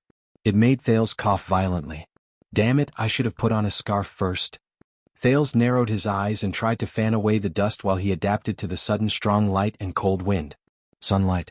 Cold wind. The long-lost sunlight was like a tide that had found a vent. It surged through the window and filled the entire room. Illuminate everything. The bone-chilling wind was like a pack of wolves that had smelled blood. It pounced into the window hungrily and filled the entire room, blowing on everything. But the moment Thales raised his head and looked at the scenery outside the window, he was stunned.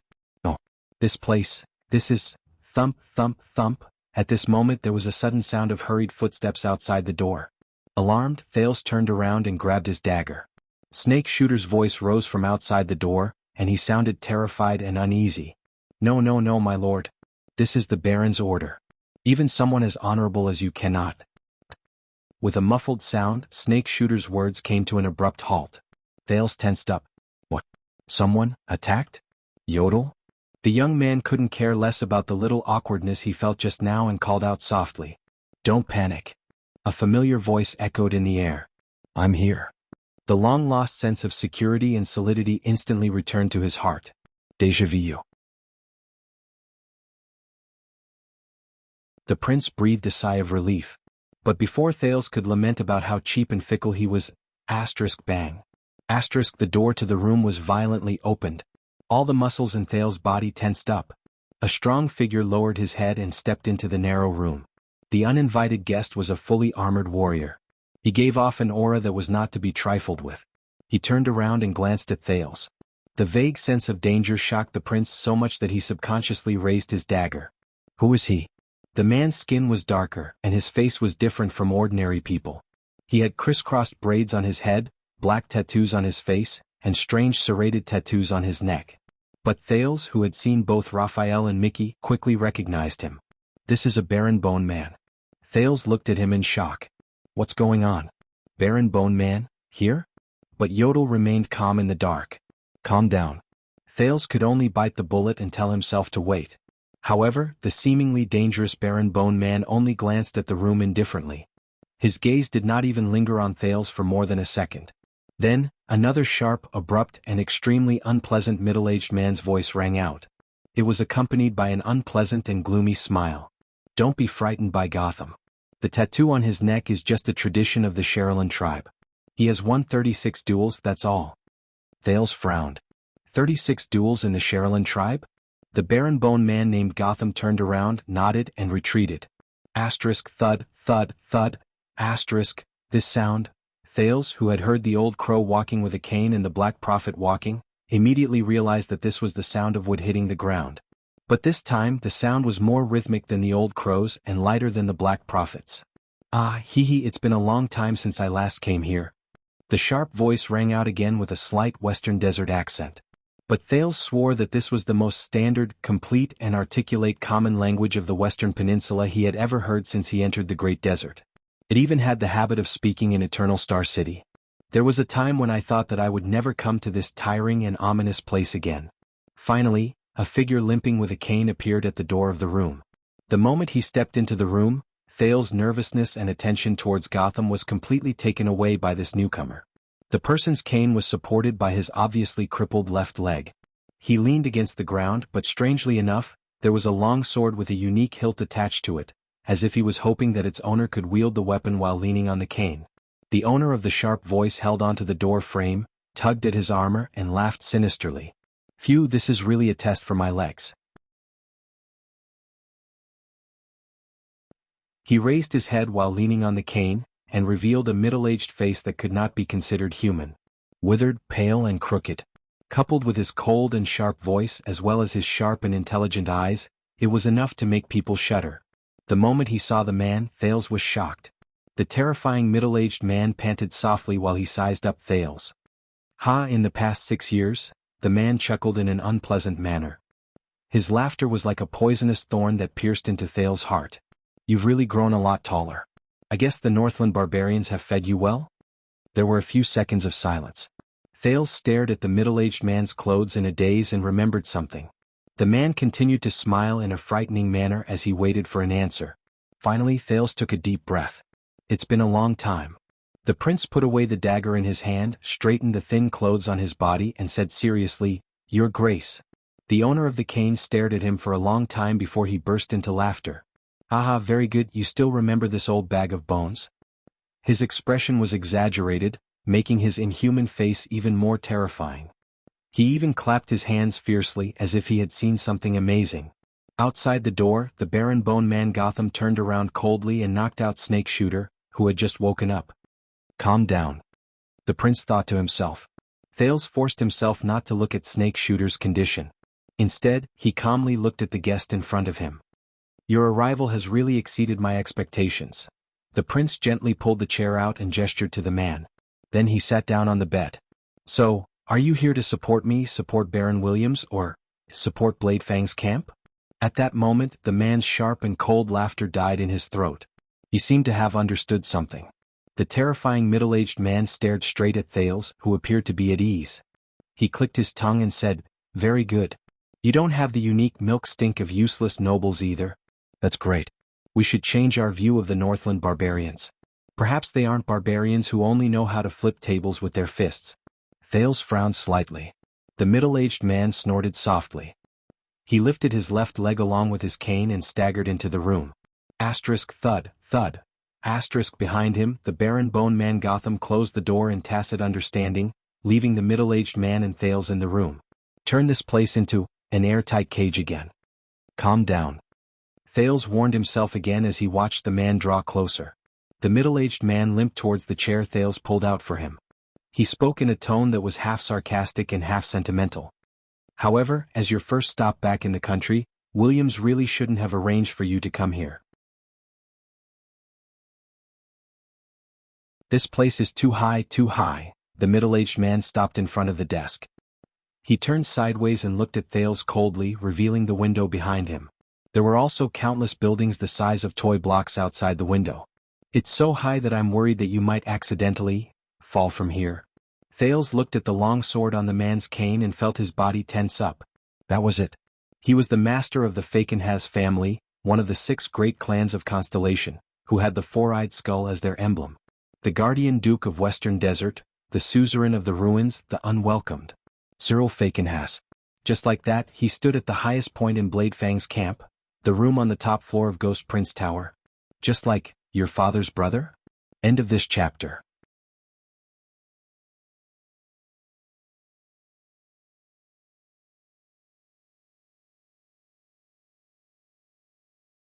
Chapter 493. Cyril Fakenhas. Persona non grata. Thales stared at the Duke of Western Desert solemnly. He stared at his face, which had become even more terrifying after 6 years because he had more wrinkles and less hair. Being a hostage for 6 years had caused Thales to develop a faint sense of alienation towards the people, things in Constellation. However, when the terrifying image of the Duke, who was like an old tree that had turned into a spirit, appeared in front of Thales again, and his sharp and ear-piercing voice echoed in the prince's ears again, all the memories of the past came back at that moment.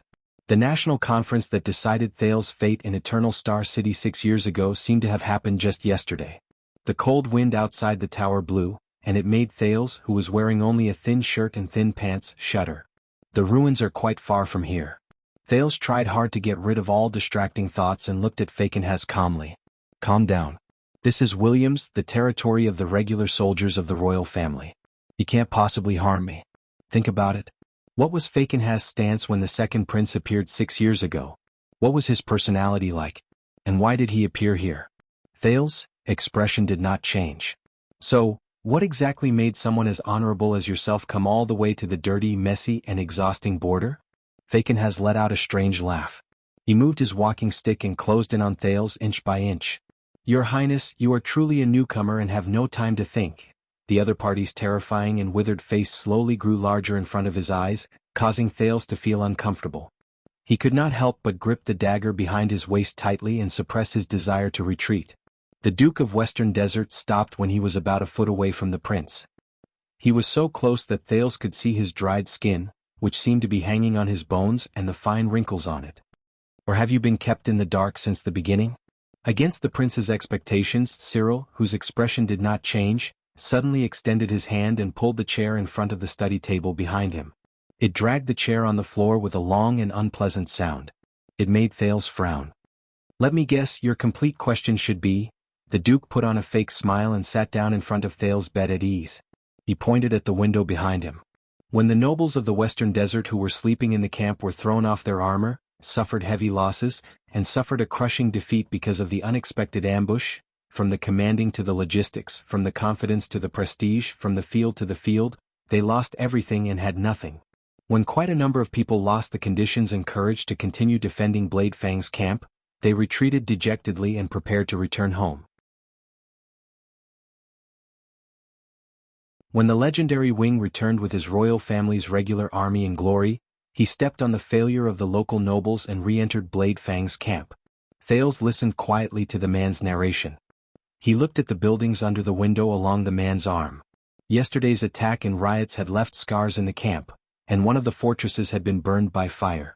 A group of soldiers had sealed off the surroundings and stopped a man who seemed to be the owner of the house. He seemed to be directing the cleanup. On the other side of the road, another alley that was not blocked by the soldiers was still bustling with people. Merchants, herdsmen, mercenaries, thieves, beggars and prostitutes were bustling with noise and bustling with activity. The boisterous voices unique to Blade Fang's camp traveled into their ears faintly, and it was accompanied by the silver-crossed double-star flag that fluttered high above the camp gate. Disaster in life. Destruction and reconstruction. It was as if nothing had happened. It was just another day in Blade Fang's camp. Cyril Fakenhas's sharp voice was just like his nickname. Coupled with his intentionally forceful tone, it made people feel uneasy. What you want to ask is, under the above circumstances? Fakenhas's smile was strange. Just what is it that made a cunning person like me come to Blade Fang's camp, which is guarded by the prince and has an extraordinary significance? This is bad. Cyril's strange and unpredictable laughter, his unfathomable tone, his irrelevant answers, his evasive words, and his devastating voice and appearance gave Thales a headache, even though he was used to the Northlanders' straightforward and loud voices in Dragon Cloud City. Your Grace, I have heard of your losses and I am deeply sorry. Thales, who had his meal interrupted, forced himself to focus and think hard. Blade Fang's camp was attacked and Williams won.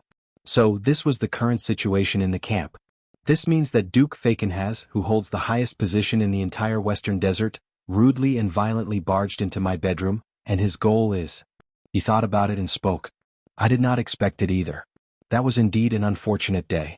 Please convey my regret to your vassals. But now, I do not think that Baron Williams will be happy to see, but Fakenhas interrupted him. I heard that you liked to play chess when you were in Northland. Thales was taken aback by the abrupt words. Play chess? The Guardian Duke of Western Desert laughed sinisterly. Do you know what I find the most interesting thing about playing chess? Just when Thales was thinking about how to answer so that he could politely end the conversation and send the guest off safely, Cyril suddenly shook his left hand, and the end of his cane landed heavily on the ground. Asterisk thought. Asterisk the long sword tied to the cane trembled. Before Thales realized that the man was just looking for a place to place his cane, he had already subconsciously held his breath and bent down, gripping the dagger behind his waist tightly. Fakenhas did not seem to notice that Thales looked as if he was about to face a formidable enemy. On the contrary, his smile faded, and he leaned forward with his hands on his knees. His skinny figure pressed down on the prince sitting on the bed. That is, there are no blind people in a chess game. Both sides of the chess game can see clearly and understand every piece, every square and every step. Thales adjusted his breathing with great difficulty and began to think about the man's words. Cyril, who had been staring at him, suddenly extended his hand and grabbed the plate on the study table. The Duke placed the plate with rich contents firmly on his knees. He grabbed a grilled fish that looked like it had a lot of spices added to it with his bare hands. He opened his broken teeth and bit into it. He did not follow the usual dining etiquette, nor did he care that it was the prince's meal. Thales frowned again as he watched. So, let us stop pretending that we can't see the chessboard. It tastes good. It seems to be the batch that the Loughton family presented to me during the Renaissance Festival. It was fished from Shepherd's River. Cyril chewed on the bony fish in his mouth as he nodded and commented in a serious manner. Stop pretending that you can't see the chessboard. As he stared at the man's face, which had great destructive power, Thales felt a prickling discomfort crawl up his back again. Your Grace, what are you trying to say? The prince no longer bothered with pleasantries. Instead, he looked at the Duke with a solemn expression. Cyril smiled. It looked as if his ugly face had suddenly cracked. As he chewed, he raised the half-eaten grilled fish in his hand and pointed at Thales. To save a seemingly important personal guard. Cyril looked out the window and watched Blade Fang's camp after the night of chaos. His eyes shone with a rare chill.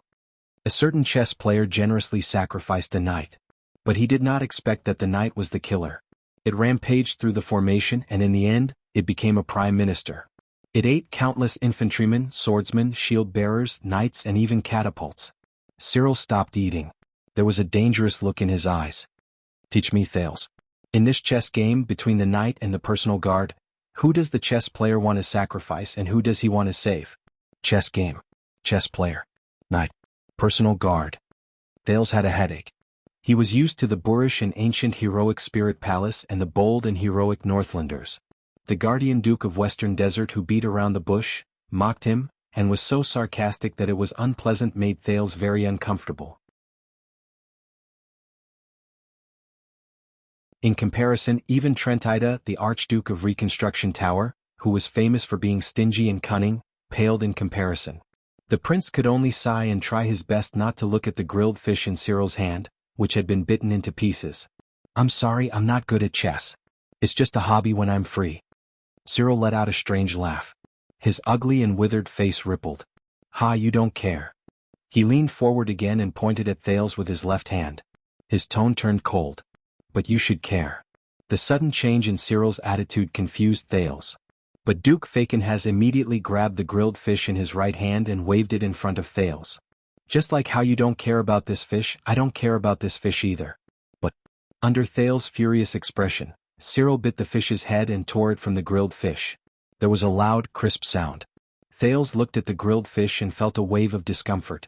Cyril looked at Thales coldly as he chewed. He gently shook the headless grilled fish in his hand. It should still care about itself. Thales' expression was solemn. He had faced many opponents who were in high positions, and many of them had their own unique presences, such as Lampard, who had an overbearing presence, King Kessel, who was a man of few words and kept people away, and Count Leespan, who had a profound gaze that made people feel uneasy. No matter where these people appeared, even if they were just sitting quietly in a corner of the room, it was impossible to ignore their existence. But Cyril Falkenhayn seemed to be special. His face was withered and his appearance was terrifying. His posture was almost wretched. Even when he looked at people, he maintained the posture of leaning his neck forward and squinting his eyes slightly. The first impression he gave people was a strong sense of discomfort and awkwardness. His sharp and unpleasant voice made people frown and want to ignore him. But as Cyril's movements changed, his tone fluctuated, and his gaze drifted, there would always be an inadvertent moment when this withered old man would give people a sense of danger, as if there was a blade on their backs. It was like combing through piles of straw, constantly worrying about whether their fingers would be pricked by hidden thorns the next moment. It was like a horror movie that slowly added to the atmosphere, piled up emotions and gradually entered its climax. Like now. Thales tried hard to get rid of the shadow in his heart. He could only choose the method that Northlanders were most used to, and go straight to the point. "Your Grace, I am very grateful that you came to visit me. I also know that Falkenhayn has contributed a lot to my journey back to the kingdom. But believe me, I know nothing about the chess game between you and the Baron of Bladefang's camp. I only got involved by chance and I can do nothing about it. As for the other things I believe," but Cyril's expression turned cold. "I still remember what happened 6 years ago." The Duke put down the grilled fish and stared at Thales carefully, as if he wanted to stare Thales' soul out of his body. "When you ignored your cunning fox teacher's expression during the national conference and spoke nonsense." A thought appeared in Thales' mind. Cyril's words made Thales slowly remember the past. When the stubborn one-eyed dragon oppressed you, you mocked him and retaliated fiercely. When the boy from Iris Flowers ignored you, you waited for an opportunity to strike and kill him in one strike. When the short-sighted nobles disrespected you, you remembered it and returned the favor 100 times over. Your words are harsh, and you are unforgiving when you are in a favorable position. The Duke of Western Desert's expression was very interesting when he said these words. He seemed to be looking forward to it with some admiration, but he also seemed to be mocking Thales as if he was watching a good show. Thales remembered how he stood against the suzerains during the national conference when he was young. He also remembered what Gilbert said to him later. The prince sighed, and there was a hint of melancholy in his voice. "At that time I was just a child. If I offended you in any way, it was because I was young, frivolous, ignorant, and fearless." Falkenhayn took over the conversation and interrupted him fiercely again. "I was also a chess piece that was unwilling to be manipulated by others." At that moment, Cyril's gaze was very sharp. To break free, even if I had to face the endless stars high above me, I still dared to test my blade. There was a profound meaning to this sentence, and Thales could not help but pause for a moment. When he said this, Cyril turned his head around and spat out the fish bone that had been chewed into pieces. The way he spat out the fish bone did not seem like he was spitting it out, but more like he was chopping a very troublesome piece of firewood. I have to say at that time, you were more to my taste, more? The Duke turned his head around and took out a handkerchief to wipe his mouth and hands. There was a meaningful look in his eyes. Cuter. Thales sucked in a deep breath. He could vaguely understand what the Duke was trying to say. So, he did not want to listen to it anymore. But look at you now. Cyril looked at him in a mocking manner. He sized him up as if he was sizing up a prostitute who served wine at a banquet. Gentle, polite, and sanctimonious. You sheathed your blade, kept your poisonous fangs in your mouth, and hid your sharp claws in your palms. The Duke of Western Desert's sharp voice filled the room. Isn't it a pity? Thales lifted his gaze and looked straight at Cyril. He was no longer interested in playing with this strange old man who always spoke in a sarcastic manner even though he obviously had a high position of power. Perhaps this is the right thing to do. My teacher told me before, the prince said in a deep voice. Wise men rarely argue eloquently. Unfortunately, he never managed to do so. Thales sighed in his heart. The second prince's tone was calm, and there was a hint of firm rejection in it. And I believe that we are not fools. Falconhas laughed again. This time, his laughter was exceptionally long, to the point that even Thales, who was usually very patient, became impatient. Cyril stopped laughing and said airily, Very well. Then at least you should not repeat Hermann's mistake. Thales did not react for a moment. Who? Cyril looked around the room. He laughed strangely, and his voice sounded like a gust of chilly wind. As a diplomat, he has a graceful demeanor, perfect etiquette, eloquence, and wit. He makes all those who want to speak loudly in front of him feel ashamed and at a loss for words, so he can always use his silver tongue to gain the most benefits in negotiations. No matter who he faces. Hermann? Thales' heart skipped a beat. He subconsciously glanced at the corner where his luggage was piled up. His fourth uncle, Hermann Jadestar's last letter was also there. Why did he mention him? Just because this is Ghost Prince Tower? When he remembered that this was the place where another Jadestar died, and that the bed he lay on might have been the one he slept on before he died, Thales felt a suffocating feeling in his heart. But at the same time he also built a high wall in his heart. He used a polite smile and clever words to reject everything. Strangely, Cyril's expression became profound. He was a little absent-minded, and it chased away a lot of the gloom brought about by his terrifying face. Regardless of whether it was the flattery and lies of a sycophant, or the harsh advice of a friend. So he paid the price. This sentence made Thales' attention go into overdrive. What do you mean? Paid the price? You know Prince Hermann, my uncle? But Falconhas did not answer him. The ruler of Western Desert slowly turned around and sized up the narrow room on the top floor. The legs of the chair rubbed against the floor and let out an unpleasant, muffled sound. I still remember that night. As he sized up the furnishings in the room, Cyril Falconhas snorted softly, and no one could tell whether he was being sarcastic or sentimental. That night. Thales saw a hint of darkness in Falconhas' terrifying eyes. When I rushed over, I only saw him lying quietly on the ground. His face was covered in blood and he could no longer speak. The alarm in the camp went off. The soldiers under the tower were panicking and at a loss. His personal guards scolded me, and the furious attendant led the regular soldiers to search for all living people within a 100-foot radius. They even cut down a few local nobles on the spot. Internal strife broke out at any moment. The regular soldiers of the royal family and the local recruits and even mercenaries who rushed over raised their weapons in a standoff. There were a few clashes and there were countless casualties. Baron Lumen and I mediated in the middle, but the results were minimal. Everyone was tense and panicked. That night, Thales immediately realized what Falconhas was talking about. Duke Cyril seemed to have ignored Thales' existence. He only slowly observed the room that once belonged to the Ghost Prince. The military depot, the supply warehouse, the prison of bones, and other places soon erupted into chaos. Just like the past few days, order in the camp collapsed, and we had no time to take care of it. In less than half an hour, beacons and signal arrows came one after another from the 5 sentry posts several miles away. The orcs and barren bone people were so long that the end of the line could not be seen. They mysteriously took advantage of the night and launched an unprecedented ambush. The prince's death had great implications. The regular soldiers could not suppress their hatred and only wanted to attack. The suzerains were distracted and focused on defense. The mercenaries harbored ulterior motives and only wanted to protect themselves. The generals and commanders were suspicious of each other, morale was low, and there was a traitor. We, who originally had the upper hand, only managed to defend for less than a day. Cyril turned his head and looked at the houses under the window. His gaze froze slightly. At the most critical moment we lost contact with each other. I was struck off my mount, and half of my face was also torn off by a damned orc. Baron Lumen even sacrificed his life to cover our retreat from the camp. If it weren't for the lack of military discipline of the orcs who intercepted us and only cared about looting in a disorderly manner. Cyril's gaze was filled with mockery and disdain. He snorted and shook his head. Thales heaved a sigh and closed his eyes. But that wasn't the worst. Duke Fakenhaz's expression became more and more stiff. His ugly and withered face, which made people uncomfortable, turned into an indifferent and cold expression that could not be ignored.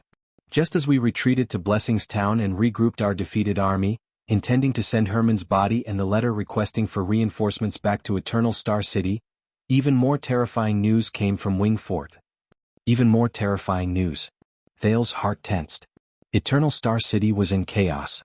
Renaissance Palace was in chaos. The king and the crown prince were both assassinated. Thales' breathing slowed down as he listened to Cyril's words. The capital was locked down and communication was cut off. We lost contact with a large number of nobles and suzerains in the city. The center of Constellation was silent.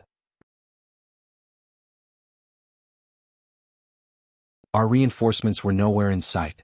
Cyril turned his head around and looked at Thales. His gaze was unfocused, as if he was staring at the air behind Thales.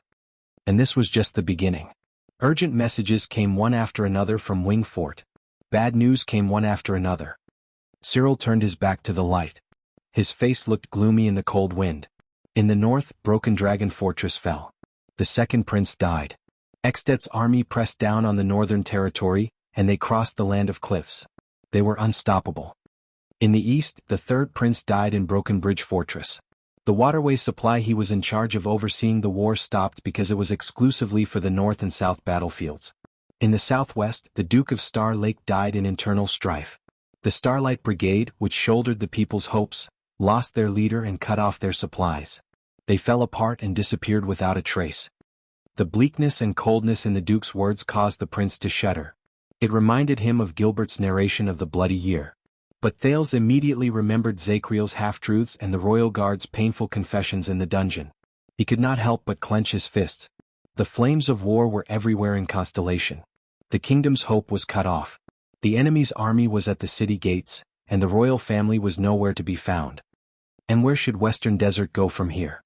The suzerains of Western Desert held a meeting in Blessings Town, and many of them harbored ulterior motives.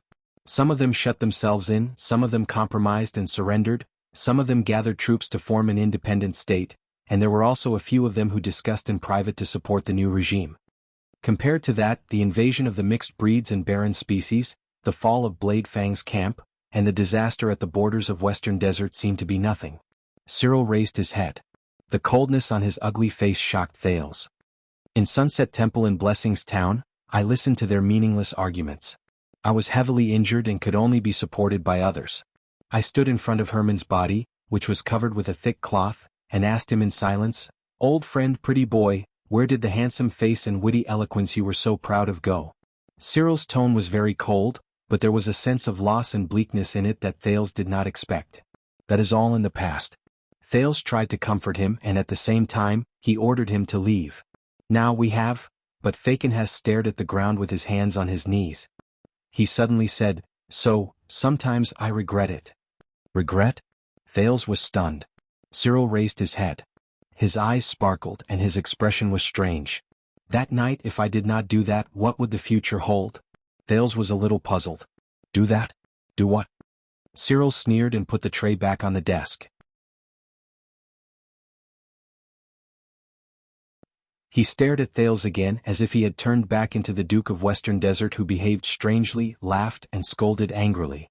"That night, if I didn't secretly let the assassins from Shadow Shield into the camp, put them in front of Herman?" At that moment, Thales' heart skipped a beat. It was as if all the hairs on his body were standing on end. "Put the assassins from Shadow Shield? Put them in," Cyril said airily. "Then what will happen in the Bloody Year?" Everything was still. It was as if the sin of Hell's River had taken effect again. Only the sound of the fierce wind outside the window reminded him of the passing of time. Thales was like a frozen ice sculpture. He stared at Cyril without moving. In front of him was the terrifying guardian Duke of Western Desert. Cyril Fakenhas did not smile, speak, mock, or provoke him. He only stared at Thales quietly, and he was incredibly calm. The cold wind outside the window grew stronger again, and it caused Fakenhas' robe to flutter continuously. On his robe was the symbol of the Fakenhas family skull with 4 eye sockets. It was incredibly eye-catching, and it was as ferocious as ever. It was as if it had come to life.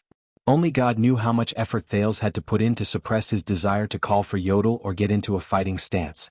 Only God knew. After a while, Thales uttered a word in a solemn, difficult and hostile manner. You. Cyril leaned against the back of his chair and narrowed his eyes. Me. His tone was calm and his posture was calm. Thales sucked in a deep breath. Both of them were still for a few seconds. Only the sound of the wind remained. Then Cyril put on a satisfied expression. Very good. The Duke straightened his back. His face, which was as thin as a piece of wood, finally showed a rare shrewd and solemn expression. We are finally talking.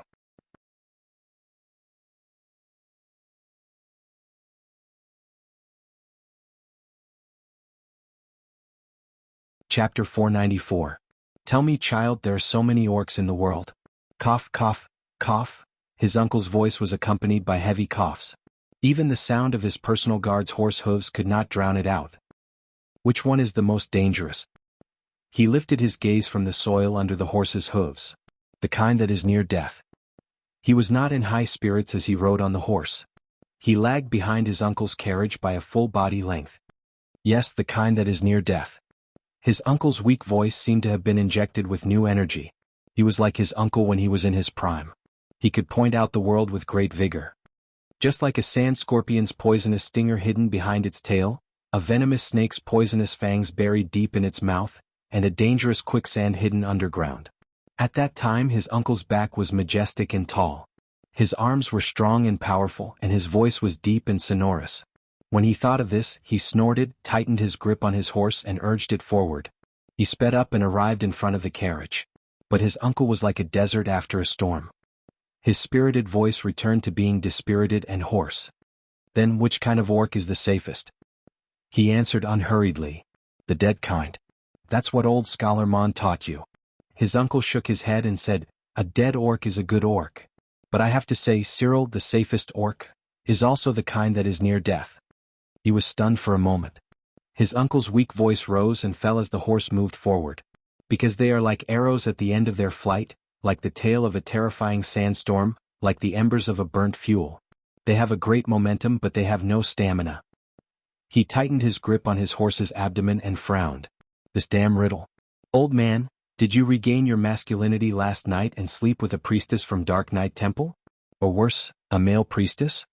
His uncle's voice fell silent for a moment. For a moment, only the sound of his personal guard's horse hooves could be heard. A few seconds later, all right. His uncle chuckled in resignation as he coughed. Perhaps this is why I like you. When he heard his uncle's coughing, which was worse than last week, his heart sank.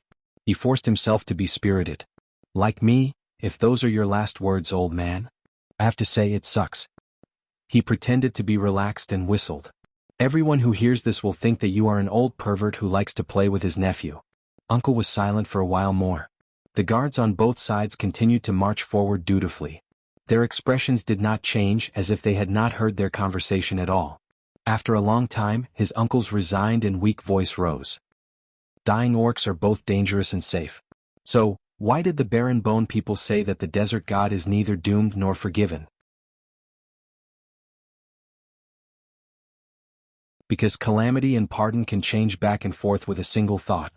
That's why we have to be on guard at all times. He scratched his ear helplessly. His uncle continued speaking, and he became even more solemn. The royal relatives of the Blade Edge Hill seem to have turned over a new leaf, but it's hard to change one's nature. Sooner or later they will make mistakes. On the surface, the fat profiteer of Donghai has a wide circle of friends and is kind and harmless, but he is used to changing the direction of the wind and burning the bridge after crossing it. The Land of Cliffs pretends to be arrogant, neutral, and selfless, but they're just a bunch of rats that rely on the natural defenses of the mountains.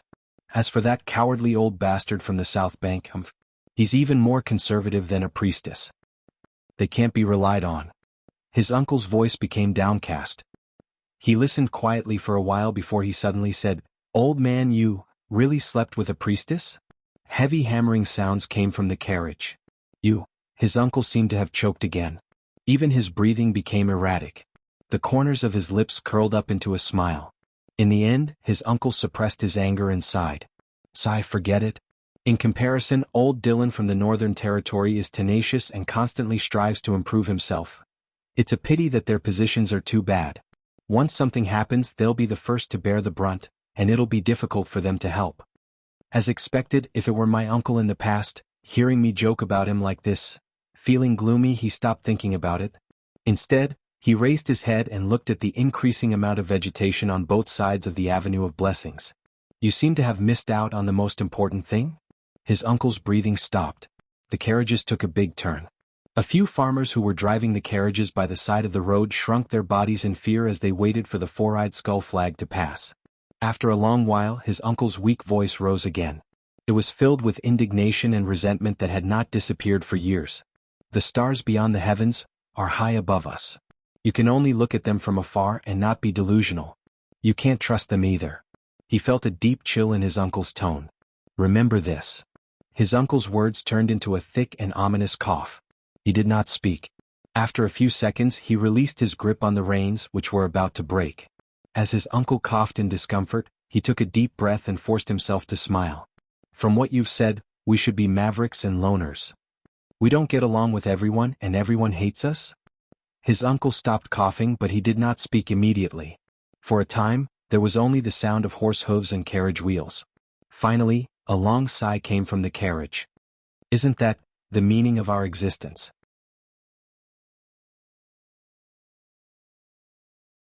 There was resignation but also relief. Duke Fakenhas opened his eyes. Before his eyes, the prince was staring at him nervously. Thales's arm was stiff behind him. He pressed down on the dagger under the blanket.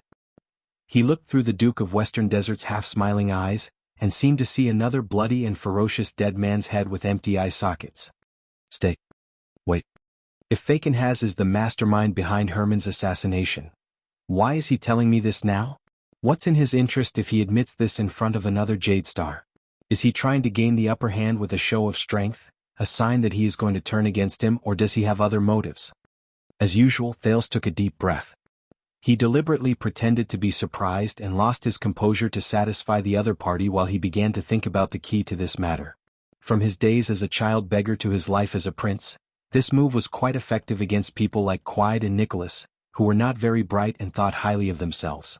It was even effective against people like the annoying Ian and Monty, the Raven of Death, who were as cunning as ghosts. They could always gain a sense of superiority from Thales' panicked behavior, and from there, they would reveal their greatest weakness in their contempt and satisfaction. After going through so many ups and downs, this was already Thales' most familiar instinct. He was so familiar with it that he could not even tell when his loss of composure was real, and when it was a deliberate act. But there were times when this move failed. Such as when he faced King Chapman in the carriage. Such as, now. What? Are you living too comfortably in Northland? You're already scared? The Duke of Western Desert's contemplative words rose again. He stared at Thales, who seemed to be stunned by the shock and seemed to be a little dissatisfied. "How about this?" "Which one?" Before Thales could think too much about it, he saw Cyril stretch out his hand and hold the handle of his walking stick, long sword. The prince shuddered. Asterisk whoosh. Asterisk as the sound of metal rubbing against leather rose, the blade was unsheathed, and it drew a silver arc in the air. Such asterisk T. The sin of Hell's river flooded his nerves. Thales instinctively flipped off the bed and rolled on the ground. What kind of joke is this? He got up and bent his knees when he was a safe distance away from the silver light. He held his dagger horizontally and got into the iron body style. Thales looked at Cyril Fakenhas, who was still sitting calmly on the chair. The long sword that had just been unsheathed was in the Duke's hand. As the Duke turned his wrist slightly, the sword slowly drew an arc in the air. It was filled with coldness, and its presence was awe-inspiring. There was a faint sense of intimidation. Very good. At least you are not as cowardly as you appear. Cyril smiled eerily, completely ignoring the prince's pale face. What's going on? Thales stared at Cyril in disbelief. He turned against me just like that? But there was another thing that concerned Thales even more. Yodel, who was hiding in the dark, was still silent. He did not react even when he saw that Thales was in danger. What's going on? Is that guy really angry because of what happened just now? The kind that can't be coaxed? But just as Thales thought of a way out of this with a headache, a familiar hoarse voice rose softly in his ears. Calm down. The masked protector's voice was faint, almost like a mosquito's, but it made Thales relax his tense breathing. It's not him. It's not him. The familiar voice made Thales' heart fall back into his chest. It's not him. But at that moment, when he saw Cyril's malicious smile, Thales seemed to have grasped something. This was Blade Fang's camp, the territory directly under the royal family. A considerable number of regular soldiers were stationed here. The legendary wing was at the side and King Kessel was at the back, taking the blame and threatening the prince. No matter what, Falkenhass should not have done this. The prince's thoughts were interrupted because of his battle stance. He took a few deep breaths and forced himself to think from the beginning. Then why, it was not him. After Yodel's reminder, Thales, who seemed to have figured something out, immediately asked. However, he did not dare to relax his fighting stance for even a moment. Are you the murderer or not? Cyril stared fixedly at him. The long sword in his hand was extremely steady, and his eyes were shining with extraordinary splendor. Finally, in the tense confrontation, the Duke of Western Desert chuckled and shook his head. Looks like you don't know. Under Thales' solemn expression, Cyril's cold smile slowly faded away. The Duke placed the long sword across his knees and played with it slowly. He did not look at Thales again. I don't know? The confused Thales took a deep breath and slowly exhaled. You said that you placed the assassin in front of Prince Hyman? The prince gritted his teeth and asked. But why? Falkenhass did not turn his head. He only stared fixedly at the exquisite long sword on his knees. Because that is his wish. Thales' question came to an abrupt halt. His will. This time, before Thales could ask further, Duke Cyril answered softly. His voice drifted, and his emotions were complicated. He was the one who took the initiative to find them. Find those assassins, Shadow Shield. Thales was stunned. However, Hyman? And Shadow Shield? Thales understood the Duke's words, and he immediately widened his eyes. 18 years ago, Cyril said faintly, Hyman came to me and asked me to do my best to help him avoid the personal guards from the Royal Guards and Jadestar personal guards, and complete his private meeting with some unfamiliar guests. More than once. Avoid personal guards. Unfamiliar guests. Cold wind blew into the room, causing the Duke of Western Desert's leather robe to flutter slightly. His gray hair fluttered lightly. The wind also brought up endless dust. Under the sunlight, countless particles that flew to and fro in a strange manner tumbled about in the air. Cyril's eyes were still spinning, and there seemed to be light in them. Until, the last time.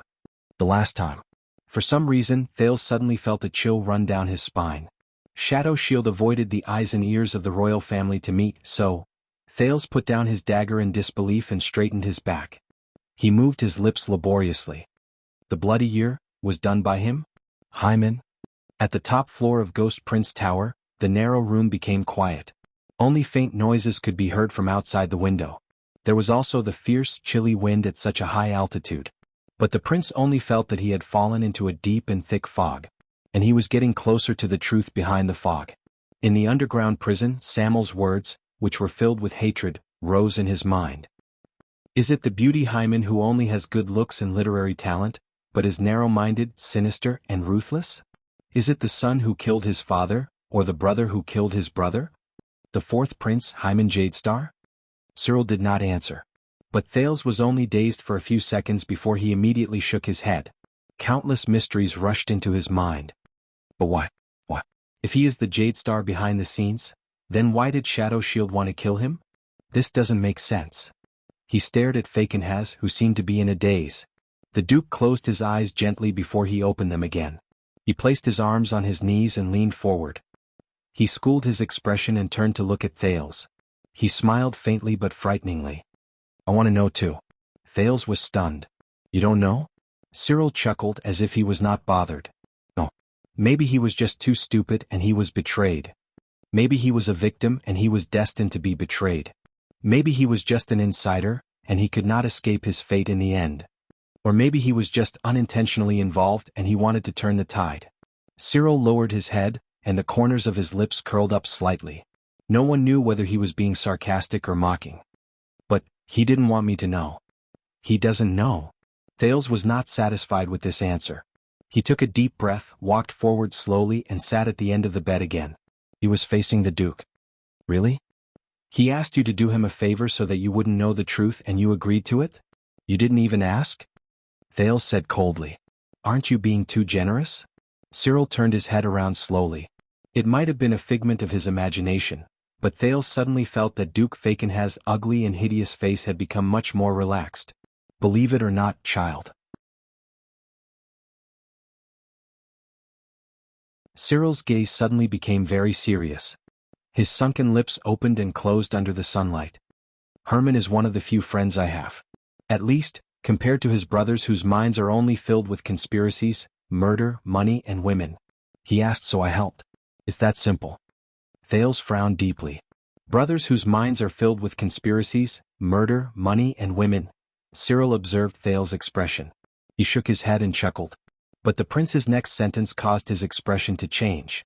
Is this related to Prince Horace? Thales relaxed his eyebrows, but the seriousness in his eyes was at its peak. The reason why Herman went to Shadow Shield, but died in their hands in the end? At that moment, Fakenhas's expression froze. Horace. He stared at Thales. His face was still ugly and hideous, but he no longer had that playful look on his face. Why do you ask? Thales exhaled and answered him with another question. And you, why did you tell me this 18 years later at the place where Herman died?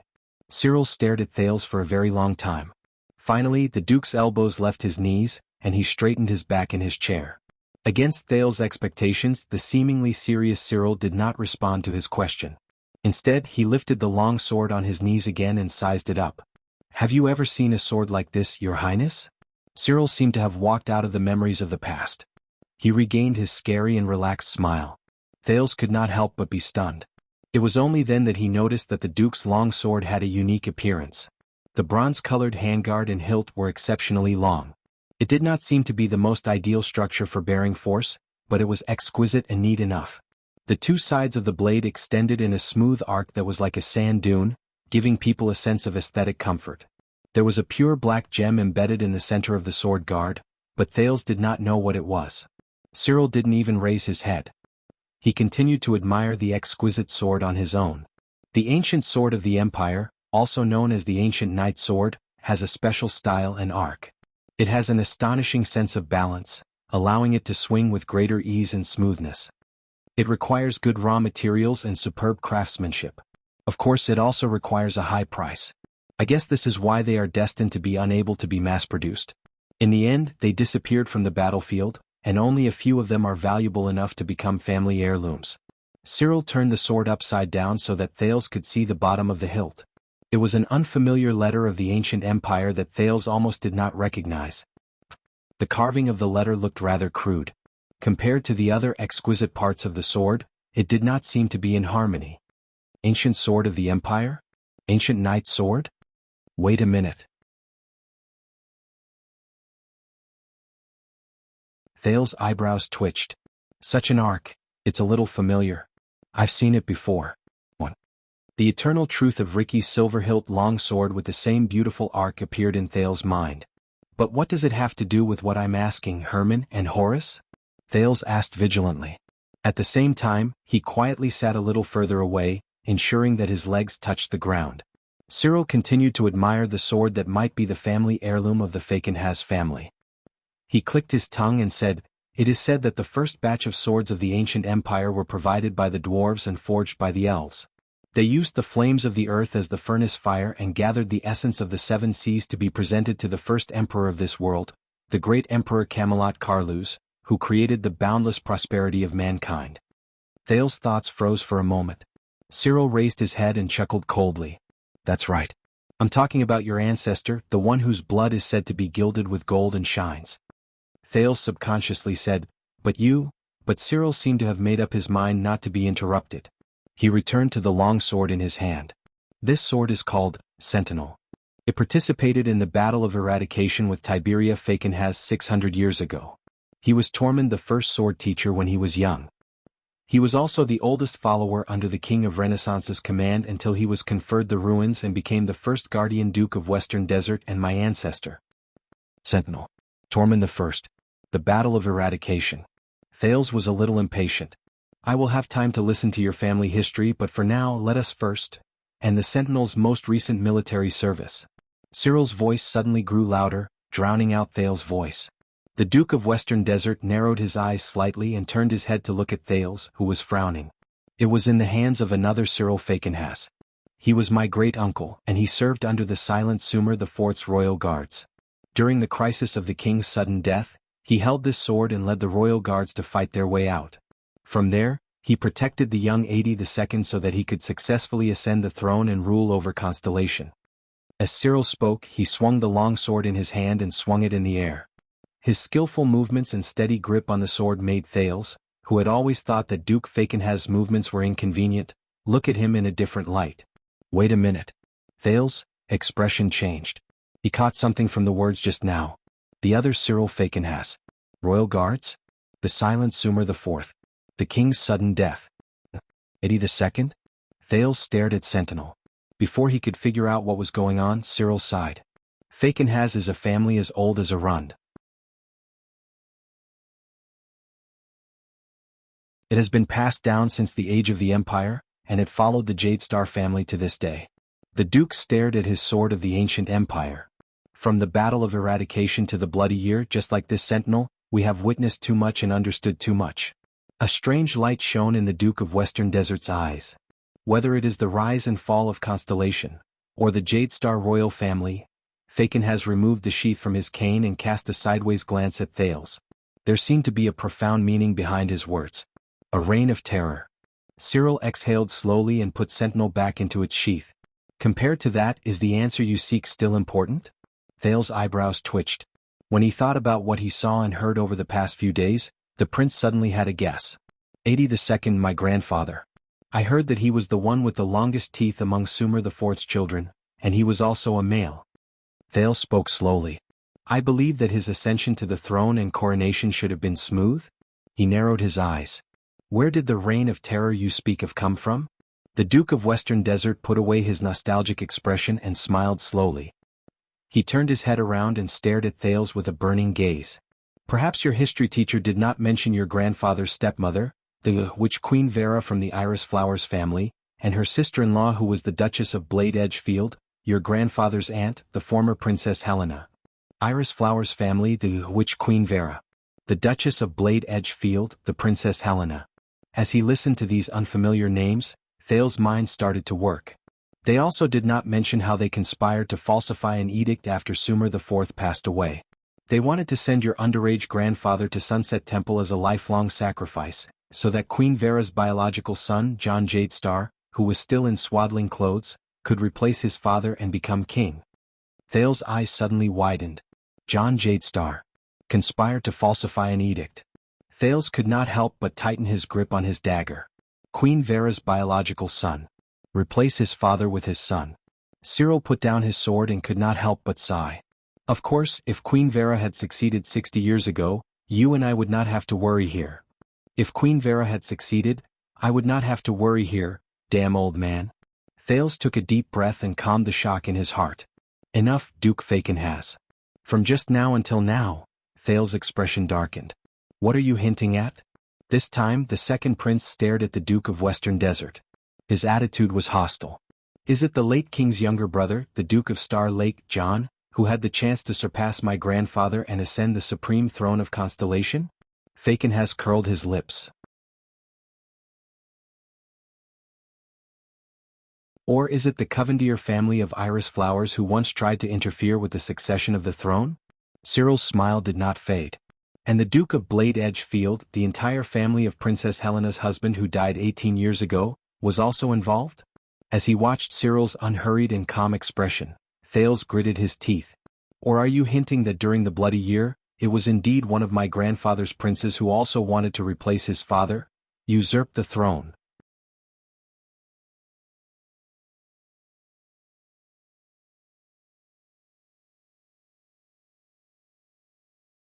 Chapter 495.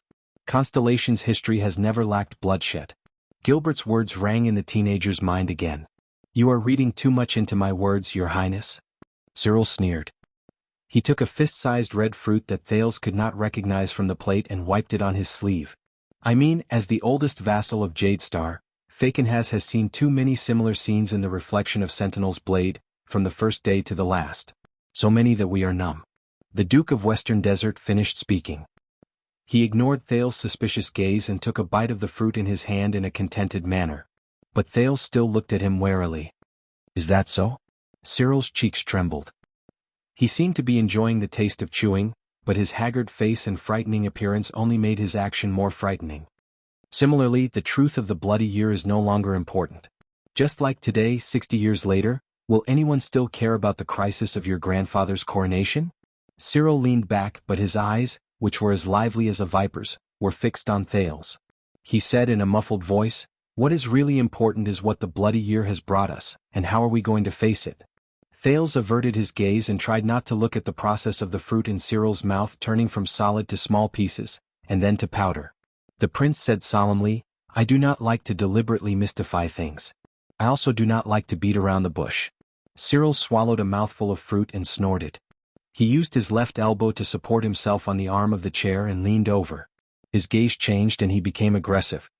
Then perhaps you are not suited to be a Jadestar. Thales turned his head slowly and looked at him. Cyril still maintained his teasing gaze, which was half genuine, while the prince's expression was calm. They stared at each other in silence. There was an indescribable feeling in the air. A few seconds later, Thales lowered his head slightly and stared at the Duke from a strange angle. He said in a low voice, My father knows, doesn't he?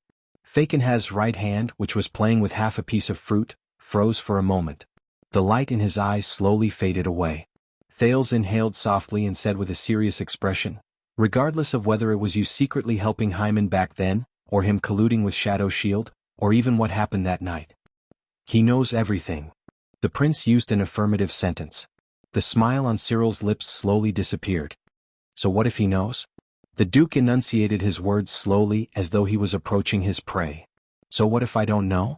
Thales exhaled. He understood. You just threw out those secrets layer by layer, from Hyman to Shadow Shield. Thales raised his head. His gaze was firm and resolute. It's to test me, to see how much I know and to see how much my father has told me. Cyril said nothing. But at that moment, his gaze on the prince became even sharper. And the reason you did this? Thales did not continue speaking. He only stared at the Duke with a burning gaze. This was to test King Kessel's trust in his heir. They wanted to test the foundation of the Jadestar royal family. After a long while, Cyril smiled faintly, turned his body sideways and pointed at Thales. As I said, we're talking. Thales' expression became even more solemn. The teenager lowered his head and followed the Duke's words. So, according to what you said, aside from the details and the truth, what did the bloody year bring us? Cyril smiled. He did not answer Thales' question directly. Instead, he tilted his head and took another bite of the fruit in his hand. I heard that Baron Williams found you first, Your Highness. He chewed and said in a muffled voice, What do you think of him? Thales' eyebrows twitched. Williams? What do I think of him? Thales' first thought was the scene of the man tying him to the saddle. The teenager shuddered a little and tried hard to chase the image of him riding a horse with him out of his mind. The Baron is but the moment he opened his mouth, he was suddenly at a loss for words. The Duke of Western Desert did not panic. He waited for Thales' reply with great interest. Roman's murderous eyes appeared in Thales' mind, along with his unapproachable face when he said, If you interrupt again, I'll kill you. The prince felt suffocated. How can I praise a person I can't find any good points about against my will? Desert God above, I can't possibly praise him as cute, can I? The prince coughed softly and tried his best not to let his expression change too much. I think he's very, well, he leads his troops well, commands calmly, and Thales was stuck on the next adjective. Cyril did not look at him. He only snorted softly and did not comment. Thales, who had been racking his brains, remembered something and quickly added, and, he's extremely skilled and has an extraordinary appearance? Thank you, Desert God. I finally found a good point. Cyril snorted and nodded. He turned around and spat out the core of the fruit in his mouth. He tugged at his face, twitched his dented lips, and glanced at Thales with narrowed eyes. Alright, I have to admit. Even though he was slowly getting used to the Duke's face, Thales still felt goosebumps when he was stared at. Cyril sneered. Williams, that guy is indeed better looking than me, he smiled and raised his right hand.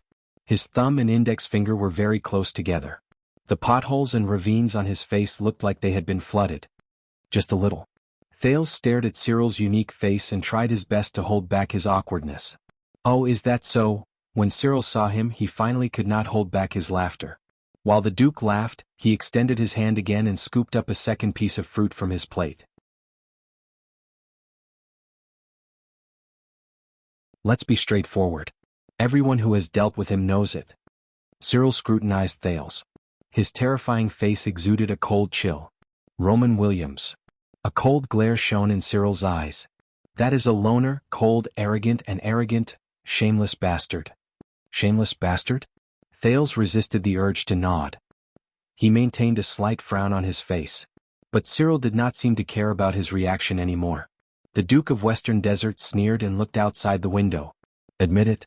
Since the first time he enlisted in the army during the Bloody Year, he has been more annoying than an ignorant and fearless brat, more irritating than a rude and unreasonable bully, more feared than a ruthless hooligan, more hated than an exploitative tax collector, and more disgusting than an arrogant tyrant. Thales sucked in a breath. He could not help but think of the legendary Wing's condescending look. The Duke did not care about his demeanor at all. He stared outside the window with a sharp and disdainful gaze. He seemed to have remembered something. All those who have dealt with him have suffered at his hands. That damn hot-tempered temper, that condescending look, that damned and hateful habit. He's just short of carving, IMAF King idiot on his face. Thales quirked an eyebrow and listened to Cyril's vulgar words. Maybe the Baron is just not sociable, Duke Falkenhas snorted coldly.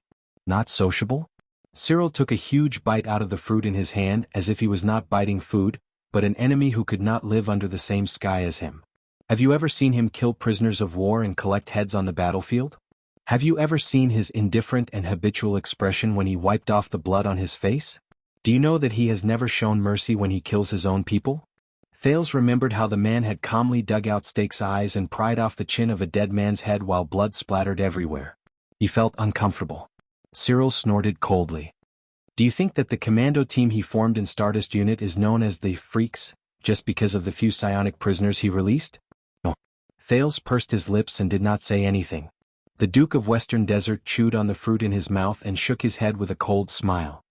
That's because Roman Williams, the legendary Wing, hides under that beautiful skin of his is someone who does not understand the rules and does not care about benefits. He has neither sympathy nor loyalty. He has a strange temper, an unfathomable personality, is indifferent and cruel, and has strange interests. His way of thinking and logic are different from normal people. He is far from what we can understand, and he is far from what Renaissance Palace can command.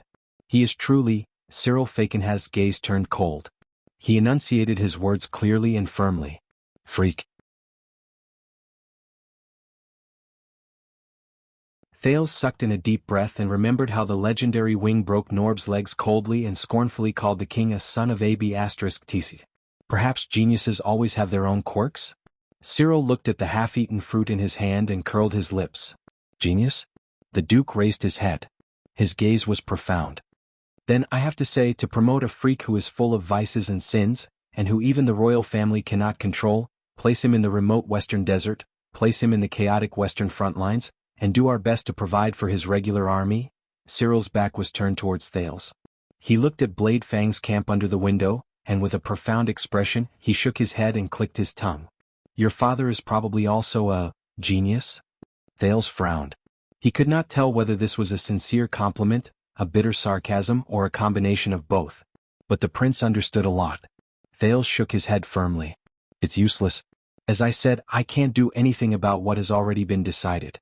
You can't take back Blade Fang's camp from me, and you can't take back what you lost from my father. He had an indifferent expression on his face, as if he was 1,000 miles away from others. And you should leave. This is my meal time and I'm not used to sharing it with others. But against Thales' expectations, in the face of his obvious and resolute refusal, Cyril did not retort with a negative attitude, nor did he use his usual tone to mock and ridicule him. The Duke's expression relaxed. He did not smile, nor did he speak sarcastically. He just sat up straight and looked out the window quietly. Blade Fang's camp? What we lost. Your Highness, have you ever seen the former Western Desert? He stared at the bustling crowd under the window. Thales looked at Cyril's side profile and suddenly felt that Duke Fakenhas was a little absent-minded at that moment. The former? The Duke snorted. He seemed to have remembered something, but he shook his head slightly. Do you know, 18 years ago, when I had just become the Duke, I received the General Edict of Constellation and rushed to Eternal Star City without stopping to listen to your grandfather's call to quell the rebellion with 18 other people? I never thought that Western Desert, which gave birth to me and raised me, would be the next. Thales' expression changed and he sank into deep thought. 18 years ago. General Edict of Constellation. Call to quell the rebellion.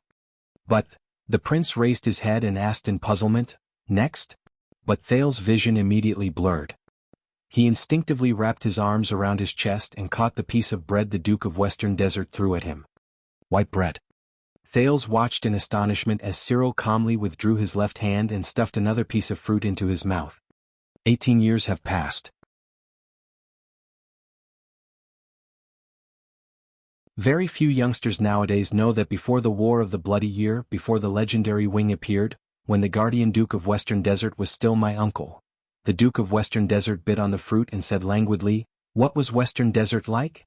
Thales pursed his lips and furrowed his eyebrows. He looked at the Duke, who was obviously reluctant to leave. He opened his mouth in exasperation and resignation and bit into the soft and exquisite white bread. At that time, the ruler of this place, the Baron of Blade Fang's Bar, Garrett Lummen, was an important vassal and guest of my uncle. He often went to the ruins of wastelands and could be said to have grown up with me. We were like brothers. The Duke smiled as he watched the teenager pull his face out of the bread in displeasure, but his gaze gradually froze. At that time we enjoyed a rare peace with the Great Desert. Peace? Thales, who was trying his best to tear the bread apart, paused. Fakenhas spoke slowly. If we don't go in, whether it's the 8 great tribes of the Orcs or the 5 great tribes of the Barren Bone people, won't come. Our patrols and taxes follow the rules, and their plundering and herding have their own rules. They look at each other from afar, stay vigilant in silence, live their own lives, mind their own business, be fair, tacit, and natural. He allowed countless traveling merchants, herdsmen, mercenaries, and adventurers to freely enter and leave the desert. He allowed them to interact with desert bandits, exiles, orcs, barren bone people, and even those who came from the other side of the desert. They traded, competed, fought, clashed, and merged with each other, writing their own stories. While Thales chewed on the bread, he frowned and thought of Tampa, the owner of my home. He remembered the history of Blade Fang's camp that he once told him. It was the age of mercenaries. By the way, what happened to Tampa? At that time, there were even desert residents who longed for civilization who migrated to the Western Desert. When I reached the age of riding a warhorse and started patrolling the desert, I could still often see barren breeds coming and going at the borders. If you are courageous enough to step into the desert with the caravan, you will have a chance to see the face of the enemy of mankind. It is not strange to see the merchants haggling with the seemingly ferocious gray mixed breeds while pointing fingers at them and pointing fingers at them, causing their faces to turn red. The Duke's voice was different from his usual shrill and piercing voice. It became calm and smooth. There was a slight tremor in his breathing, as if he was trying his best to endure something. Barren breeds. Gray mixed breeds. Thales first thought of Mickey, the barren bone man from Dante's Greatsword, then Raphael, who had dark red eyes. And the extraordinary orc who gave him his coming-of-age name, Kandarl Nushin. There are even merchant groups who set up fixed trading days in the Great Desert, just like the markets in our countryside. It is said that there are even merchant groups who found a magical trade route that is said to connect countless oases to the depths of the desert. They can even reach the Golden Passage, which proves that the area of the Great Desert is not smaller than the constellation that we are so proud of. There was an indescribable smile in Cyril's words, as well as a reluctance to part. Have you heard of the bardic poems of the 3 heroes of dawn who seek dragons in the desert? Have you heard of the story of Caligri, the desert city where countless treasures are gathered? Have you heard of the legend of the ancient battlefield in the desert of God of War from the Barren Bone people? Have you heard of the terrifying story of the evil god who hides under the yellow sand devouring everything in the world? Have you heard of the legend of the empire's countless treasures buried deep in the desert? At that time, they were all exciting stories that originated from the mysterious Great Desert. Countless people set out from here, entered the desert and brought them out. They brought them back to the western desert, brought them back to Constellation, and became legends that were passed down through the ages. Bardic poems, stories, legends. The former desert and western desert. Thales listened quietly. For a moment he even forgot to eat his bread. The Duke sighed. The people of the western desert and the residents of the desert are like this. We are wary of each other, but we also need each other. Sometimes there are conflicts, but sometimes we cooperate. We maintain the strange but interesting ecology, enriching this land that has been dry for 1,000 years. The room was quiet for a few seconds. In the desert there is an old saying among the people who worship, or rather fear, the desert god. Fakin has said airily, the desert god has no disasters, but the world has disasters. Thales' eyebrows twitched. He instinctively followed suit. The desert god is merciful, and the desert shall be pardoned. Cyril's eyes lit up. He seemed to be surprised that Thales knew this saying. So you already know. The Duke smiled softly. If the desert god did not have to take the initiative to send disasters, the mortal world would have long been filled with disasters. There is no need for the desert god to personally pardon us. The existence of the great desert is already its greatest tolerance. Cyril's face showed a look of lament. Do you feel it? The desert god reflected in this saying is neutral, detached, indifferent, and sees through all things, just like the great desert itself. Thales did not speak. He only remembered the warning the Baron Bone Man, Raphael, gave him before he left Dragon Cloud City. But at that time the Baron Bone Man explained the meaning of this saying to him. There is danger everywhere in the terrifying desert. The weak fear disaster and the lucky seek forgiveness. Only those who abandon weakness and luck at the same time can find a foothold in the merciless great desert. But in comparison, Duke Cyril's explanation for this proverb that sent chills down people's spines seemed so... balance? Impartiality? The Duke continued to speak. It sounded a little erratic in the narrow and bright room at the top of the tower, which was invaded by the cold wind. If the outside world is an endless chaos and disasters, it is fine. Because no matter what kind of disaster it is, when it reaches the desert, it will be buried by the endless sun and the sandstorms that have lasted for 1,000 years. If the outside world is peaceful and luxurious, it is fine. The daily conflicts, bloodshed, and cruel ecology in the Great Desert will allow you to learn everything you need to survive. The Duke of Western Desert narrowed his eyes. It is not comfortable because its tolerance is only one side of it. But it is not scary because its cruelty is just right. While Thales was deep in thought, Cyril threw away the fruit core in his hand. His eyes shone with a sharp light. Let the world be flooded. Only the desert remains cold and warm. The Duke exhaled a long breath and turned to look at Thales. He seemed to have regained his senses. Thales quickly lowered his head and pretended to be unbothered. He continued to deal with his bread. But Cyril was not bothered. When I was young, I stood in Western Desert, on the land passed down by my ancestors, and faced the endless horizon of the Great Desert. This is what it told me. That is my memory of Western Desert, the place where I was born and raised. But in the next second, the Duke of Western Desert's tone changed. But, Cyril's eyes shone with coldness and Thales could not help but frown. Look at me now. At that moment, Thales felt a sense of heaviness and stagnation, as if it had gained physical form. The Duke's voice became sharp and ear-piercing again, and it made people instinctively want to cover their ears. After the bloody year, the royal family took control of Blade Fang's camp and turned this place into a purely military stronghold. It followed rules that were completely different from those in Western Desert and the desert. There was no fairness, no tacit understanding, and every time the regular army gloriously attacked the desert, the situation became worse. Thales frowned slightly and remembered the conflict between the regular army and the recruited soldiers. The desert that used to be a wilderness has become a dangerous war zone. The number of merchants has dwindled, the mercenaries are no longer glorious, and the barren species have disappeared from the border. The once noisy and lively border has become filled with danger and dead silence. All the rules have been destroyed, leaving only chaos and blood.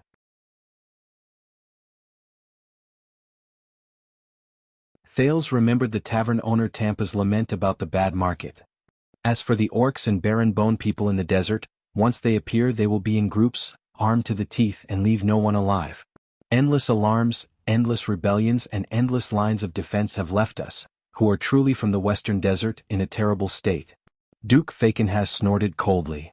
Only the legendary Wing's crimson stardust flag flutters high in the sky every time he patrols the desert, leaving behind the glory of the royal family and the blood of the Western Desert.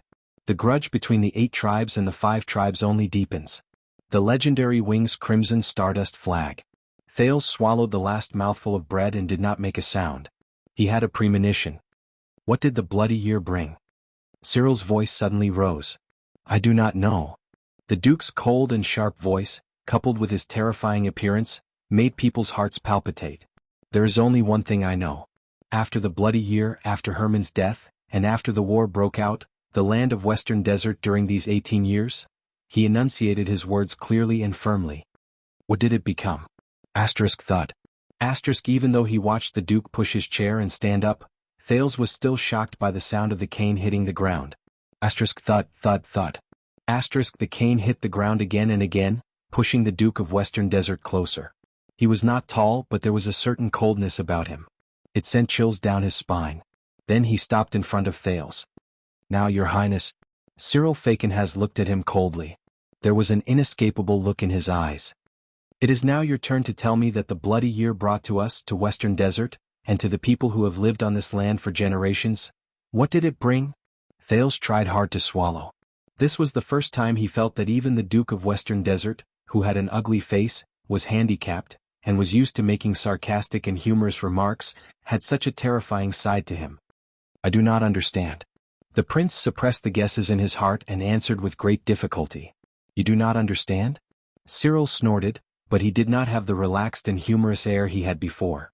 Or do you not want to understand? His withered face was like a skeleton that had been dried out for a long time.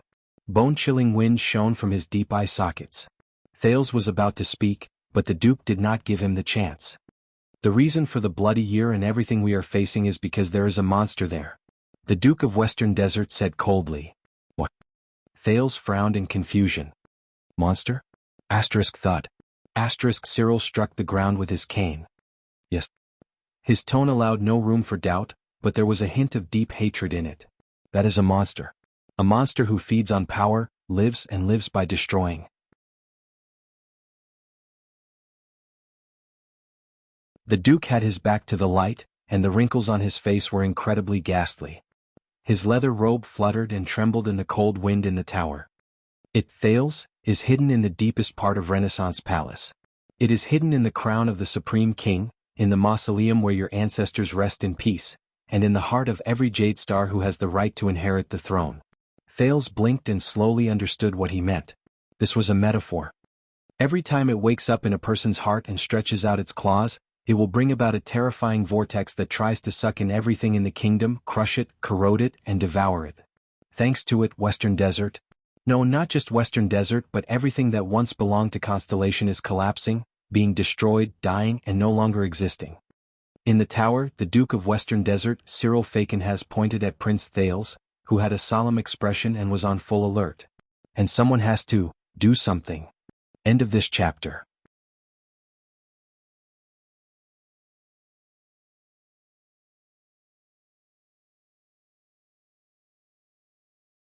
Chapter 496.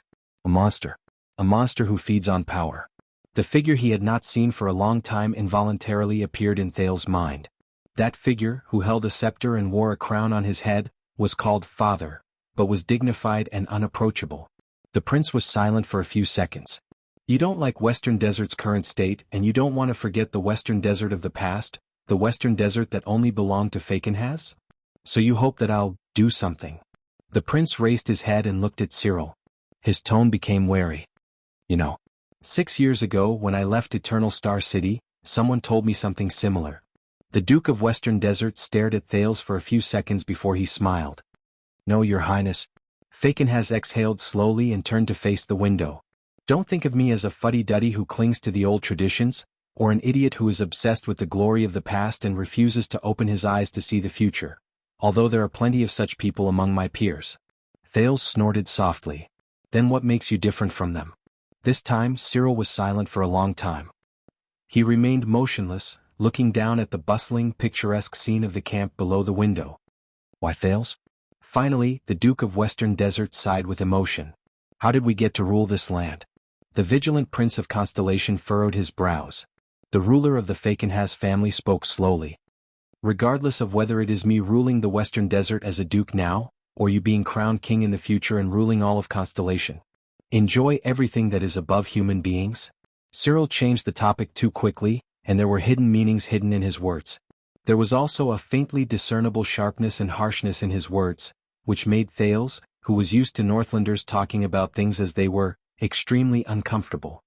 Is it because we, as rulers, are wise and farsighted and have unparalleled strategies? Or are you like the Northlanders who have the courage to be the first? The prince stood in front of the window, his gaunt figure silhouetted, rooted to the ground. Or is it because you are kind-hearted and care about the people? Or is it the glory of our ancestors, passed down from generation to generation? Cyril changed the topic and revealed his favorite sarcastic tone. Could it really be the will of the heavens, the hope of the masses? And the stuff that runs through your veins can really sparkle? As usual, the Duke did not finish his sentence. He stared at him as if he was waiting for a good show. The teenager was silent for a few seconds. Finally, Thales sighed deeply. From the beginning until now. Who taught you to speak like this, Duke Fakenhas? Does he specialize in teaching idiots? What? Cyril's smile froze. After sighing, Thales shrugged in resignation. You know, I didn't realize until today how much I hate rhetorical questions. Rhetorical question? The Duke's expression became even more confused. But the prince no longer listened to Cyril's words. Instead, he looked at him indifferently. A small hint, Duke unwelcome. Whether it is a discussion or a negotiation, a sarcastic rhetorical question may seem to enhance your tone, but in fact, it will only make you look like a flirtatious and entertaining clown. Except for highlighting your self-righteousness with your tone, it is of no help in conveying effective information. As he listened to Thales' expressionless reply, Fakenhas' face slowly stiffened. If you have an answer, say it with certainty. If you do not agree with it, finish it with the word, no. Because aside from stirring up emotions, no one is interested in understanding what kind of *T you are saying with rhetorical questions. Once Thales finished speaking, he stabbed his dagger into the headboard of the bed. The room was quiet for a long time. For a period of time, only the sound of cold wind could be heard. Cyril glared at Thales as if he was meeting him for the first time. The corners of the Duke's lips curled up a few times. He wanted to say something but stopped. He seemed to be at a loss. Thales, on the other hand, crossed his arms as if nothing had happened. With an innocent expression, he tilted his head and pursed his lips as he waited for Cyril's answer. Finally, Cyril closed his eyes and lowered his head. He let out a long sigh. This is why I do not like Northlanders. No. But Thales raised his eyebrows and continued Cyril's sentence. This is just why you are unwelcome. Cyril paused again. He was momentarily speechless. Continue. Why are we able to rule? Thales exhaled when he finally felt comfortable with his words. He sat on the bed, leaned against the wall and spread his arms in satisfaction. Don't let me interrupt you. Cyril sighed softly in his heart. Didn't you interrupt me a long time ago? The Duke was silent for a while before he spoke again. Truth be told, I do not think that we are able to rule because of these reasons, Thales. Not at all. Thales' heavy voice rose into the air again. Very good. Cyril froze again. I am very happy that we can finally start talking. Thales raised his index finger at him with a pleased expression. It is not difficult to speak properly, is it? Continue. Cyril, who had just gathered his emotions, felt stifled again. The Duke sighed slowly. He began to realize that the teenager in front of him was no longer the illegitimate son from 6 years ago who clenched his fists, blushed, forced himself to pretend to be a prince, and showed off his intelligence in front of the suzerains. He was Thales Jadestar. The stars beyond the sky. When he thought of this, the Duke turned his body slightly. His unpleasant face reflected a cold, faint light. Prince Thales.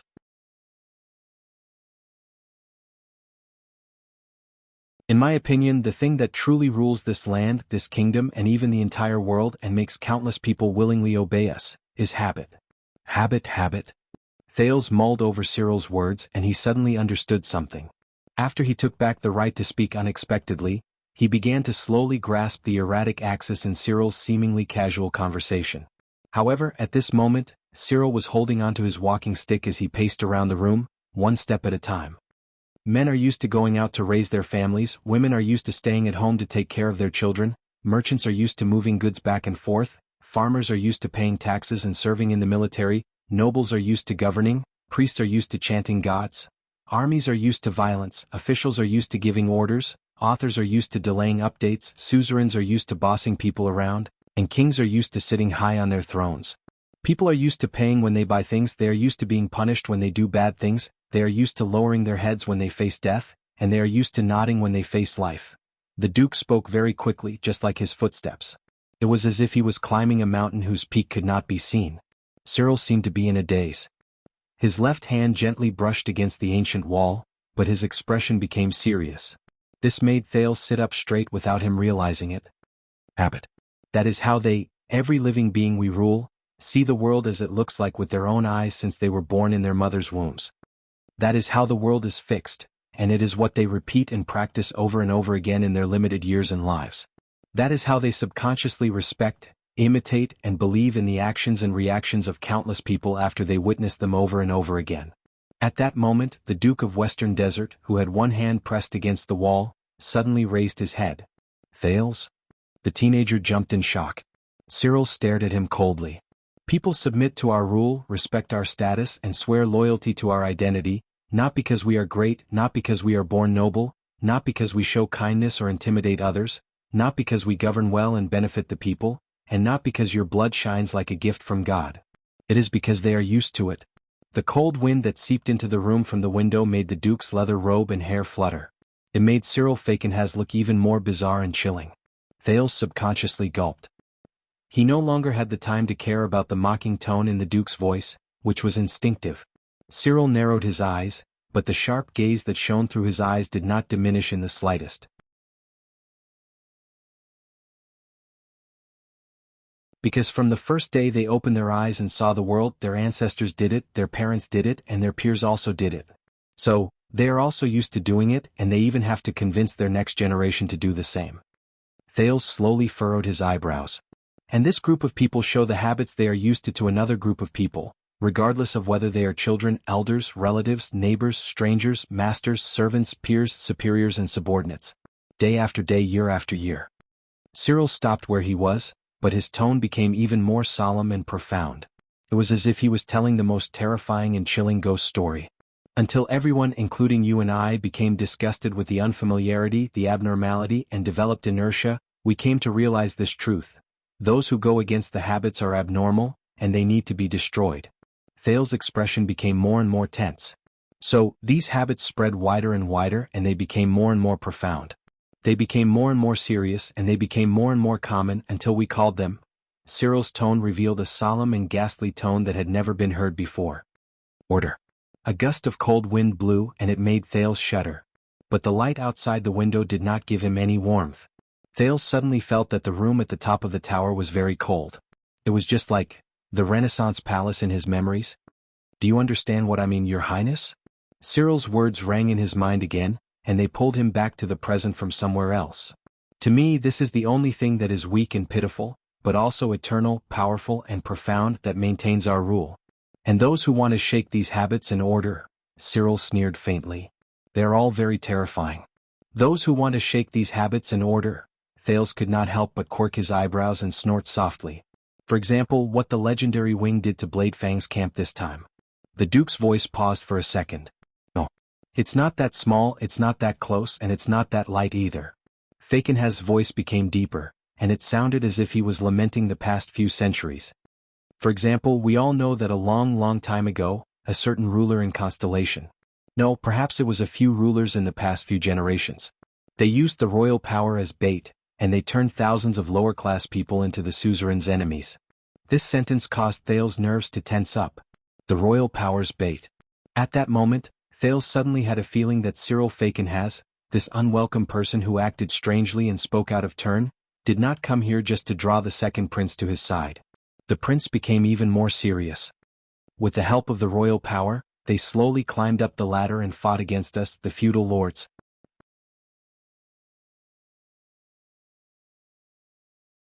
Cyril slowly walked back to the window and looked at the desert camp under the window again.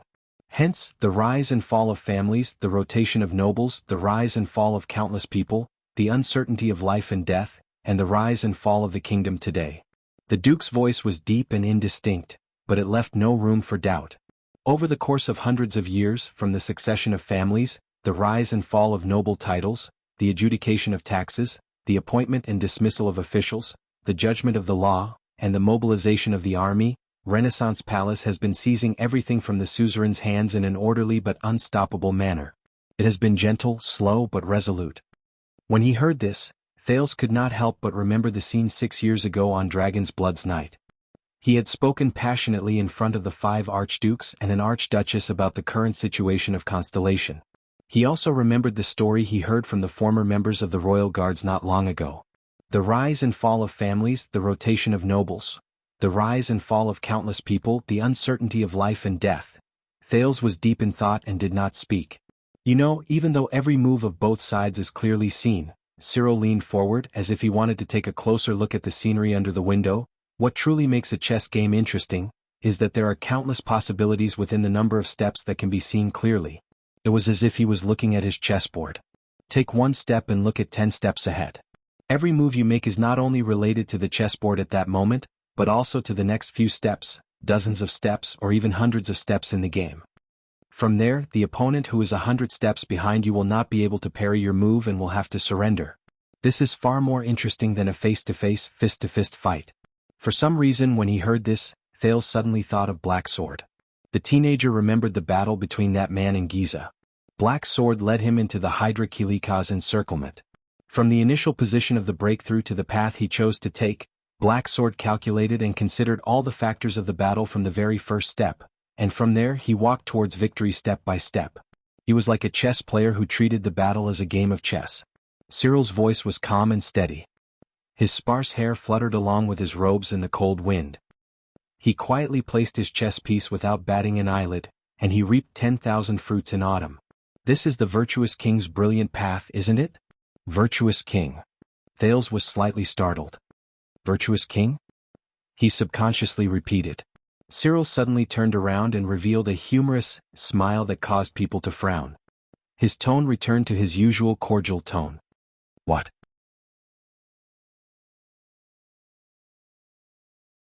Do you really think that after so many years, from the ridiculous national conference to the wretched Wang family's bank, no one, no matter how stupid and slow-witted we are, can really not see through it? Thales' heart sank. The Duke raised his head and narrowed his eyes. Just like me, many of us are well aware of this. But there is nothing we can do. I know it. There is nothing we can do.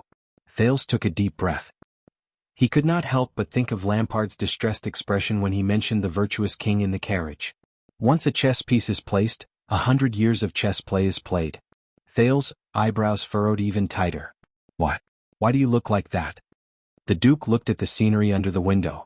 He was rather absent-minded. The old crow said in his letter that you are quite interested in the virtuous king, am I not? Thales shook his head. The prince's words came to an abrupt halt. Wait. Thales realized something. His eyes widened abruptly. The old crow? The prince looked up abruptly and cried out involuntarily. You know him? Know him? Prince Thales. Cyril's laughter traveled along with the sound of the wind. When Merrill Hicks set off from Dragon-Kissed Land, passed through the 3 kingdoms of the Mystery Sea, entered Constellation, and traveled thousands of miles north to Ekstedt, who did you think sent troops to escort her through the desert? Thales was stunned. Merrill Hicks crossed the desert and went north to Ekstedt. But how did the Duke of Western Desert of Constellation and the old scholar from Enlenzo Dukedom know each other? Cyril seemed to have sensed his doubts. The Duke heaved a long sigh. There was a hint of nostalgia in his unpleasant voice. When I was young and mischievous, I once had a special scholar teacher from Dragon-Kissed Land. Thales' ears twitched. When he said this, the Duke shook his head and laughed. Then my uncle discovered that his scholar qualification was fake. In his rage, he stripped Hicks naked and threw him into the great desert. Ah, what a nostalgic youth. Thales blinked and took a few seconds to sort out the cause and effect. That means, the guardian Duke of Western Desert and the old crow Hicks? The surprise on Thales' face became even more obvious. Putray said that the old man had been the teacher of many important people. It seems that he really isn't bragging? You and I, Your Highness, we are connected in many ways that cannot be seen by others. The Duke of Western Desert's laughter grew louder until he turned away from the window. Cyril spoke in a seemingly casual manner. As for your question about who taught me to speak like this, and whether he specializes in teaching idiots, Duke Fakenhas slowly narrowed his eyes. At that moment, Thales suddenly felt his face stiffen. Thud. Cyril's walking stick hit the floor loudly. I believe that Hicks has certainly taught idiots before. What do you think?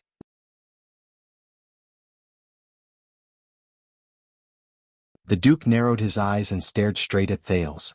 There was a malicious look in his eyes that could not be concealed. Your Highness? At that moment, the air in the room seemed to have frozen. In the face of this question that he could not answer after a long while, Thales tried his best to pull away the expression on his face, which looked as if he had just eaten a fly, and forced an awkward smile. Damn it. Under the Duke of Western Desert's vengeful gaze, Thales changed the topic with great difficulty. I think I know what you want to do. Thales raised his head. He was slowly getting used to the man's seemingly casual manner of speaking, but in fact, his words were sharp. You are powerless against Renaissance Palace, so you are counting on me, a new king, to change the kingdom from the throne? But against his expectations, Fakenhas shook his head again.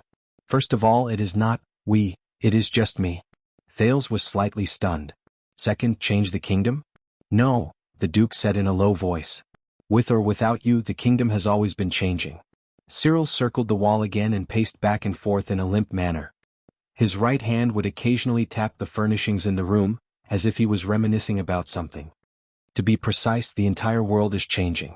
It is not just at this moment, not just 100 years ago, not just 600 years ago. The Duke of Western Desert's eyes shone with desire. From Black-Eye John's forceful mobilization of the suzerains in the kingdom with the might of the king, to bloodline breaker Sumer II's promulgation of the Inheritance Act, Tormund IV's appointment as the Sunset Sun ritual master, and creditor Alan III's adoption of the king's tax law. Until virtuous King Mindys III's unprecedented reform, and poet Adi I's action of gathering the nobles to reside in Eternal Star City. The master of the Fakenhas family put down his right hand and turned around again to face Thales. His gaze was dark. Until today, your father's iron-fisted rule that almost incited public anger. The world is changing every minute and every second, and it is not just limited to the virtuous king's generation. Thales felt very uncomfortable under Cyril's gaze.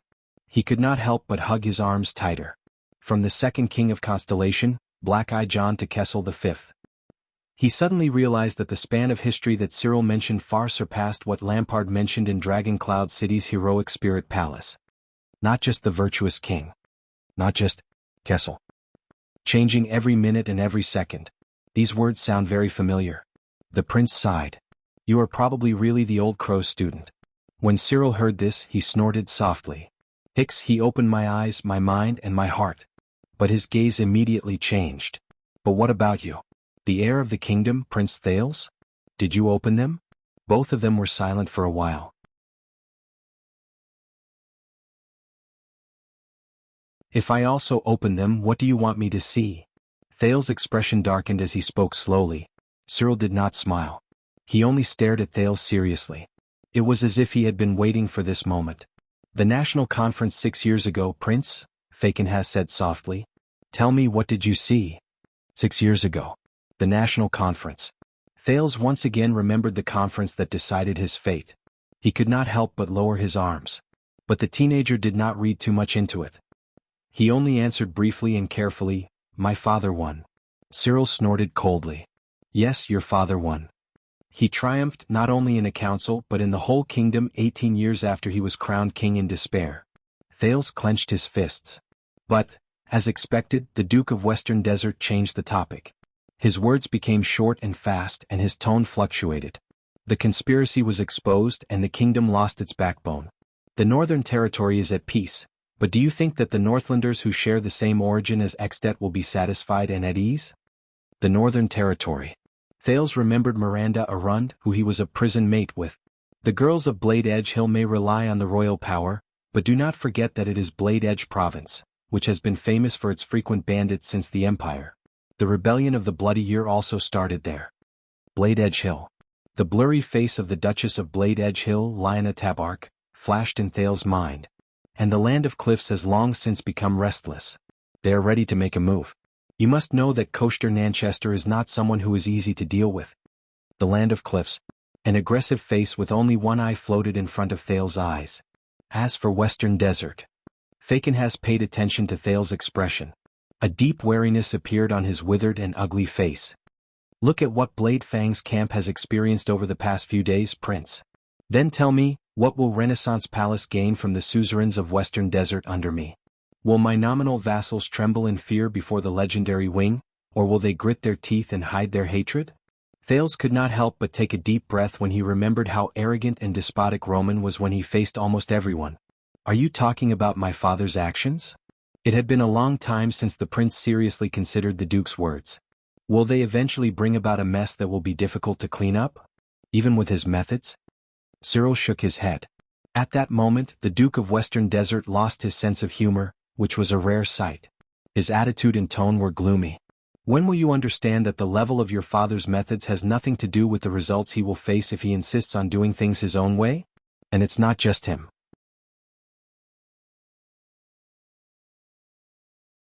There are countless people who stand on the king's side like the king's partisans, or those who stand against him like Koster. The growing conflict between them will bring about unforeseeable consequences. Thales gritted his teeth lightly. In his long-term impression, his father, Kessel V, always had the upper hand in the kingdom's political struggles and was the one who firmly suppressed his opponents. But what Fakenhas said, does it really make sense? Cyril heaved a long sigh. He put down his inconvenient left foot and placed both hands on his walking stick. Perhaps the era of suzerains dominating an area and the kingdom's feudal vassals is slowly fading away. It is a trend and an inevitability. The Duke seemed to be deep in thought. Perhaps this is Constellation's ferocious momentum. It never stops. And any actions that overestimate their own abilities and try to stop it are futile and foolish. But in the end, Fakenhas raised his head and stared at the prince, who was also deep in thought. But similarly, anyone who is impatient and wants to use the momentum of the general trend to add fuel to the fire, compress time, and speed up progress so that they can see the ending in their hearts as soon as possible is equally foolish. Impatient. Equally foolish. Thales did not speak. Cyril remained serious and solemn at that moment, perhaps because he listened to Thales' suggestion. There is no such thing as instant results in governing a country. Even a wise virtuous king has to be careful when he makes his move, and the results will be seen in 100 years. You cannot crudely, arbitrarily, impatiently, and short-sightedly decide the fate of thousands of people with the idea of accomplishing everything in one go. He sighed. Just like the Blade King Tormund II, the Eagle Claw Kessel III, and the Red King John II. Their biographies may seem to have great achievements in war, but in truth, the root of their troubles is buried deep. This will only make things worse. Fakenhas shut his mouth and sank into deep thought. He stood on the spot and let the cold wind blow against his leather robe. It may seem to have great achievements in war, but in truth, the root of their troubles is buried deep. For some reason, Thales suddenly thought of King Nuvan. And Dragon Cloud City, which was deserted by its people and surrounded by enemies after the Born King passed away, and Heroic Spirit Palace, which had an unstable foundation and was in a precarious situation. And the pitiful girl who sat on the Archduchess' seat in fear and trepidation. She could not even put triumph on her thumb. Thales was silent for a long time before he snorted softly. I'm afraid my father will not like hearing this. Cyril raised his gaze. So, you do not have to mention it in front of him. Unless the day comes when you can mention it. Thales tried his best to ignore the hidden meaning in Cyril's words.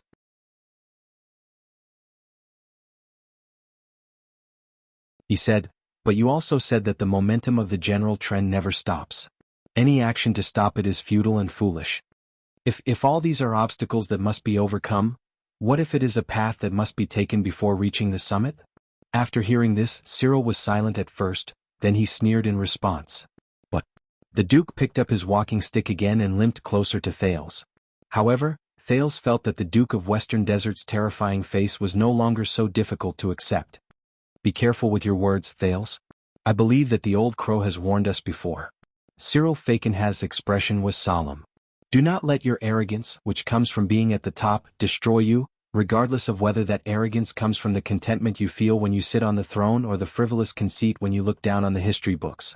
Thales could not help but tense his body when he sensed the determination in Fakenhas' tone. As for the obstacles that must be overcome and the path that must be taken before reaching the summit, you must know. In the cold wind, the guardian Duke of Western Desert's sharp gaze and shrill voice pressed down on Thales. When dawn approaches, the darkness is especially terrifying. Before the storm leaves, the destruction will be intense. There were about 7 or 8 drafts of this chapter. End of this chapter.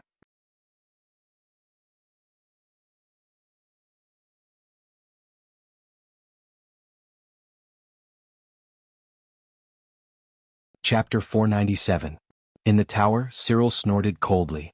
I dare say that even the virtuous king, when he sees the suspicious and hostile state of Constellation today, it is difficult to say that he will not feel a little regret for the decision he made back then. This time, Thales listened quietly and did not speak. But he remembered the words he used to convince the 5 archdukes in Heroic Spirit Palace when he tried his best to turn the situation around. Constellation's current weakness and turmoil is not a coincidence, but an inevitable result of walking down this path. This is what the virtuous king left for Constellation. At that time, this was the argument he made with great confidence, racked his brains and worked hard to pick out. It was only used to temporarily sway the archdukes. To be honest, even he did not quite believe it. But now, Thales subconsciously clenched his fists. But Cyril, who had been observing him quietly, did not seem to think that it was enough. After clicking his tongue and shaking his head, he raised his voice and said the next sentence. But do you know, we, the people who are on their last legs, may only be in the terrifying future when you overcome the obstacles and successfully reach the top. The Duke's tone was very soft, as if he was talking beside a demon's ear. The most inconspicuous part. Thales suddenly raised his head. What do you mean? The terrifying Duke of Western Desert no longer looked at him. Instead, he shook his head and sighed. Do you think that after we, the feudal suzerains, the old nobles who dominated the places, the commoners who finally managed to get seats in the national conference and the new nobles who were used as weapons by you will be satisfied and will retire with success? Cyril's gaze slowly became murderous. When you ascend to the throne, subdue the vassals and gather power, where do you think the regular army which the royal family has spent a lot of money to support to keep the vassals in check will go? What is the way out for a mad dog like Araka Murch? What can an immoral woman like Sonia Cecere do for you? What can a shameless bastard like Williams who stirred up trouble, do for you in and out of court? Share your worries. Thales took a deep breath. The 3 marshals of Constellation. He remembered the boorish kingdom's wrath, the steady fortress flower and the annoying legendary wing. There were also countless regular soldiers from Broken Dragon Fortress to Blade Fang's camp. They were mobilized frequently, and they had gradually become the norm in the kingdom. As for Cunning Fox, Casso, Moneybag Kirkirk Man, Soldier Reed and even Old Man Godwin and Pointy-Faced Kenny, who are supposed to be loyal to you and take down the powerful nobles as their duty, after they succeed, what will they leave you and what will they ask from you? The Duke's words became increasingly dangerous.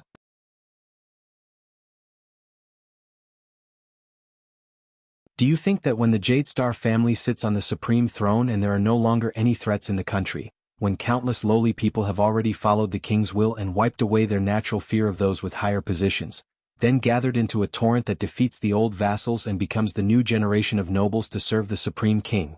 Cyril's voice was so sharp that it almost penetrated the door. To Thales, it sounded like a venomous snake hissing. So you can sit back and relax? Thales was silent for a long time. However, it was clear that His Excellency the Duke had no intention of letting him go. What's even more terrifying is, when he said this, Cyril's tone became a little strange and he sounded like he was trying to scare Thales. When the merchants who relied on you to sell official positions and titles to become nobles find that their gold coins can no longer buy more glory, when the hired knights who earned their titles by developing the wastelands at the borders find that their swords can no longer be exchanged for glory like the 6 guardian dukes who founded the kingdom. At some point in time, Cyril started pacing again. This was something Thales only noticed when he heard the man's voice coming from the left. When the professional bureaucrats who worked hard to learn how to read and write can only get a meager salary while they toil on their desk, when the creditors in the royal bank find that the king no longer has the intention or ability to expand by confiscating assets from within the kingdom or expanding outward so that he can give them special privileges, increase their debts and increase their profits. When countless new nobles yearn for more power, status and benefits, but they can no longer find a big target like us, no enemies for them to plunder and no targets for them to demand. It was still the sarcastic and harsh words that were exclusive to the Duke, but Thales no longer felt that it was humorous. Thought. Cyril's walking stick hit the ground hard. The guardian Duke of Western Desert blocked the window. His back was against the light, and his wide but empty leather robe covered him like the shadow of a solar eclipse. Who do you think will be the new target for the nobles who have lost their respect for those with high positions and are eager for power? Will it be upwards or downwards? Faken has said coldly, who will be upwards and who will be downwards? What will happen if we go upwards and what will happen if we go downwards? Upwards. Downwards. Unknowingly, Thale's left hand had already gripped the JC dagger that was stabbed into the bedside table. Any change has a price. The teenager thought absent-mindedly. Some of the price might not be obvious at that time, but it was just like when Cyril talked about the chess game. After 100 steps. Then Thale's Jade Star. Could it be that after 100 steps? Let's not talk about this first.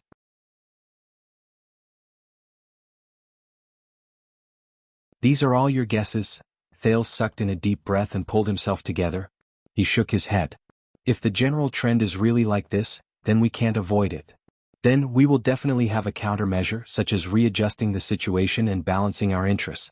There will always be a better way out. However, Cyril sneered in disdain. It was not the kind of ridicule or sarcasm that he was used to using to offend people. Instead, it was a genuine disdain that came from the bottom of his heart. So, you have never been a ruler? Humph, do you really think that your citizens are all sincere, loyal, and good people who know how to repay kindness? As long as the government is clean, they will live and work in peace and contentment? As long as you give them benefits, they will be satisfied. They will be grateful and support you, even if you have to go to hell? Thales turned his head away and frowned. I repeat. The prince was a little unhappy that he was choked. I don't like rhetorical questions. But this time, Cyril did not fall for his rhetorical questions. Go to hell, the Duke of Western Desert said coldly, not giving him any face. Thales swore that he could even hear some of the local Western Desert accent that only the locals were used to speaking. This is not a face-to-face transaction. Your people are not merchants either. You give them money and they will give you goods in return. This is not a bar fight, where you can regain your dignity and subdue your opponents with just your fists. Thud. The Duke moved and took a huge step forward. His robe fluttered in the cold wind, and it pressed down on Thales like a hunting vulture. This world is not that simple. It is not so simple that hard work will bring you rewards. It is not so simple that hard work will bring you rewards. It is not so simple that if you work together and pour your blood, sweat, and tears into it, you will be able to benefit the people for thousands of years. People are not so simple either. They are not so simple that they will repay kindness, give benefits to others, fear torture, and submit to authority. Cyril's tone was anxious and sharp, as if he was reprimanding Thales for failing to live up to his expectations. No. He looked at the slightly shocked Thales and hit the wall with his walking stick. I have been ruling Western Desert for more than 20 years, ever since I helped my uncle with political affairs. Believe me, your people will always give you unexpected and contrary feedback. One person may cooperate, be loyal, and obey, but a group of thousands of people? Faken has snorted coldly. His gaze was cold.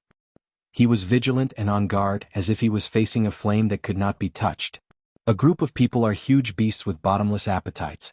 They are sharks that are never satisfied. They will always give responses to their rulers that are beyond their expectations, and they will catch you off guard.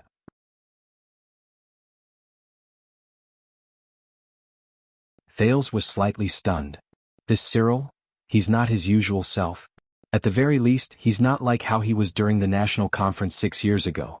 If he wasn't putting on an act. Cyril turned around and gritted his teeth fiercely. If you hate your people, they will hate you even more. If you love your people, they will not necessarily love you back. A high-handed authority may bring about even more intense resistance, but benefits that benefit the people may not bring about true loyalty.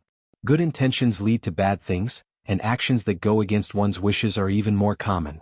Thud. Thud. Thud. The Duke paced faster and faster. He tapped his walking stick against the ground repeatedly, and it released a dull sound that made people's hearts palpitate. At the end of the era of multiple kings, the first king to use messenger crows to replace courier messengers on a large scale brought about an unprecedented change to the world. But in the end, he died of the absurd crime of indulging in pleasures and abusing the people. More than 1,000 years ago, Emperor Bashir was benevolent. He reformed the old system in a bold and decisive manner. He wanted to provide protection to his people who had nowhere to live, but he died of depression amidst endless complaints and surging public sentiment. Thales frowned as he listened to these historical stories that sounded unfamiliar yet familiar at the same time. Are you saying that we are walking on a path that we cannot control, and that we might be heading towards unexpected consequences that go against our wishes? We can't change it with human strength, and we can't turn around to avoid it either. The Duke did not comment. So, Thales simply and mercilessly snorted in response. Then what you said just now about the unstoppable momentum of the general trend, the worry and wariness you spoke of, aren't they all nonsense? But Cyril seemed to be angered. He first snorted angrily and slammed his walking stick against the ground. He stopped moving. No, what I'm talking about is, hoping to use simple and crude methods to obtain direct and effective results is often the opposite of what we should do. He stared straight at Thales. Even if the goal is correct and the direction is not wrong, if the method is wrong and the method is wrong, it is very likely that it will be in vain or even self-defeating. This is the problem we are facing. It is a mistake made by your father and his enemies. The goal is correct and the direction is not wrong. The method is wrong and the method is wrong. Your father and his enemies. A mistake made together. At that moment, Thales suddenly realized Cyril's meaning and his stance. Cyril said coldly, the powerful ancient empire guarded Thorn land with a large number of soldiers. The Duke of Thornbirds ruled the southwestern province, which was known for its rebellious spirit, with an iron fist. He killed them until they were submissive.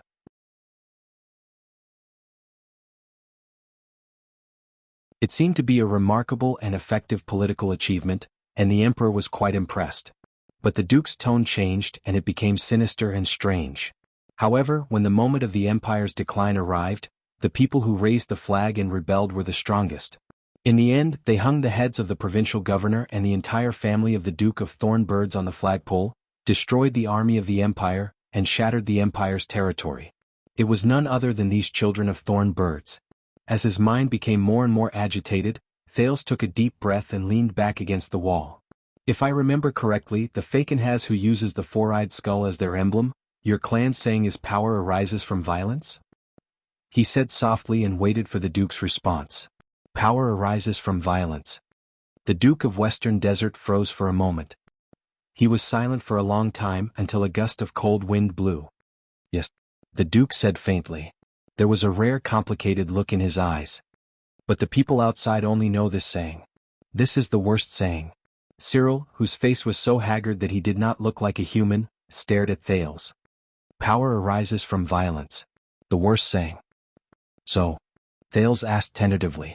But Cyril Fakenhas interrupted him rudely. He spoke coldly and in his profound tone, he said a string of words that made Thales sit up straight. Power dominates interest. Interests lead to conflict. Conflict leads to violence. Violence leads to obedience. Obedience forms habits. Habits create order. Order affirms power. Thales was stunned. It was very strange. Fakenhas, who usually had a sharp, unpleasant, and hoarse voice, spoke in a cadence, as if there was some form of respect in his voice. This is the logic of power arises from violence. It is a perfect cycle that cannot be broken. As for power and violence, which the outsiders love to talk about, they are just two small pieces of the puzzle. Cyril lowered his head and narrowed his eyes. He held onto his walking stick like a vulture perched beside a tree, waiting for an opportunity to strike. But too many people like to simplify and skip quite a lot of the steps in the middle. They think that by giving benefits they can win obedience, and that resorting to violence can bring them power. This is the biggest problem. Especially those reformers who want to bring change to the world and change everything that people are used to. Power arises from violence. But they are just two pieces of the puzzle. Fakenhas' words made Thales sink into deep thought. Cyril snorted coldly again. And do you know what we call the group of great people who wanted, were the most eager, were the most confident, and were the best at changing the world? Cyril's next words attracted Thales' attention. Wizard. The room was silent for a few seconds. Thales let go of the dagger in his hand. He could not help but raise his head.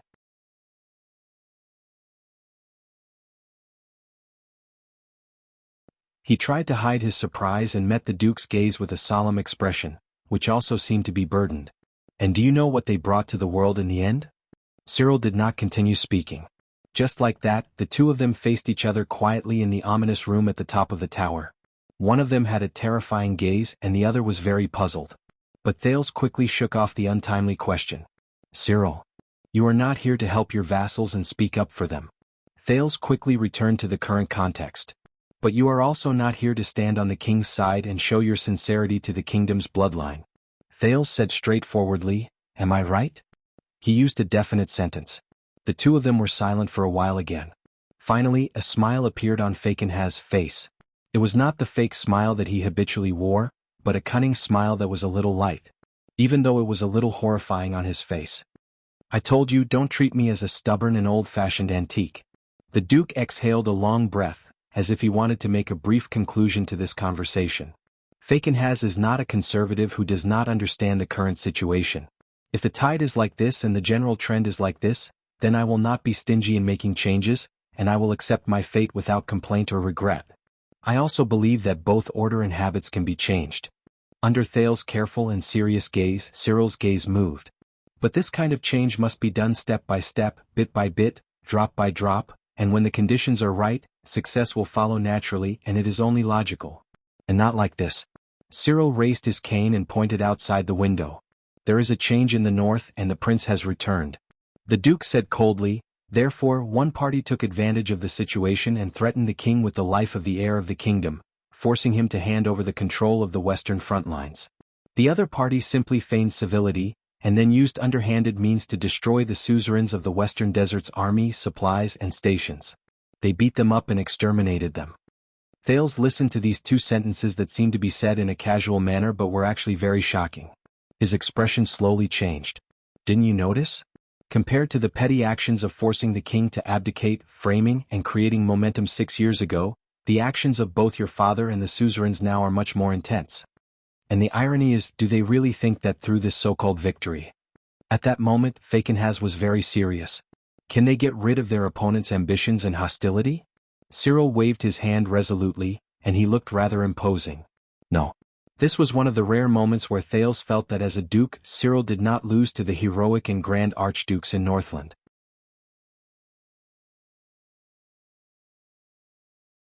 They will only make things worse for each other until the final step, which is either now or in the future. Thales pursed his lips and a myriad of thoughts ran through his mind. But aren't you the leader of the suzerains in the west, the suzerain of the ruins who controls his vassals, and the guardian duke of Western Desert? The prince spoke slowly. When the game between Renaissance Palace and the ruins that revolves around me in power is placed on the chessboard, shouldn't you be responsible for it and not be able to contribute to it? Cyril smiled. That is why you are not the king yet. The Duke cast Thales a sideways glance. Do you think that at every important point in history, a certain person will dominate the tides? Cyril said coldly, you must know that when your vassals and subordinates are enraged and the people's will is high, you do not have much choice but to go with the flow while you stand in front of the tides. Thales' frown deepened. The Duke said in a gloomy tone, unless you want to take the king's place and become the target of all who stop them from seizing back their hopes. If you don't become their leader, you will become their enemy, and you will be the first to fall when you are attacked from both inside and outside. Thales was silent for a long time. So, what Cyril said means? The teenager suddenly remembered the national conference a long time ago. It was the vote that decided whether he was an illegitimate child or a legitimate prince. At that time, Cyril voted yes, but his nominal vassals, 2 of the 13 distinguished families, voted no. Thales took a deep breath and pulled his thoughts back to the present, which had become worse as he thought about it. Is it that bad? Cyril was silent for a while as well. Do not forget what I said. People will always respond to their rulers in ways that are beyond their expectations, and they will catch you off guard. Unfortunately, the suzerains of Western Desert are also included in the description. Fakenhaz turned his head around and glanced at him faintly. Of course, to your father, you and I are also included in the description. Thales did not answer when he heard Fakenhaz's words. The Duke turned his head around and looked at the gray sky outside the window again.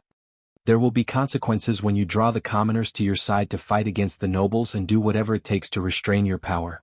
The commoners are not chess pieces that you can manipulate, and the nobles are not sacrificial targets. There was an endless chill in his voice, like the bleak autumn wind. The suzerains of Western Desert are no different from courting death if they try to stop the general trend, but Renaissance Palace may not necessarily get the results they want. Both sides are eager for quick success, and this is a great taboo. Thales clenched his fists. Cyril looked at the sky of Western Desert. He seemed to be at a loss.